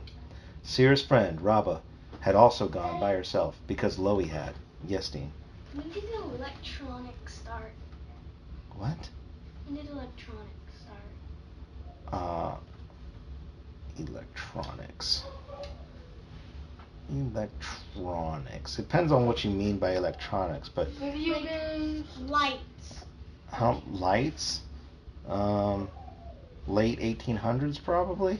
What do you mean lights? Like lights, like electric lights? Uh. Okay, let me read. Video games. I think the first video game was made in like 1950 or 1960 something. It was a really simple game. It's probably 1950 something. But anyway, alright, let me read. Despite her skills and courage, though, the dark-furred Wookiee female had never returned. But Loey was not alone this time. He and his friends could fight together against whatever dangers the Force held. Above and behind him, he heard the crashing of boots and the snapping of twigs as armored Imperials followed them, shining brilliant glow beams into the dank, forever night levels, startling exotic creatures that had never seen the light of day. Isn't like the Chewbacca and them like running from the soldiers No. stuff? Lobaka, Jason, and Tenel Ka are running away from Von der Raw and Zek and the stormtroopers. And then Chewbacca and Jaina are coming behind them because they found that they went down. They could make a sandwich. They are kind of making a sandwich of the Imperials. They're in between them. Okay, let me read. You guys asked too many questions. I keep stopping. A few random shots rang out as stormtroopers blasted forest animals. Burned leaves smoldered, then went out in a gasp of thick smoke. Loey and Sierra did their best to lead Jason and Tenel Ka using their darkness-adapted Wookiee vision to find broad, sturdy branches along the trunks of the worshipped trees. Panting with the desperate effort, Loey wheezed encouragement. The friends pressed on blindly, with no specific destination, knowing only that they had to keep going if they were to lose their pursuers in the maze of the forest underworld. MTD's round yellow optical sensors shed a bright yellow glow into the murk, the most illumination they could risk. Do be careful of those branches, Master Lobaka, the droid said, as a twig scratched his outer casing. I wouldn't want to break loose and fall. That happened to me once already, if you recall, and it was a frighteningly unpleasant experience. Loey groaned, remembering the misadventure on Yavin 4. Losing the translating droid had caused other problems as well, since no one at the Jedi Academy had understood Loey's warnings that Jason and Jaina had been captured by the TIE pilot Coral. Remember when they escaped after, Lobaka escaped, but Jaina and Jason were captured by Coral. And he had lost when he was trying to run back to the Jedi Academy. He lost MTD. MTD fell off. And so he couldn't explain that Jaina and Jason were captured because no one could understand him. I have to listen to that. That was in the first book. We didn't record the first book. Why? It was before I started recording and reading the books. The first of these books that we... Huh? Yeah. I should go back and record it? Yeah, we'll see. Behind them, lightning shot through the darkness and branches crackled as the stormtroopers opened fire again. Loey instinctively ducked and Sierra dropped to a lower branch without bothering to test it for sturdiness. Streaks blazed across the thickets, erupting in fire and choking smoke. Hey, look out! Jason cried. Tenelka grabbed onto the branch with her hand and swung down to Sierra's level. This way, she said. It is safe. Loey leaped after her, one arm around Jason's waist, then sprinted across the moss-covered boughs. Farther from the warm sunlight, each forest level had a different ecosystem made up of matted platforms of interlaced vines, branches that grew together, accumulations of mulch in which other plants, fungi, lichen, squirming flowers flourished. Thousands of insects, reptiles, birds, and rodents fled at the sound of the intruders. Loey chuffed for the others to follow him. Racing along on his flat feet, he wrinkled his black nose and sniffled the odor, congested air. His nostrils tingled with a tantalizing, terrifying scent, a scent he had smelled before, something that had nearly cost him his life. In the lambent glow from MTD's optical sensors, Loey saw the wide-open maw of a siren plant. Its glossy yellow petals atop a blood-red stalk looked like a gaping mouth waiting for a meal. The plant had somehow taken root in a crook between two intergrown branches and fed upon denizens of the forest level. The sparkling fibers that formed a plume at the cavernous flower center shone temptingly bright, while a delicious scent lured unsuspecting victims. Beside him, Sierra also sniffed the air and spotted the deadly plant. She growled in anticipation, her patchwork shaved fur standing on end, but Loey put a hand on her arm, shook his head, then gripped her arm firmly. He could tell his sister wanted to secure the precious siren fibers and prove her bravery as soon as possible. Sierra groaned in disappointment. But she clearly understood their priorities. Behind them, several levels up, the pursuing stormtroopers fired again, this time at some large creature crashing through the tree levels. Far too dangerous. The Imperials were too close. With a growl, Sierra took the lead, and Loey guided his friends behind her. As she raced through the morass of branches, ducking her head to keep her red-gold braids from snagging on thorns or low-hanging limbs, Tenelka reveled in the calisthenics that pushed her body to its limits. But she would have preferred to do it without the threat of sudden death from the blaster of the stormtroopers. Yes, Grayson. Is Jason's with him? Jason is with Tenelka, Lobaka, and Sierra. They're just talking about Sierra and Lobaka and Tenelka right now. When can we watch Rampage? Huh? When can we watch Rampage? One day. Her reptilian armor covered only her torso, leaving her limbs unprotected from scratches and insect bites. But she did not allow such minor inconveniences to bother her. As the companions ran deeper into the forest, Tenelka took care to maintain her balance and watched out for her friend Jason. Though he was highly skilled in sensing strange life forms, Jason was not as physically capable as she was. This was the chase, the hunt. Here, she was in her element. But at the moment, Tenelka was not the stalker, but the prey. Her reflexes were sharpened by her inability to see through the forest shadows. Her lightsaber could have lit the way, but she didn't dare ignite it for fear of drawing attention to their position. At the moment, her focus had to be on simply running. All around, she detected looming dangers that grew worse. more foreboding as they leapt from one level to the next, descending into thicker and thicker primeval wilderness. Tenelka sensed that the two Wookiees felt the increasing threat. Loie and Sira moved more cautiously, supporting each other as they used their night vision to choose a path. At a broad, open intersection of wide branches, the Wookiees paused, panting for breath. Jason slumped beside Tenelka, utterly exhausted. They knew they couldn't stop for long. During the brief rest, Tenelka remained standing. She turned in a slow circle. Granite gray eyes narrowed, sharply attentive for movement. The predators lurking in the surrounding trees, her Jedi senses detected no dangerous animals, only a tingling underlying threat that grew more and more powerful. Just then, a leathery plant tentacle wrapped quickly around Tenelka's waist and drew itself snug. Thin thorns... What's snug mean? Snug tight.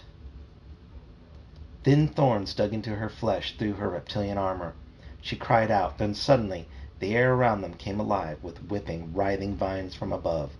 Both Wookiees howled and thrashed. Jason yelped. The thorny vines yanked them into the air, legs kicking, hands flailing.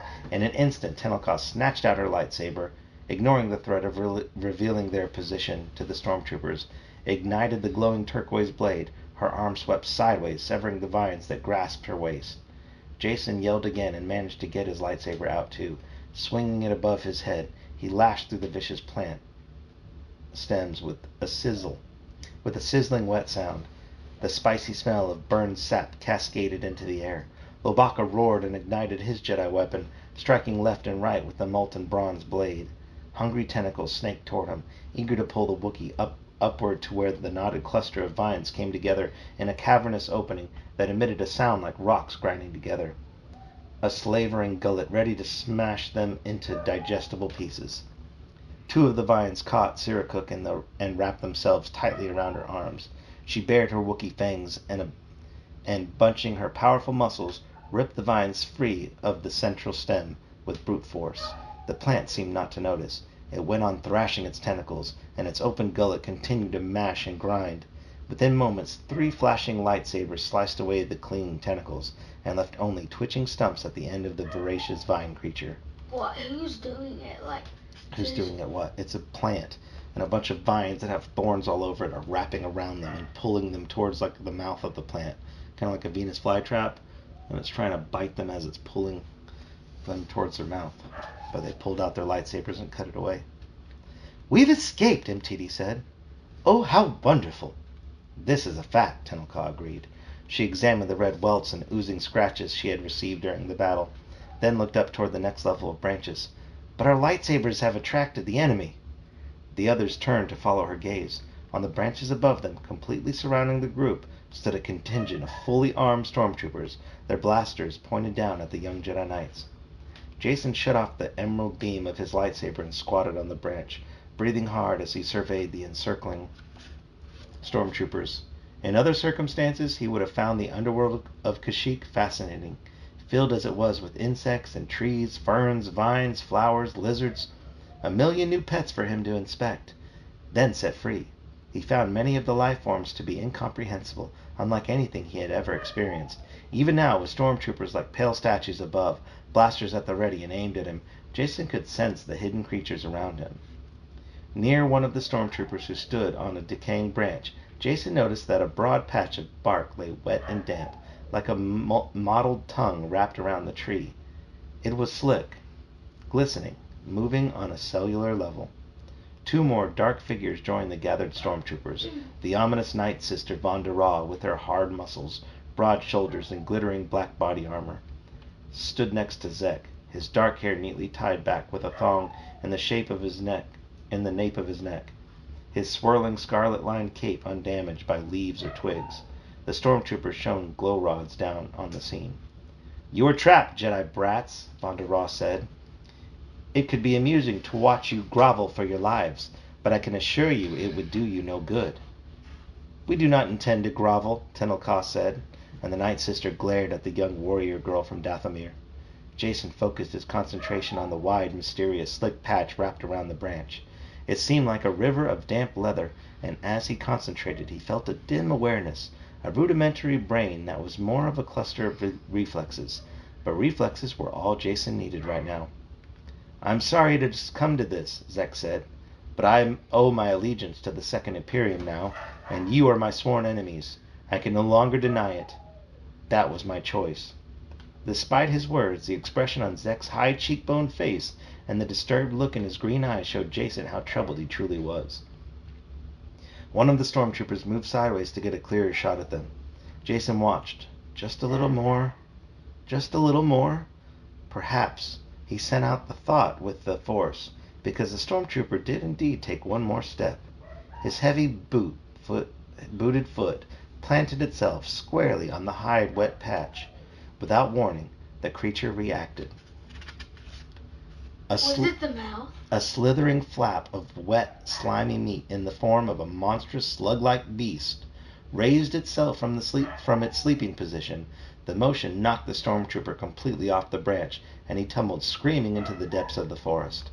With a thick slurping sound, the enormous slug creature reared up and up and up, thrashing from side to side, knocking two other stormtroopers from their positions. The Imperial soldiers were thrown into pandemonium, shouting and shooting. Jason did his best to send a thought to the thing, identifying the white armored guards as the enemy and planting the idea that Jason, the two Wookiees, and Tenel Ka were the slow-witted creatures' friends. Stormtroopers opened fire on the monster, but the blaster did little more than annoy it. Branches crashed and snapped, energy bolts ricocheted around in the forest as the slug creature continued its reflexive attack. So there's a slug A big slug creature, yeah.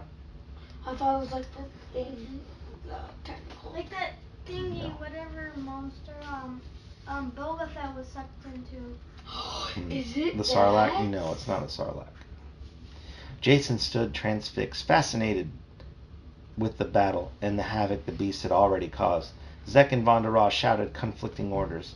The next thing Jason knew, Tenel Ka slammed him aside. A blaster bolt sizzled past him as she wrapped a vine around her arm, grasped his waist, and dove to a lower branch. The two Wookiees were already ahead of them in their headlong flight. Making quick use of the diversion, the young Jedi Knights continued down, dropping all the way to the bottom levels of the forest. That's like the. At least there's no vacuum. Yep. Chapter 17. The forest darkness was so thick Jaina could practically taste it. She followed the agile Chewbacca more by sound than by any other sense, finding herself relying more and more on the Force to guide her hands and feet. The air was cooler here below the canopy. Jaina shivered, though she doubted it was entirely because of the drop in temperature. With his sharp Wookiee vision, Chewie led the way without hesitation. He barked an occasional warning about a patch of slippery moss or a weak branch. Neither made any great attempt to keep quiet. Their one concern was to catch up with their friends before it was too late.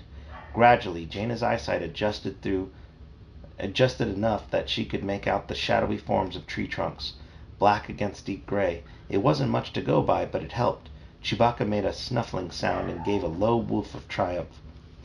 "They came this direction?" she asked. He yipped an affirmative.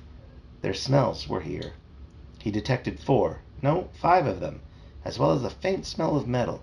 Jaina decided he must be picking up on MTD. Chewie growled low in his throat, muttering about other smells too: plasteel, burned branches, and the thunderstorm smell of ozone from blaster discharges. What's ozone?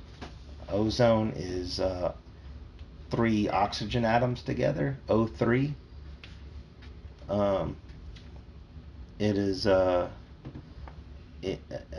It's when 3 oxygen atoms come together to form a molecule, and it happens a lot of times when energy is discharged. So like lightning will cause oxygen atoms to react and come together. And apparently it has a smell. I'm not sure what exactly that's like, but I guess it says it's a thunderstorm smell. So Whatever something is made out of, the thing that it's made out of is smaller. yeah, can't be made of something bigger. You have to explain it to me after this. Okay. It's just a smell that is made because of lightsabers and when the blasters go off. it's creating a smell, and Chewbacca can sense it. Jaina's heart skipped a beat. Definitely sounds like the Night Sisters brought stormtroopers down here with them. Chewbacca increased his speed, following the fresh trail. Once Jaina misjudged the spacing and almost fell between a pair of tree branches that were farther apart than she'd thought. Chewie, I can barely see, she said. What, Dean? Who made the stormtrooper step on the whatever water majiggy thingy? That slug thing? Yes. Jason thinks he might have done it because he was thinking, kind of like how the Jedi can do the mind tricks. So he thinks he might have done it. Wait, was Jay? I should do something else with my life. Yeah. With the chuff of understanding, the Wookiee stopped briefly, rummaged through the emergency pack he had taken from the fabrication facility, and pulled out a small mesh jar. Jaina recognized a phosphly lure. He broke the seal. Moments later, as if the glowing specks had materialized directly from the air, the lure's surface was covered with tiny phosphorescent insects. Chewbacca fastened the lure to a strap around Jaina's waist. The light, she now shed a pinkish glow directly in front of her that swirled like a comet's tail as she moved along. Chewbacca pointed below Jaina to a freshly broken branch and the burn scoring from weapon fire. The others had come this way. You're right, Jaina said. I can feel them, not too far ahead. The Wookiee helped her across the broad gap, and they resumed their descent. Jaina climbed after him, watching handholds and footholds more carefully now as the glowing phospheles lit her way. A feeling of dread mounted more strongly within her as they descended to each deeper level. She could feel the weight of the overlaying forest pressing down on them. Unseen predators bounded across leafy limbs, pursuing their quarries. The shriek of victims fallen in the endless hunt echoed through the thick labyrinth of branches. Smaller creatures chirped, buzzed, and chittered. None of them sounded friendly to her. Jaina knew that her friends were good fighters, but she knew, too, that even Loey, the strongest of them, feared the jungles of Kashyyyk. That alone was cause for worry. But the young Jedi Knights in Sierra had more to fear than the deadly plants and animals that populated the lowest levels of the forest. Jaina could feel that something was about to happen. No time to lose, she urged. She picked up her pace. Chewbacca, sensing her urgency, did the same, barely taking time to rest his foot on one limb before bounding down to a lower branch. What happened?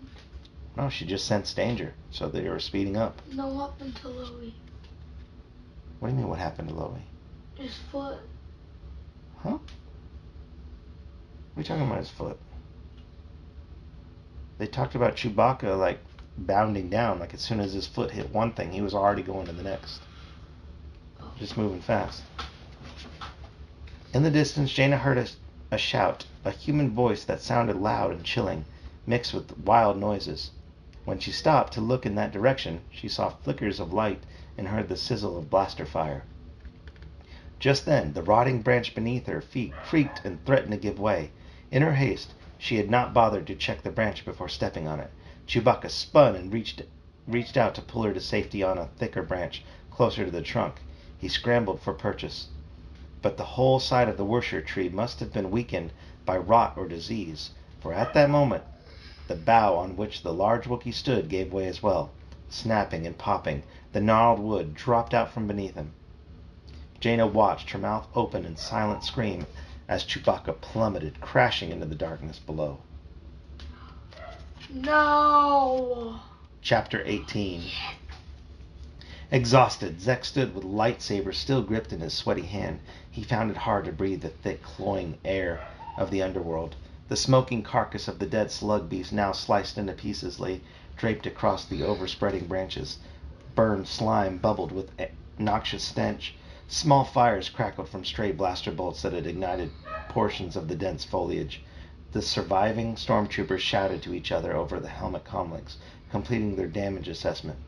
Vonda Raw stood trembling, jaw set, face drawn, as if the fury she had unleashed to fight the monster had drained her somehow. The new Night Sisters were supposedly proof against the physically damaging effect of the evil powers they invoked, but the tremendous battle Vonda Raw and Zek and the stormtroopers had waged against the mindless slug had left her looking shriveled. Zek slumped against an What does shrivel mean? like you know what it looks like if you don't know what it looks like if something's shriveled? Like wrinkly and compressed, like closing in, like when a leaf is fresh, like it's like this, but then it shrivels and it crinkles up. That's tight. So she looked like weakened and maybe more wrinkly than usual. Zek, what? Who was it? Vonda Raw, the Night Sister. Remember, there are 3 Night Sisters. There are 3 of them. I knew it. So who fell down? Wanda? I thought it At was... the end of the other story, the other part, the other chapter we just did, yeah. Chewbacca. Boy, you were all over the place. Wanda Rock was at the... Because it's 3 sides. It's like I'm confused. Yeah, it's jumping around to different places, different people. Yeah. Zek slumped against the upright tree trunk, feeling the soft squish of blue moss mixed with ichor from the slug creature. Only 4 stormtroopers remained with their party. The slug beast had crushed the others or flung them into the unseen depths below. Chunks of the dead thing sloughed off the main branches, oozing down to where rodents and scavengers rustled through the darkness in a feeding frenzy. Zek heard a crash and crackle of snapping twigs far behind them. Suddenly, with a tingle through his 4 senses, he knew that 2 others followed, attempting to catch them, and he identified one of the pursuers. In astonishment, he blinked his green eyes to the forest shadows, reaching out with focused power of his senses. "It's Jaina Solo," he said to Vonda Raw. "Behind us. She's coming this way." He planted his black boots firmly on the branch. He had to choose, but he could not. With all of Brachus's promises, he had never thought it would be so difficult. Ahead, Jason, Lobaka, Sira, and Tenel Ka had succeeded in eluding Imperial pursuit so far, but Jaina, completely unaware, was heading straight toward them. He would have to confront her himself. "We must split up," Zek said. "I will go back alone and stop Jaina. The rest of you continue after these others." "Yes," peering ahead into the forest maze, Vonda Raw seethed. "I'll make them pay for what they've done to us." With a gesture of her clawed hand, the Night Sister and the remaining stormtroopers set off after the young Jedi Knights. Some died. Huh? So some died. Some died what? Stormtroopers? Uh-huh. Yeah, a bunch of them fell off and were knocked off down into the depths of the forest by that slug creature. I feel like a wrecking ball. Mm-hmm. Though Jason fought to stay within sight of his companions, this deep level of the forest had become so dark he felt as if he were swimming through a pool of ink. Finally, surprisingly, the depths began to shimmer with wonder. He noticed the cold illumination of phosphorescent organisms, glowing insects, pulsing fungi, and lichens that threw heatless chemical light into the smothering darkness. What? What is organisms? Organisms are things that are alive. You're an organism. I'm an organism. Pikachu was an organism. All around him, in the branches and leaves, he could see spangles like starlight, as if instead of being deep within a dense forest, he stood on a sprawling plain under a clear night sky. Jason found it breathtaking and nudged Tenel Ka's warm arm to get her attention. The immensity of it overwhelmed him. He had never thought he'd experience something so wonderful down here.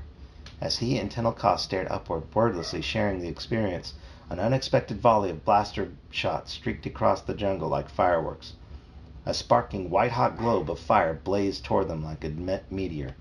The stormtroopers had shot a dazzling flare ball that spewed light in all directions. The flare ball crashed into the crook of the nearby tree and lodged there like a tiny sun, sputtering as it burned hot and bright. The flare sharpened the shadows and washed the humid air with garish light, stripping away the cloaking darkness. Jason saw to his dismay that 4 stormtroopers were standing on a single wide branch and aiming their weapons at the exhausted Jedi trainees. Though the brilliant flare ball had dazzled their eyes as well, Tenel Ka shoved Jason away from her. "Hide," she said, and dashed off into the thick branches. Jason ducked just as a blaster bolt sheared off a steaming chunk of wood above his head. A rustling noise through the branches told him that Loie and Sira had also fled. He heard somebody else, but he could only see the 4 stormtroopers. He wondered if it could be Zek, and he wondered if his dark-haired former friend would show them any mercy. "Oh, blaster bolts," he said as another shot tore through the air too close to him. "Ha! No kidding," he muttered to himself. In the strobing light, he could discern only brilliant colors dancing before Why did you say that? I don't know, that was kind of weird. Oh, I guess because he said, "Oh, blaster bolts." And then he laughed because it was a blaster bolt that just shot by his head. Like a bolt? Like a bolt. Like when you shoot the Oh. bolt. One of those beams is a bolt. So he said, "Oh, blaster." You know, that's his expression whenever he's frustrated. Like, instead of like, "Ah, nuts," he says, "Oh, blaster bolts." You know, and then he goes, "Ha, no kidding," because a blaster bolt went right by his head after he said it. In the strobing light, he could discern only brilliant colors dancing before his aching eyes. Then he glimpsed the flickering movement of a slender figure suddenly sprouting a bright turquoise blade. Tenel Ka with her lightsaber, and she was just beneath the 4 stormtroopers. The Imperial troopers saw her too. They shouted excitedly and took aim, but too late. With a single stroke, Tenel Ka slashed through the bow that supported the stormtroopers. Her rancor-toothed lightsaber flared, and sparks spat off in all directions as her blade severed the centuries-old tree branch. Tenel Ka dove out of the way. Wood cracked, vines snapped, and leaves were torn asunder. Under the enormous weight of the surprised Imperial soldiers, they fired randomly, shouting, and panic burst through their comlink helmets as a branch fell away, spilling them into the forest floor below. 4 stormtroopers toppled to their deaths, blaster rifles still firing. Looking fiercely satisfied, Tenel Ka deactivated her lightsaber and clipped it to her belt. Jason, standing within her view, gave the warrior girl a round of silent applause. Farther down, in the shelter of the curved and stunted tree, Lobaka crouched close to his sister Sira. What did Jason did the clapping for her? Yeah, he wasn't really clapping. He said a silent round of applause. So he was just maybe thinking in his head, or he was just like... Okay. Farther down in the shelter of a curved and stunted tree, Lobaka crouched close to his sister Sira as the thick branch bearing the 4 hapless stormtroopers plummeted past them through the darkness. With his dark-adapted Wookiee eyes, he could see Sira sniffing the air, waiting. Sira seemed preoccupied with testing the air and studying her surroundings. Then Loie caught a twinge of scent, the frightening, tingling aroma of a siren plant, a large one farther below. With a quiet groan, he searched the area within the golden eyes until he saw the monstrous cavernous flower in the thick underbrush of the ground level, its glossy yellow petals spread wide, its blood-red central stalk giving off a tempting scent. Sira maneuvered herself until she was above the dangerous plant, then sought a safe way to get down to it. Suddenly, Bonda Ra leaped out of nowhere and slammed into Loie, her hands crackling with evil lightning force. Jolts of searing electricity coursed through Loie, and his fur began to smoke even as he staggered backward with a bellowing roar, stunned and disoriented. In a blur of claws and teeth, Sira leaped into the fray, flashing her ferocious Wookiee fangs. Her strong arms pushed Bonda Ra away from her brother. The Night Sister turned on Sira and released a bolt of her sizzling evil power. Sira cried out in pain and stumbled, then regathered her strength, launching off with powerful leg muscles into a full-body tackle of Bonda Ra. Together, they went over the edge of the slippery, moss-covered branch and out into open air, tumbling and slashing. Loie shook himself and leaped into motion. Rushing toward his sister, he reached out and caught the falling Night Sister's black cape. But the tough, slick fabric slipped through his fingers. Sira and Bonda Ra fell. Loie howled in despair as the 2 combatants careened directly toward the waiting jaws of the siren plant. Struggling as they dropped, Sira managed to get on top. With an impact heavy enough to knock the wind out of a gun dart, they crashed into the broad, deadly petals. Bonda Ra's back struck the soft, sensitive tissues inside the siren plant's open maw first. Sira instantly pushed herself up to her feet. But the huge petals squeezed together in a reflexive, hungry action. Roaring, Loie leaped off the high branch, frantic to do something, his attention fixed on the glossy petals as they contracted, folding around his 2 new victims. High above, Jason and Tenel Ka yelled down to him. Bonda Ra squirmed as the plant's trap squeezed tighter. Loie saw his sister's head disappear as the thick, muscular petals swallowed her up. Only one arm with pattern-shaved fur extended from between the deadly flower's jaws.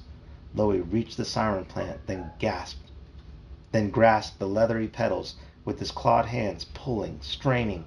The roots of the plant squirmed, digging deeper into the forest loam. Loey didn't dare take out his lightsaber and slash the flower to pieces, because he knew it would kill his sister as surely as the plant would. He tugged, groaning, and the sealed petals peeled slightly apart. The siren plant made a gurgling, gasping sound.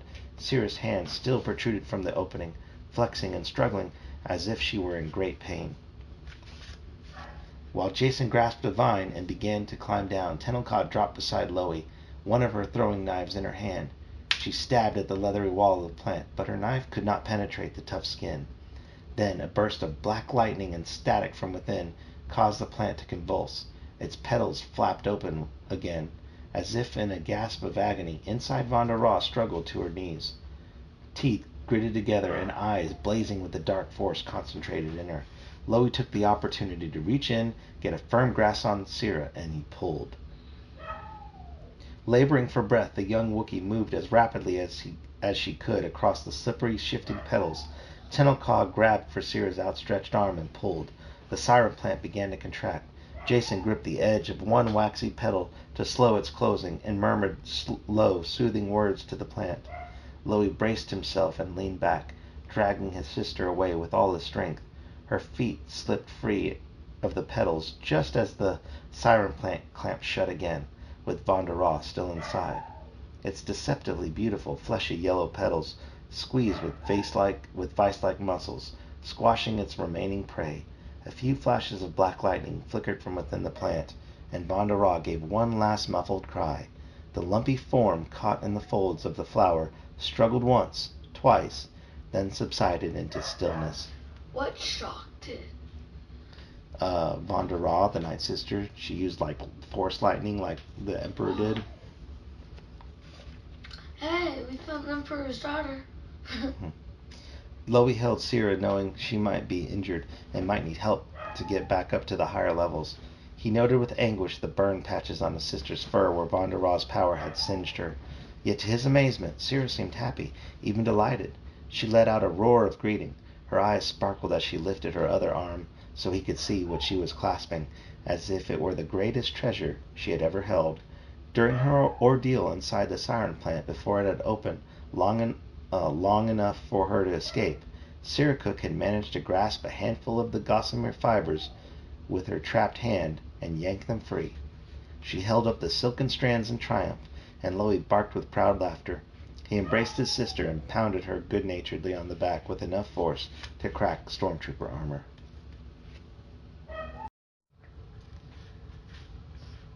Chapter 19. Moving to a stronger branch and gripping the tree trunk to ensure her balance, Jaina leaned over anxiously, peering into the forest depths where Chewbacca had tumbled. "Chewie!" she shouted. She heard a Wookiee howl of pain rise toward her from the murky shadows below. He was still alive, and conscious, though she knew he must be injured. Adjusting her grip on the vine-draped trunk of the Worcester tree, Jaina bent over and cast the pale pink light of the swirling phosphores into the leaves below. As she had suspected, the light did not penetrate far enough for her to locate her friend Chewie. "I'm here," Jaina yelled, using the force to amplify her call. "Can you move? Can you climb back up here?" She heard a far-off rustling and crackling of branches, then a loud yelp. Chewbacca groaned in dismay, and then roared something about a fractured leg. His words doused Jaina's sense of relief like an icy torrent of rain on a candle flame. A wave of weakness spun behind her eyes. Jaina clung to the tree, pressing her face against its rough bark. Kashyyyk's jungle was dangerous enough for a healthy human with a full-grown Wookiee guide, but Jaina had no idea how to get herself out of the jungle, much less herself and an injured friend whom she'd undoubtedly have to carry. And then, how could she help her brother and the others? Meanwhile, she realized Chewbacca's injury might even draw predators hoping for an easy kill.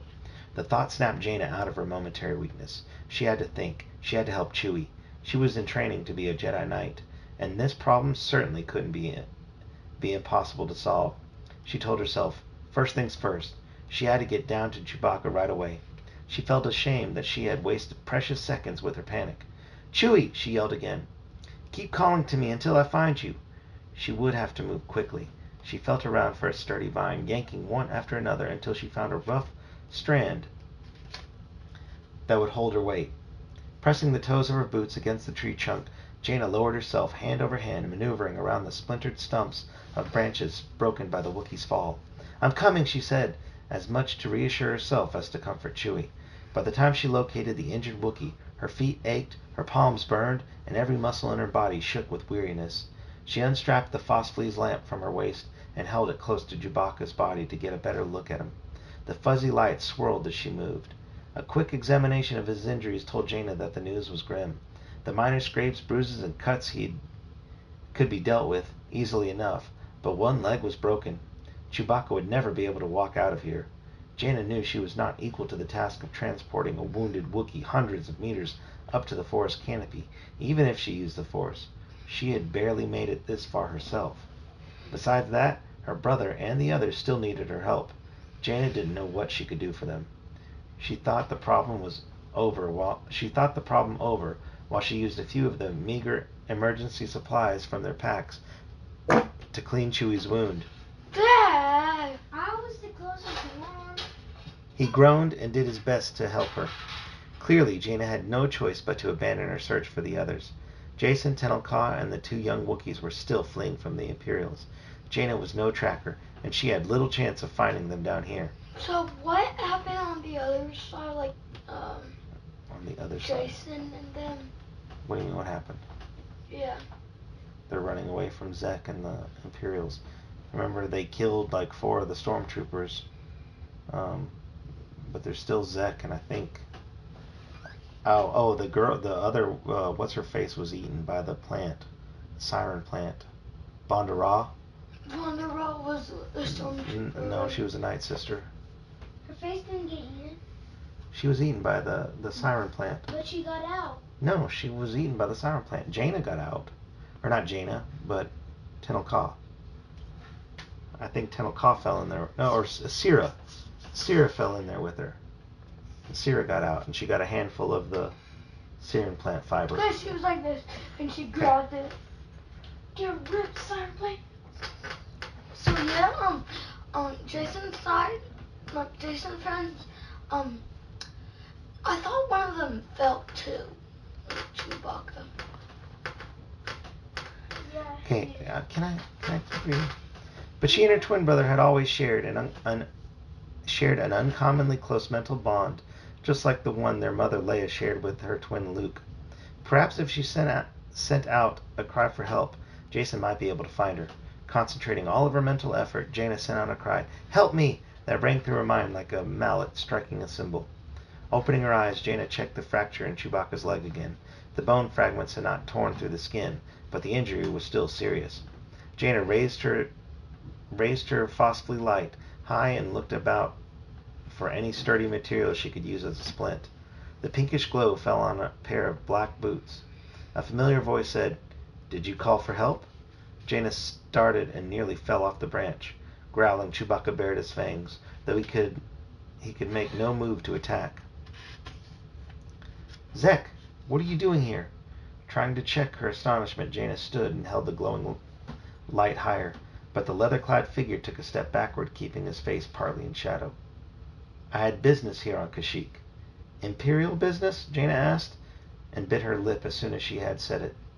Her heart contracted painfully. "What's happened to you, Zek? How could you stay with the Shadow Academy? I thought we were friends." He ignored the question and asked 2 of his own. "Why are you here, Jaina? Why couldn't you have stayed away? I don't want to hurt you." Chewbacca voiced a snarl of warning at those words, though at the same time he hissed in pain from his injury. "Then don't hurt me, Zek," Jaina said reasonably. She took a step along the branch toward her former friend. "I'm no threat to you. I'm your friend. I care for you." "Step back and stay out of my way," Zek snapped. "It's already too late for the others." Jaina flinched and shut her eyes, feeling the blood drain from her face. Could it be true? Had Zek already killed Jason, Loie, Tenel Ka, even an innocent stranger like Sira? No, she decided at last it couldn't be. She would have felt it. Her brother and her friends are still alive. They had to be. She couldn't believe that Zek's heart had become so scorched and black that he could murder someone he had once called a friend. In an effort to distract him, as she had done with Garowin, Jaina tried her trick again. She used the force to riffle the leaves in the branches surrounding him, as if a chill wind were blowing through the claustrophobic cage of the forest underlevels. Zek looked up, his green eyes bright even in the shadows. It took him only a moment to realize what she was doing. His pale lips curled in a smile. Then he gestured with one hand. The wind picked up. The branches clacked together, and a storm of dislodged leaves and twigs whipped through the air with the force of a small tornado. Jaina shut her eyes, shielding them and shrinking back from the whirlwind. Chewbacca yowled, but Zek paid no attention to the Wookiee. "I'm not impressed with your tricks, Jaina," he said. "Don't play games with me." Then, with a whoosh, a sizzling brightness stabbed through her eyelids. Jaina opened her eyes to see Zek holding the weapon of a Jedi, his face lit by its pulsating scarlet glow. "Don't go for your lightsaber, Jaina," he warned. She shook her head. "I won't raise a weapon against you, Zek, and I don't believe you'd kill me either." Zek's face distorted with warring emotions. "Then stay away from the Jedi Academy. If you ever get out of here, don't go back. The Second Imperium will soon target Yavin 4, and I will fight as a loyal warrior for my Emperor." "Emperors?" "Zek, you don't know what you're saying," Jaina pleaded. "Stop treating me like I'm an ignorant street kid," he snarled back. "You've always underestimated my abilities, denied me opportunities, but Lord Brackus doesn't. He has shown me what I am capable of." He tilted his head to look up into the dark nest of branches overhead, as if he could see the daylight far above. "I've already sent a signal for a fast ship to pick me up. I believe our raid has been quite successful. Time for me to return to the Shadow Academy." Zek twitched his lightsaber from side to side as if shaking a finger of warning. "For the friendship we once had, I'll spare you this time, Jaina. But don't ever test my loyalties again." With a harsh laugh, Zek swept his lightsaber upward, releasing a storm of leaves and twigs that showered down on Chewie and Jaina, knocking the phosphly light from her hand. Jaina ducked and covered her head. She couldn't see. A moment later, Zek was gone, his hollow laughter ringing behind him as he left them in darkness. Chapter 20. Left alone again, Jaina shouted once more through the force as the deep forest sounds grew thicker, more threatening around her. Predators hidden in the leafy branches, cautiously approaching, attracted by Chewbacca's muffled sounds of pain. They sensed helpless victims, easy prey. "We need help," she called. Her words quickly died to silence in the jungle gloom. Then a blaze of rainbow light shattered the shadows, a flash of turquoise, a streak of emerald green, a slash of molten bronze. Lightsabers, like hot machetes, chopping the underbrush aside. Jason, Loey, and Tenel Ka pushed their way forward, with Siracook following close behind, grinning so widely her fangs flashed in the vibrant light. Chewbacca bellowed a greeting, and Loey and Sira clambered up to help their uncle. "Hey, Jaina," Jason called. "Are you all right?" She wiped the grimy tear streaks from her cheek, still shaken from the confrontation with her former friend. "I'll survive," she said, then drew a deep breath. Zek was here. He said the Second Imperium is going to wipe out the Jedi Academy, and that he was going to fight along with them. Loey growled, looking up from tending Chewbacca. Tenel Ka stood rigidly, holding her rancor-toothed lightsaber high. "Not if I can help it," she said. "Or not if we can help it," she said. Jaina indicated the injured Wookiee. "We have to get Chewie up and out of here. I think his leg is broken. Nothing a medical droid and a few hours and a back to take can't fix. But if we don't get back up to the treetops, we're all going to be somebody's lunch." Sira growled in defiance. Now that she had succeeded in her dangerous quest against the serum plant, Loey's sister looked as if she could take on a whole jungle by herself. As the two strong Wookiees carefully eased their uncle to a standing position, Jason and Tenel Ka did what they could to help using the Force and their hands. Jaina took the lead along with Sira, blazing a trail with her lightsaber.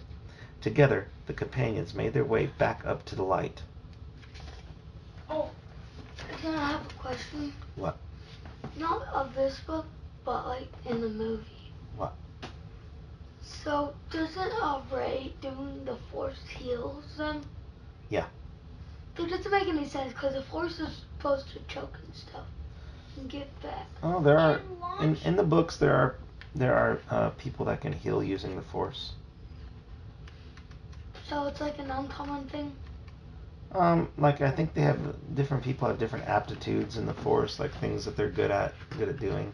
Um, like in the books that I've been reading, in one of them there's a calamari, like What's calamari? you know Admiral Akbar. Yeah. There's a girl calamari who is good at healing, and she's training with Luke to become a Jedi. You know. And then in this other book I'm reading, there's another. Oh, it was a book I finished reading. There was a woman who was good at healing with the Force too.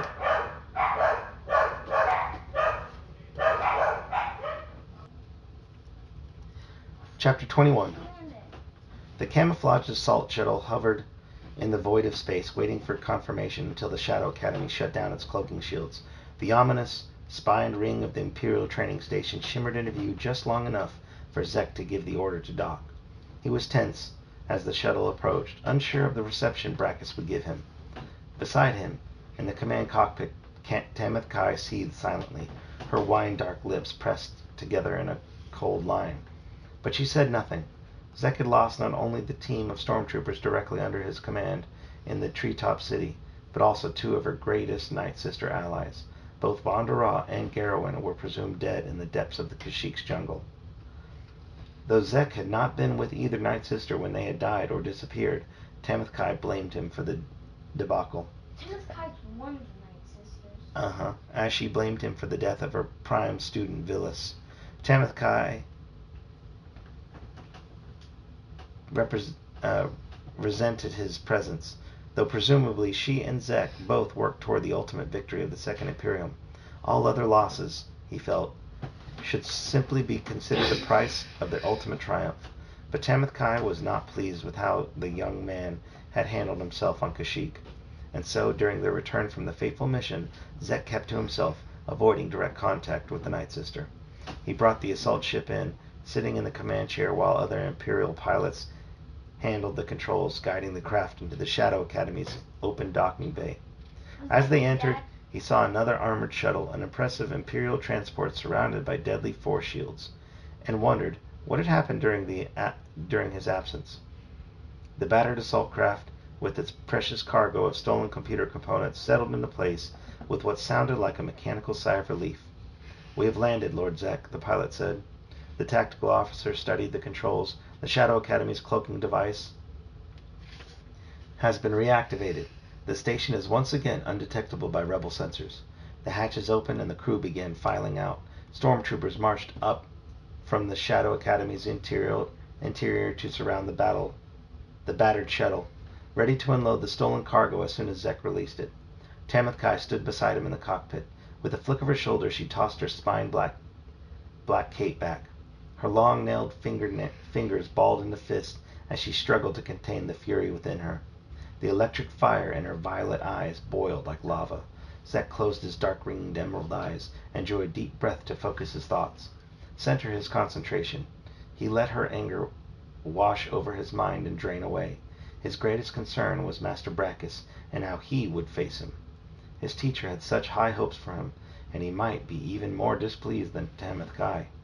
Contemplating the probable disappointment of his mentor hurt Zek more than any display of rage by the continually bothersome Night Sister from Dathomir. Squaring his shoulders, he straightened his padded leather armor and adjusted his crimson-lined black cape. He tossed his long dark hair behind him and turned toward the assault craft's hatch, making himself an imposing figure, ominous and menacing. He had learned such posturing from observing Tamith Kai herself, and it amused him to think he could use her own techniques of intimidation against her. With the tall Night Sister following him, Zek strode down the ramp like a conquering hero. Inside his heart, though, dread grew. The sculptured, handsome teacher stood at the edge of the airlock bay, watching the proceedings as Zek emerged. Brackus glided forward with smooth, even footsteps. His silvery robes clung around him like whispers. Zek held his chin high, looking into the open, clear gaze of Brackus. The master of the Shadow Academy folded his hands in front of him. "Young Zek, my darkest night, you have returned from your first mission. Report. Were you successful?" Zek swallowed hard and gave his straightforward account. "Unfortunately, Master Brackus, Our mission did not come off as smoothly as we had planned. During our battles at the fortified Wookiee facility, we lost 14 TIE fighters and bombers, as well as 11 ground assault troops. It is also my duty to report that we lost 2 of our Night Sister companions, Vonda in the lower levels of the forest, and Garrowen, who was apparently murdered when she tried to reclaim our Shadow Chaser. Brackus showed no reaction and waited. Finally he said, "But the computer components, the guidance and tactical systems, did you succeed in obtaining the vital resources the Second Imperium requires?" Zek flinched. "Yes, Master Brackus. All of the computer equipment is stored inside the assault transport, ready for distribution to the Second Imperium." Brackus clapped his hands together. "Excellent! Then your mission was a success, with acceptable losses of personnel. Those other inconveniences are insignificant in our overall conflict. You've achieved your most important goal." Tamithkai's eyes widened with anger, and her normally pale face flushed a blotchy red. "Master Brackus!" she hissed. "Zek also claims to have removed those Jedi brats, but although Vonda accompanied him to this confrontation, Zek returned alone, claiming victory." Zek stood rigid. "The young Jedi Knights are no longer a problem," he said. "This I swear." Tamithkai obviously didn't believe him, but Brackus did, and that was all that counted. Zek didn't know how long he could keep up the charade. He had fallen to the dark side, and he had also protected his friends. The two seemed incompatible. Sooner or later, Brackus would learn what he had done, and then Zek would face an impossible choice.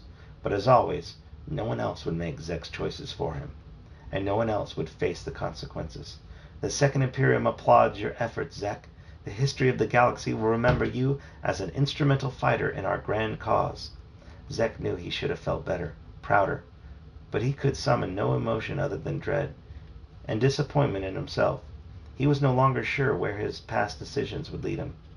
One of the stormtroopers standing in ranks within the hangar bay shifted uneasily. Zek focused his attention on this burly trooper.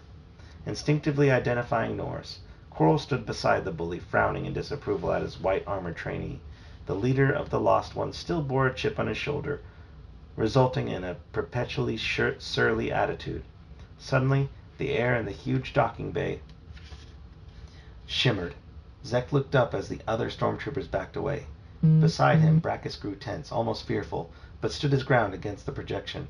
An image formed in the air, a giant cowled head with yellow eyes and an age-ravaged face that emanated dark power. The visage of Emperor Palpatine was incredibly clear and focused, as if the transmission came from very close indeed. "My subjects of the Shadow Academy," The Emperor's shuddering voice said, "my fellow fighters in the cause of the Second Imperium, I am pleased to learn of this successful mission. Through our various raids and gathering the scattered remnants of my lost Imperial glory, we now have the might to move on to the next phase in our plan of conquest. The new hyperdrive cores and turbo laser batteries have already been installed in our secret battle fleet. I have commanded that the new computer components be incorporated immediately. We must strike again while the rebels are still reeling." Under the leather padding, Zek felt a cold, damp shiver work its way down his back. "It is our mission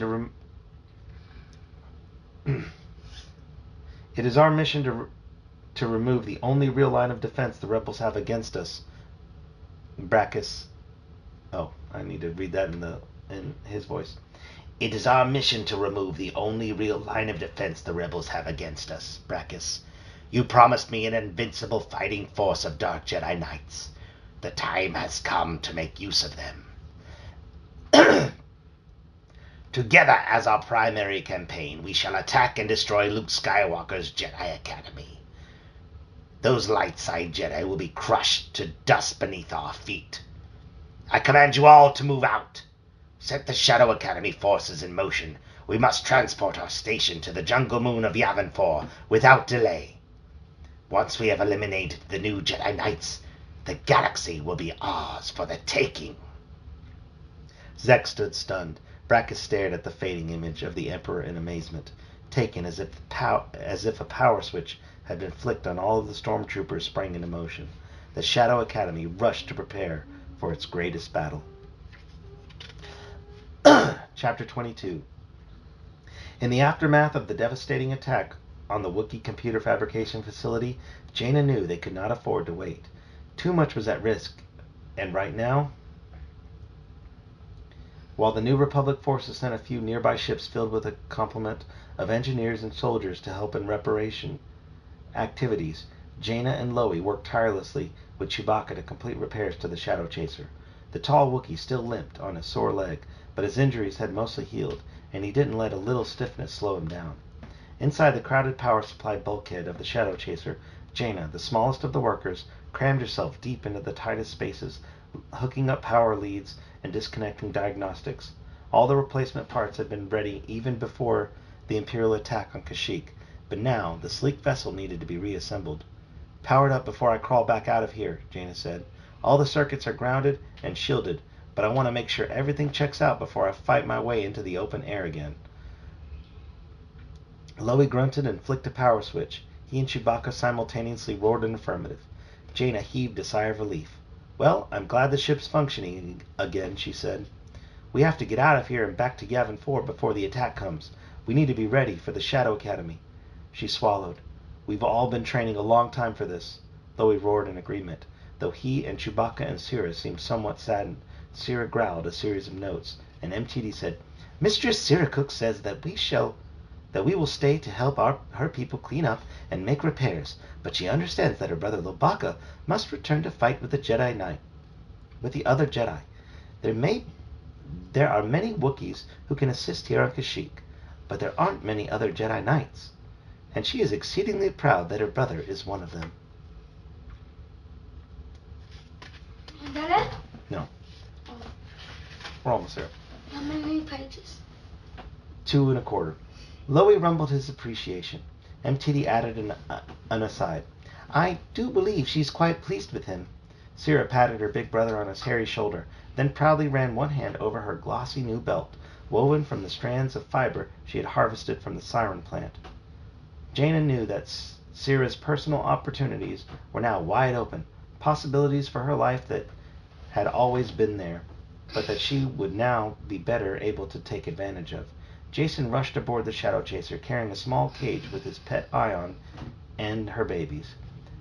He cooed reassurances to the furry rodent. Tenelka accompanied him, looking confident in her freshly polished reptilian armor. She had reworked all of the braids meticulously, brushing her hair out and plaiting it using the new one-handed technique Anakin Solo had developed for her.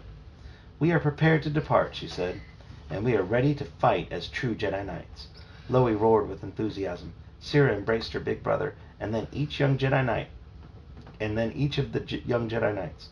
Chewbacca limped up the ramp and strapped himself into the Shadow Chaser's pilot seat. Loie slid into the seat behind his uncle, flipping on the controls and powering up the various subsystems. The two Wookiees barked a pre-flight checklist back and forth. Siracook slipped back out of the sleek ship and stood watching as the craft prepared to depart. Within moments, the Shadow Chaser rose up on its repulsor lifts, bearing its message of warning to Luke Skywalker and his Jedi Academy. "We've just sent the alert to Yavin 4, but now we have to go," Jaina told her brother. "Uncle Luke is back from his scouting mission with Dad, but the Jedi Academy is still in danger." "I've got a bad feeling about this," Jason agreed. Famous line. Mhm. What is that? Is it like that third time? It's been a bunch of times. He held the small cage in his lap, still whispering soothing words. Tenelka sat beside Jason, eager to go. She brushed her fingers over the weapon at her belt, anticipating the fight to come. Chewbacca yelled a brief order to prepare for acceleration. Then the Shadow Chaser leaped skyward. A few minutes later, they catapulted into hyperspace and left Kashyyyk behind. They raced back to Yavin 4 at full speed, knowing they had to prepare for the greatest challenge of their lives. The Shadow Academy was coming.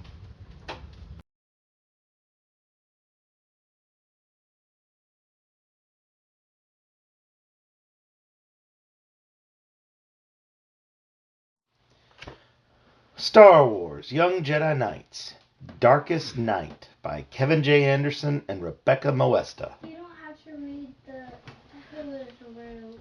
Yeah, but I did it. And Daddy, is those two people The director of Star Wars, like the making. No. George Lucas, well, he came up with it. There are different directors on different movies. But these are just the authors. I got to meet Kevin J. Anderson one time. Did you get an autograph? I did get a couple autographs, yeah. How Of him? much? Mm-hmm.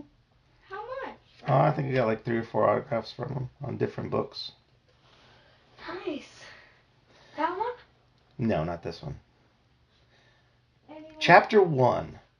The Masasi trees that towered over Yavin 4's jungles were smaller than the enormous Rorschir trees on the Wookiee homeworld, but Lobaka considered them to be the next best thing, especially when he needed to be alone, in a place where he could sort out his thoughts. As twilight descended on the jungle moon with a blanket of colors deepening in hue, Loie ascended one of the thickest, tallest trees in the vicinity of the Great Temple, the site of Luke Skywalker's Jedi Academy. With his retractable Wookiee claws and muscular arms, he grabbed onto the branches and hauled his lanky body up one level after another, increasing the distance between himself and the ground. It seemed that if he kept climbing, he might almost be able to reach the stars and be closer to home. Stopping to rest momentarily, Loie reached out to grasp a hairy green vine, tugged to make sure it would hold his weight, then used it to climb even higher. He had to reach the top. The top was the best place to think. It had been a long time since he had been back to the Wookiee world of Kashyyyk. He hadn't seen his immediate family since departing for Yavin 4 to begin training as a Jedi Knight. Although Loie loved tinkering with computers, as did his sister and his parents, he wanted more than anything to make use of his special, undefinable talent, a potential for using the Force that few Wookiees in his family line had ever exhibited. When Loie first arrived at the Jedi Academy, uncertain and alone, his uncle Chewbacca had given him a T-23 Skyhopper as a gift, so he could cruise far out into the jungle sometimes. He brought his friends Jason and Jaina and Tenel Ka, and other times, though, he just needed to be by himself, far from everyone, and this was one of those times. He missed his family very much, especially his younger sister, Siracook, Who is Sarah Cook? Lobaka's sister. A very dangerous time in her life was fast approaching. With a great heave, Loie used one long arm to draw his body up to a leafy nest of branches, where he disturbed a shrieking horde of the voracious tree rodents called Stintarils. Stintarils normally ate anything in sight, anything that moved, but when Loie treated them to his best Wookiee roar, the chittering rodents scampered away through the trees, kicking up clouds of broken twigs and leaves. At last, surrounded by the dimming colors of dusk, Loie parted the final blanket of leaves overhead. He braced his broad, flat feet on a sturdy branch, pushed his head above the treetops, and stood there, drinking in the distance. He looked across the sprawling jungle that spread all around him like an ocean of greenery, occasionally broken by the protruding ruins of temples. He smelled the damp scents of approaching evening, night-blooming flowers from vines that curled through the leaves, a rich moistness of the Masasi trees themselves, a fine mist rising above the canopy as if the forest itself were exhaling in its sleep. The looming coppery gas giant of Yavin shimmered low in the sky like a dying ember, a huge sphere of swirling gases, not far from the orangish planet, though invisible to Loie's eyes, orbited Gemdiver Station, Lando Calrissian's mining operation that retrieved valuable Koreska gems from the gas giant's core. Loie looked away from the planet setting on the horizon, though as deeper night seeped into the sky, specks of starlight dusted the midnight blue canopy. Finding a comfortable spot to lean against the outspread crown of the Masasi trees, he remained still, breathing deeply, drawing comfort from the sight of the endless trees, and thinking of Kashyyyk. He should be calm, but he was very worried about his sister.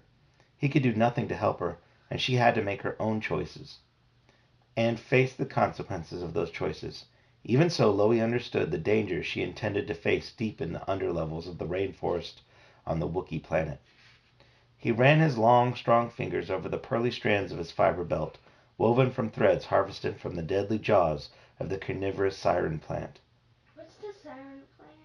some kind of plant, and it says it's carnivorous. That means that it eats animals. So like, have you seen the plant like a Venus flytrap? No. You've never seen a Venus flytrap? No. Well, I'll have to show you in a little bit. It's like this plant that has like this mouth, and whenever bugs land on it, there's like hairs inside the mouth, and like when it touches the plant senses that there's a bug there, it closes, the mouth kind of closes around the bug, and then it gives off some kind of like chemicals to dissolve the bug. So does it kill the bug? Mm-hmm. So the Is it siren real? was what the, Is it yeah on the Earth? Venus flytrap is, yes, but not this carnivorous siren plant. This is some kind of made up carnivorous plant. It had been quite an ordeal for him to obtain those strands, but he had succeeded alone. Loie sat still as the air cooled and the noises of the jungle grew louder. Evening insects and predators stirred and went about their business. So what he's saying is the belt, you know how Chewbacca has that belt going across him? Daddy. So this is saying that it's made out of these fibers, these like silver strands that come out of the plant. And it's dangerous to get them because that plant could eat you. Daddy, is a wolf carnivorous? Yes, wolves are carnivorous. Are a bear carnivorous? Bears are omnivorous. Like we are omnivorous. We eat plants and we eat meat. They don't eat like humans. What, bears? Yeah. Not usually. I mean, they could be dangerous and could kill a human. So we want to stay away from a bear. Daddy, Yes. pause. About the fly trap. I think I've seen one. Once it lands, how will it like snap close or like slowly? No, it closes pretty quick. Like how fast? I don't know, pretty quick. Well, I'll show you a video after we're done reading, okay? Okay. At his side, the miniaturized translating droid MTD remained silent, switched off so that Loie could ponder his concerns without being interrupted by synthesized chatter. He sat back and time passed. He would be late for evening meal back at the Jedi Academy, but he didn't mind. He had more important things to worry about. By the time Jaina Solo finished her meal inside the Great Temple, most of the other Jedi trainees had left the eating area. Preoccupied, she slurped the last morsels of roasted crab nuts and salted buffa fruit, dabbing up the juice with a chunk of fresh bread. Beside her at the table, her twin brother Jason had only half finished his meal. A droplet of greenish syrup ran unnoticed down his chin. Jason spoke excitedly. Dad, Huh? is green syrup real? I mean, I guess it could be. If you colored it green. Jason spoke excitedly, his brandy brown eyes blinking as he ran a hand through his tousled brown hair. And I did manage to catch that stinger lizard down in the hunger bay. It's taken me weeks to coax him out of hiding. He's all by himself now in that new cage you built for me. But I'm not sure what he eats. He paused briefly to stuff some food into his mouth. Jaina nodded, only half listening.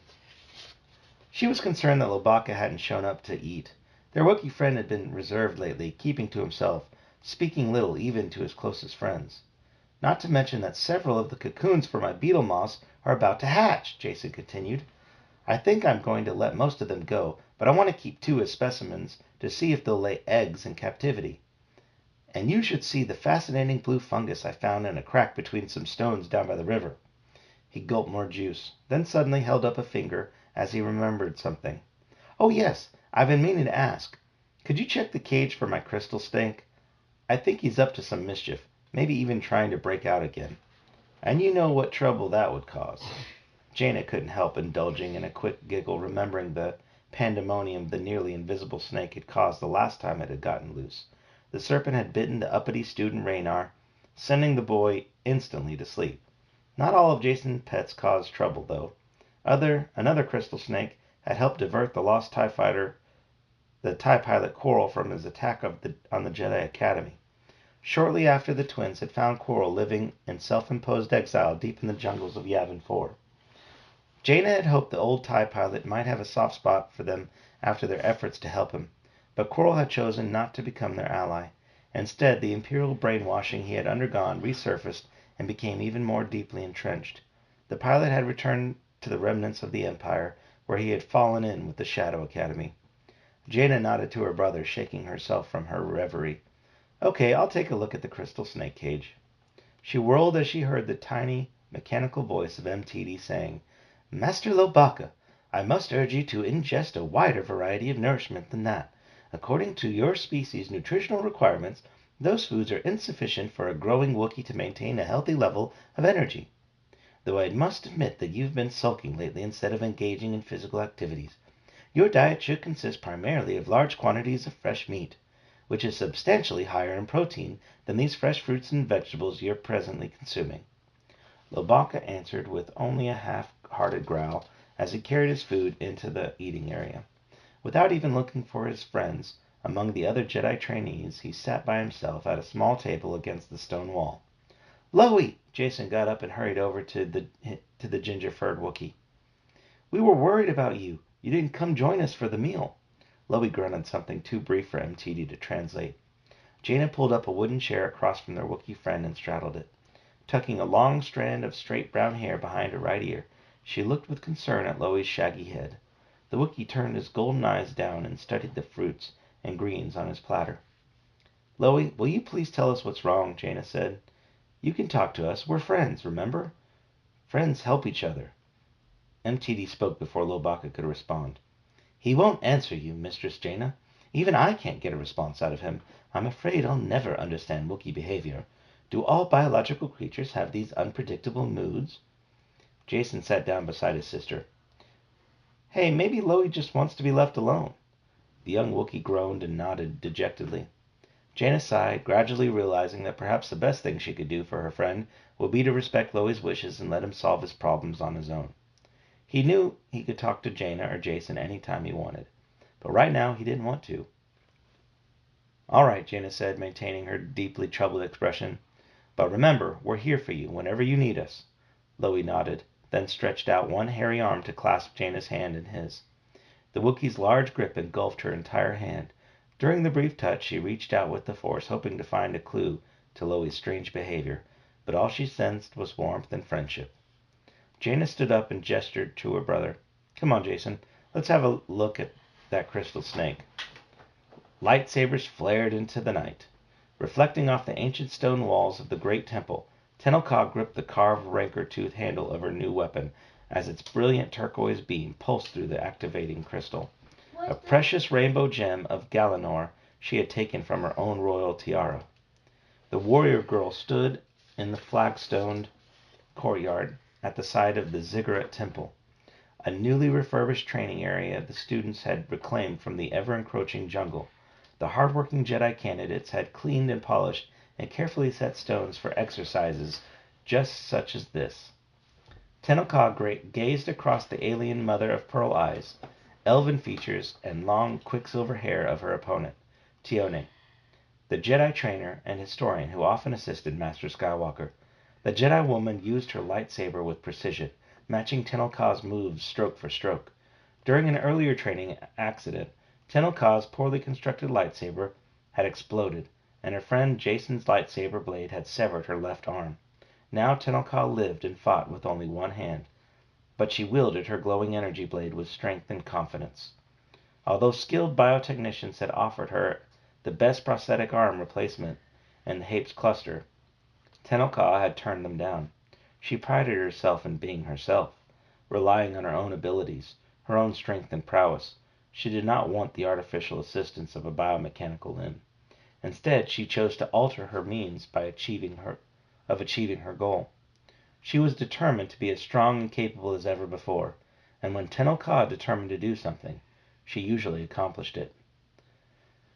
Bright lights on her cleared landing grid in front of the temple illuminated the jungle, attracting thousands of nocturnal insects and the flying predators that fed on them. In the flagstone courtyard, though, only the flares... Nocturnal means comes out at night, does most of like We are diurnal, meaning that we do most of our activity during the day and we sleep at night. Oh, snakes are nocturnal. Some probably are. Yeah, nocturnal animals are animals that do all their activity at night and then sleep during the day. Owls are nocturnal? Yeah, owls are nocturnal, yeah. In the flagstone courtyards, though, only the flares and flashes of intersecting lightsaber blades disturbed the night, bathing the area in dazzling multicolored glow. Tione encountered the warrior girl's stroke. Very good, Tenelka, the teacher said. You were learning to focus on precision rather than brute strength, to anticipate my moves and your own reactions using the Force. Tenelka nodded, and her heavy red gold braids danced around her head.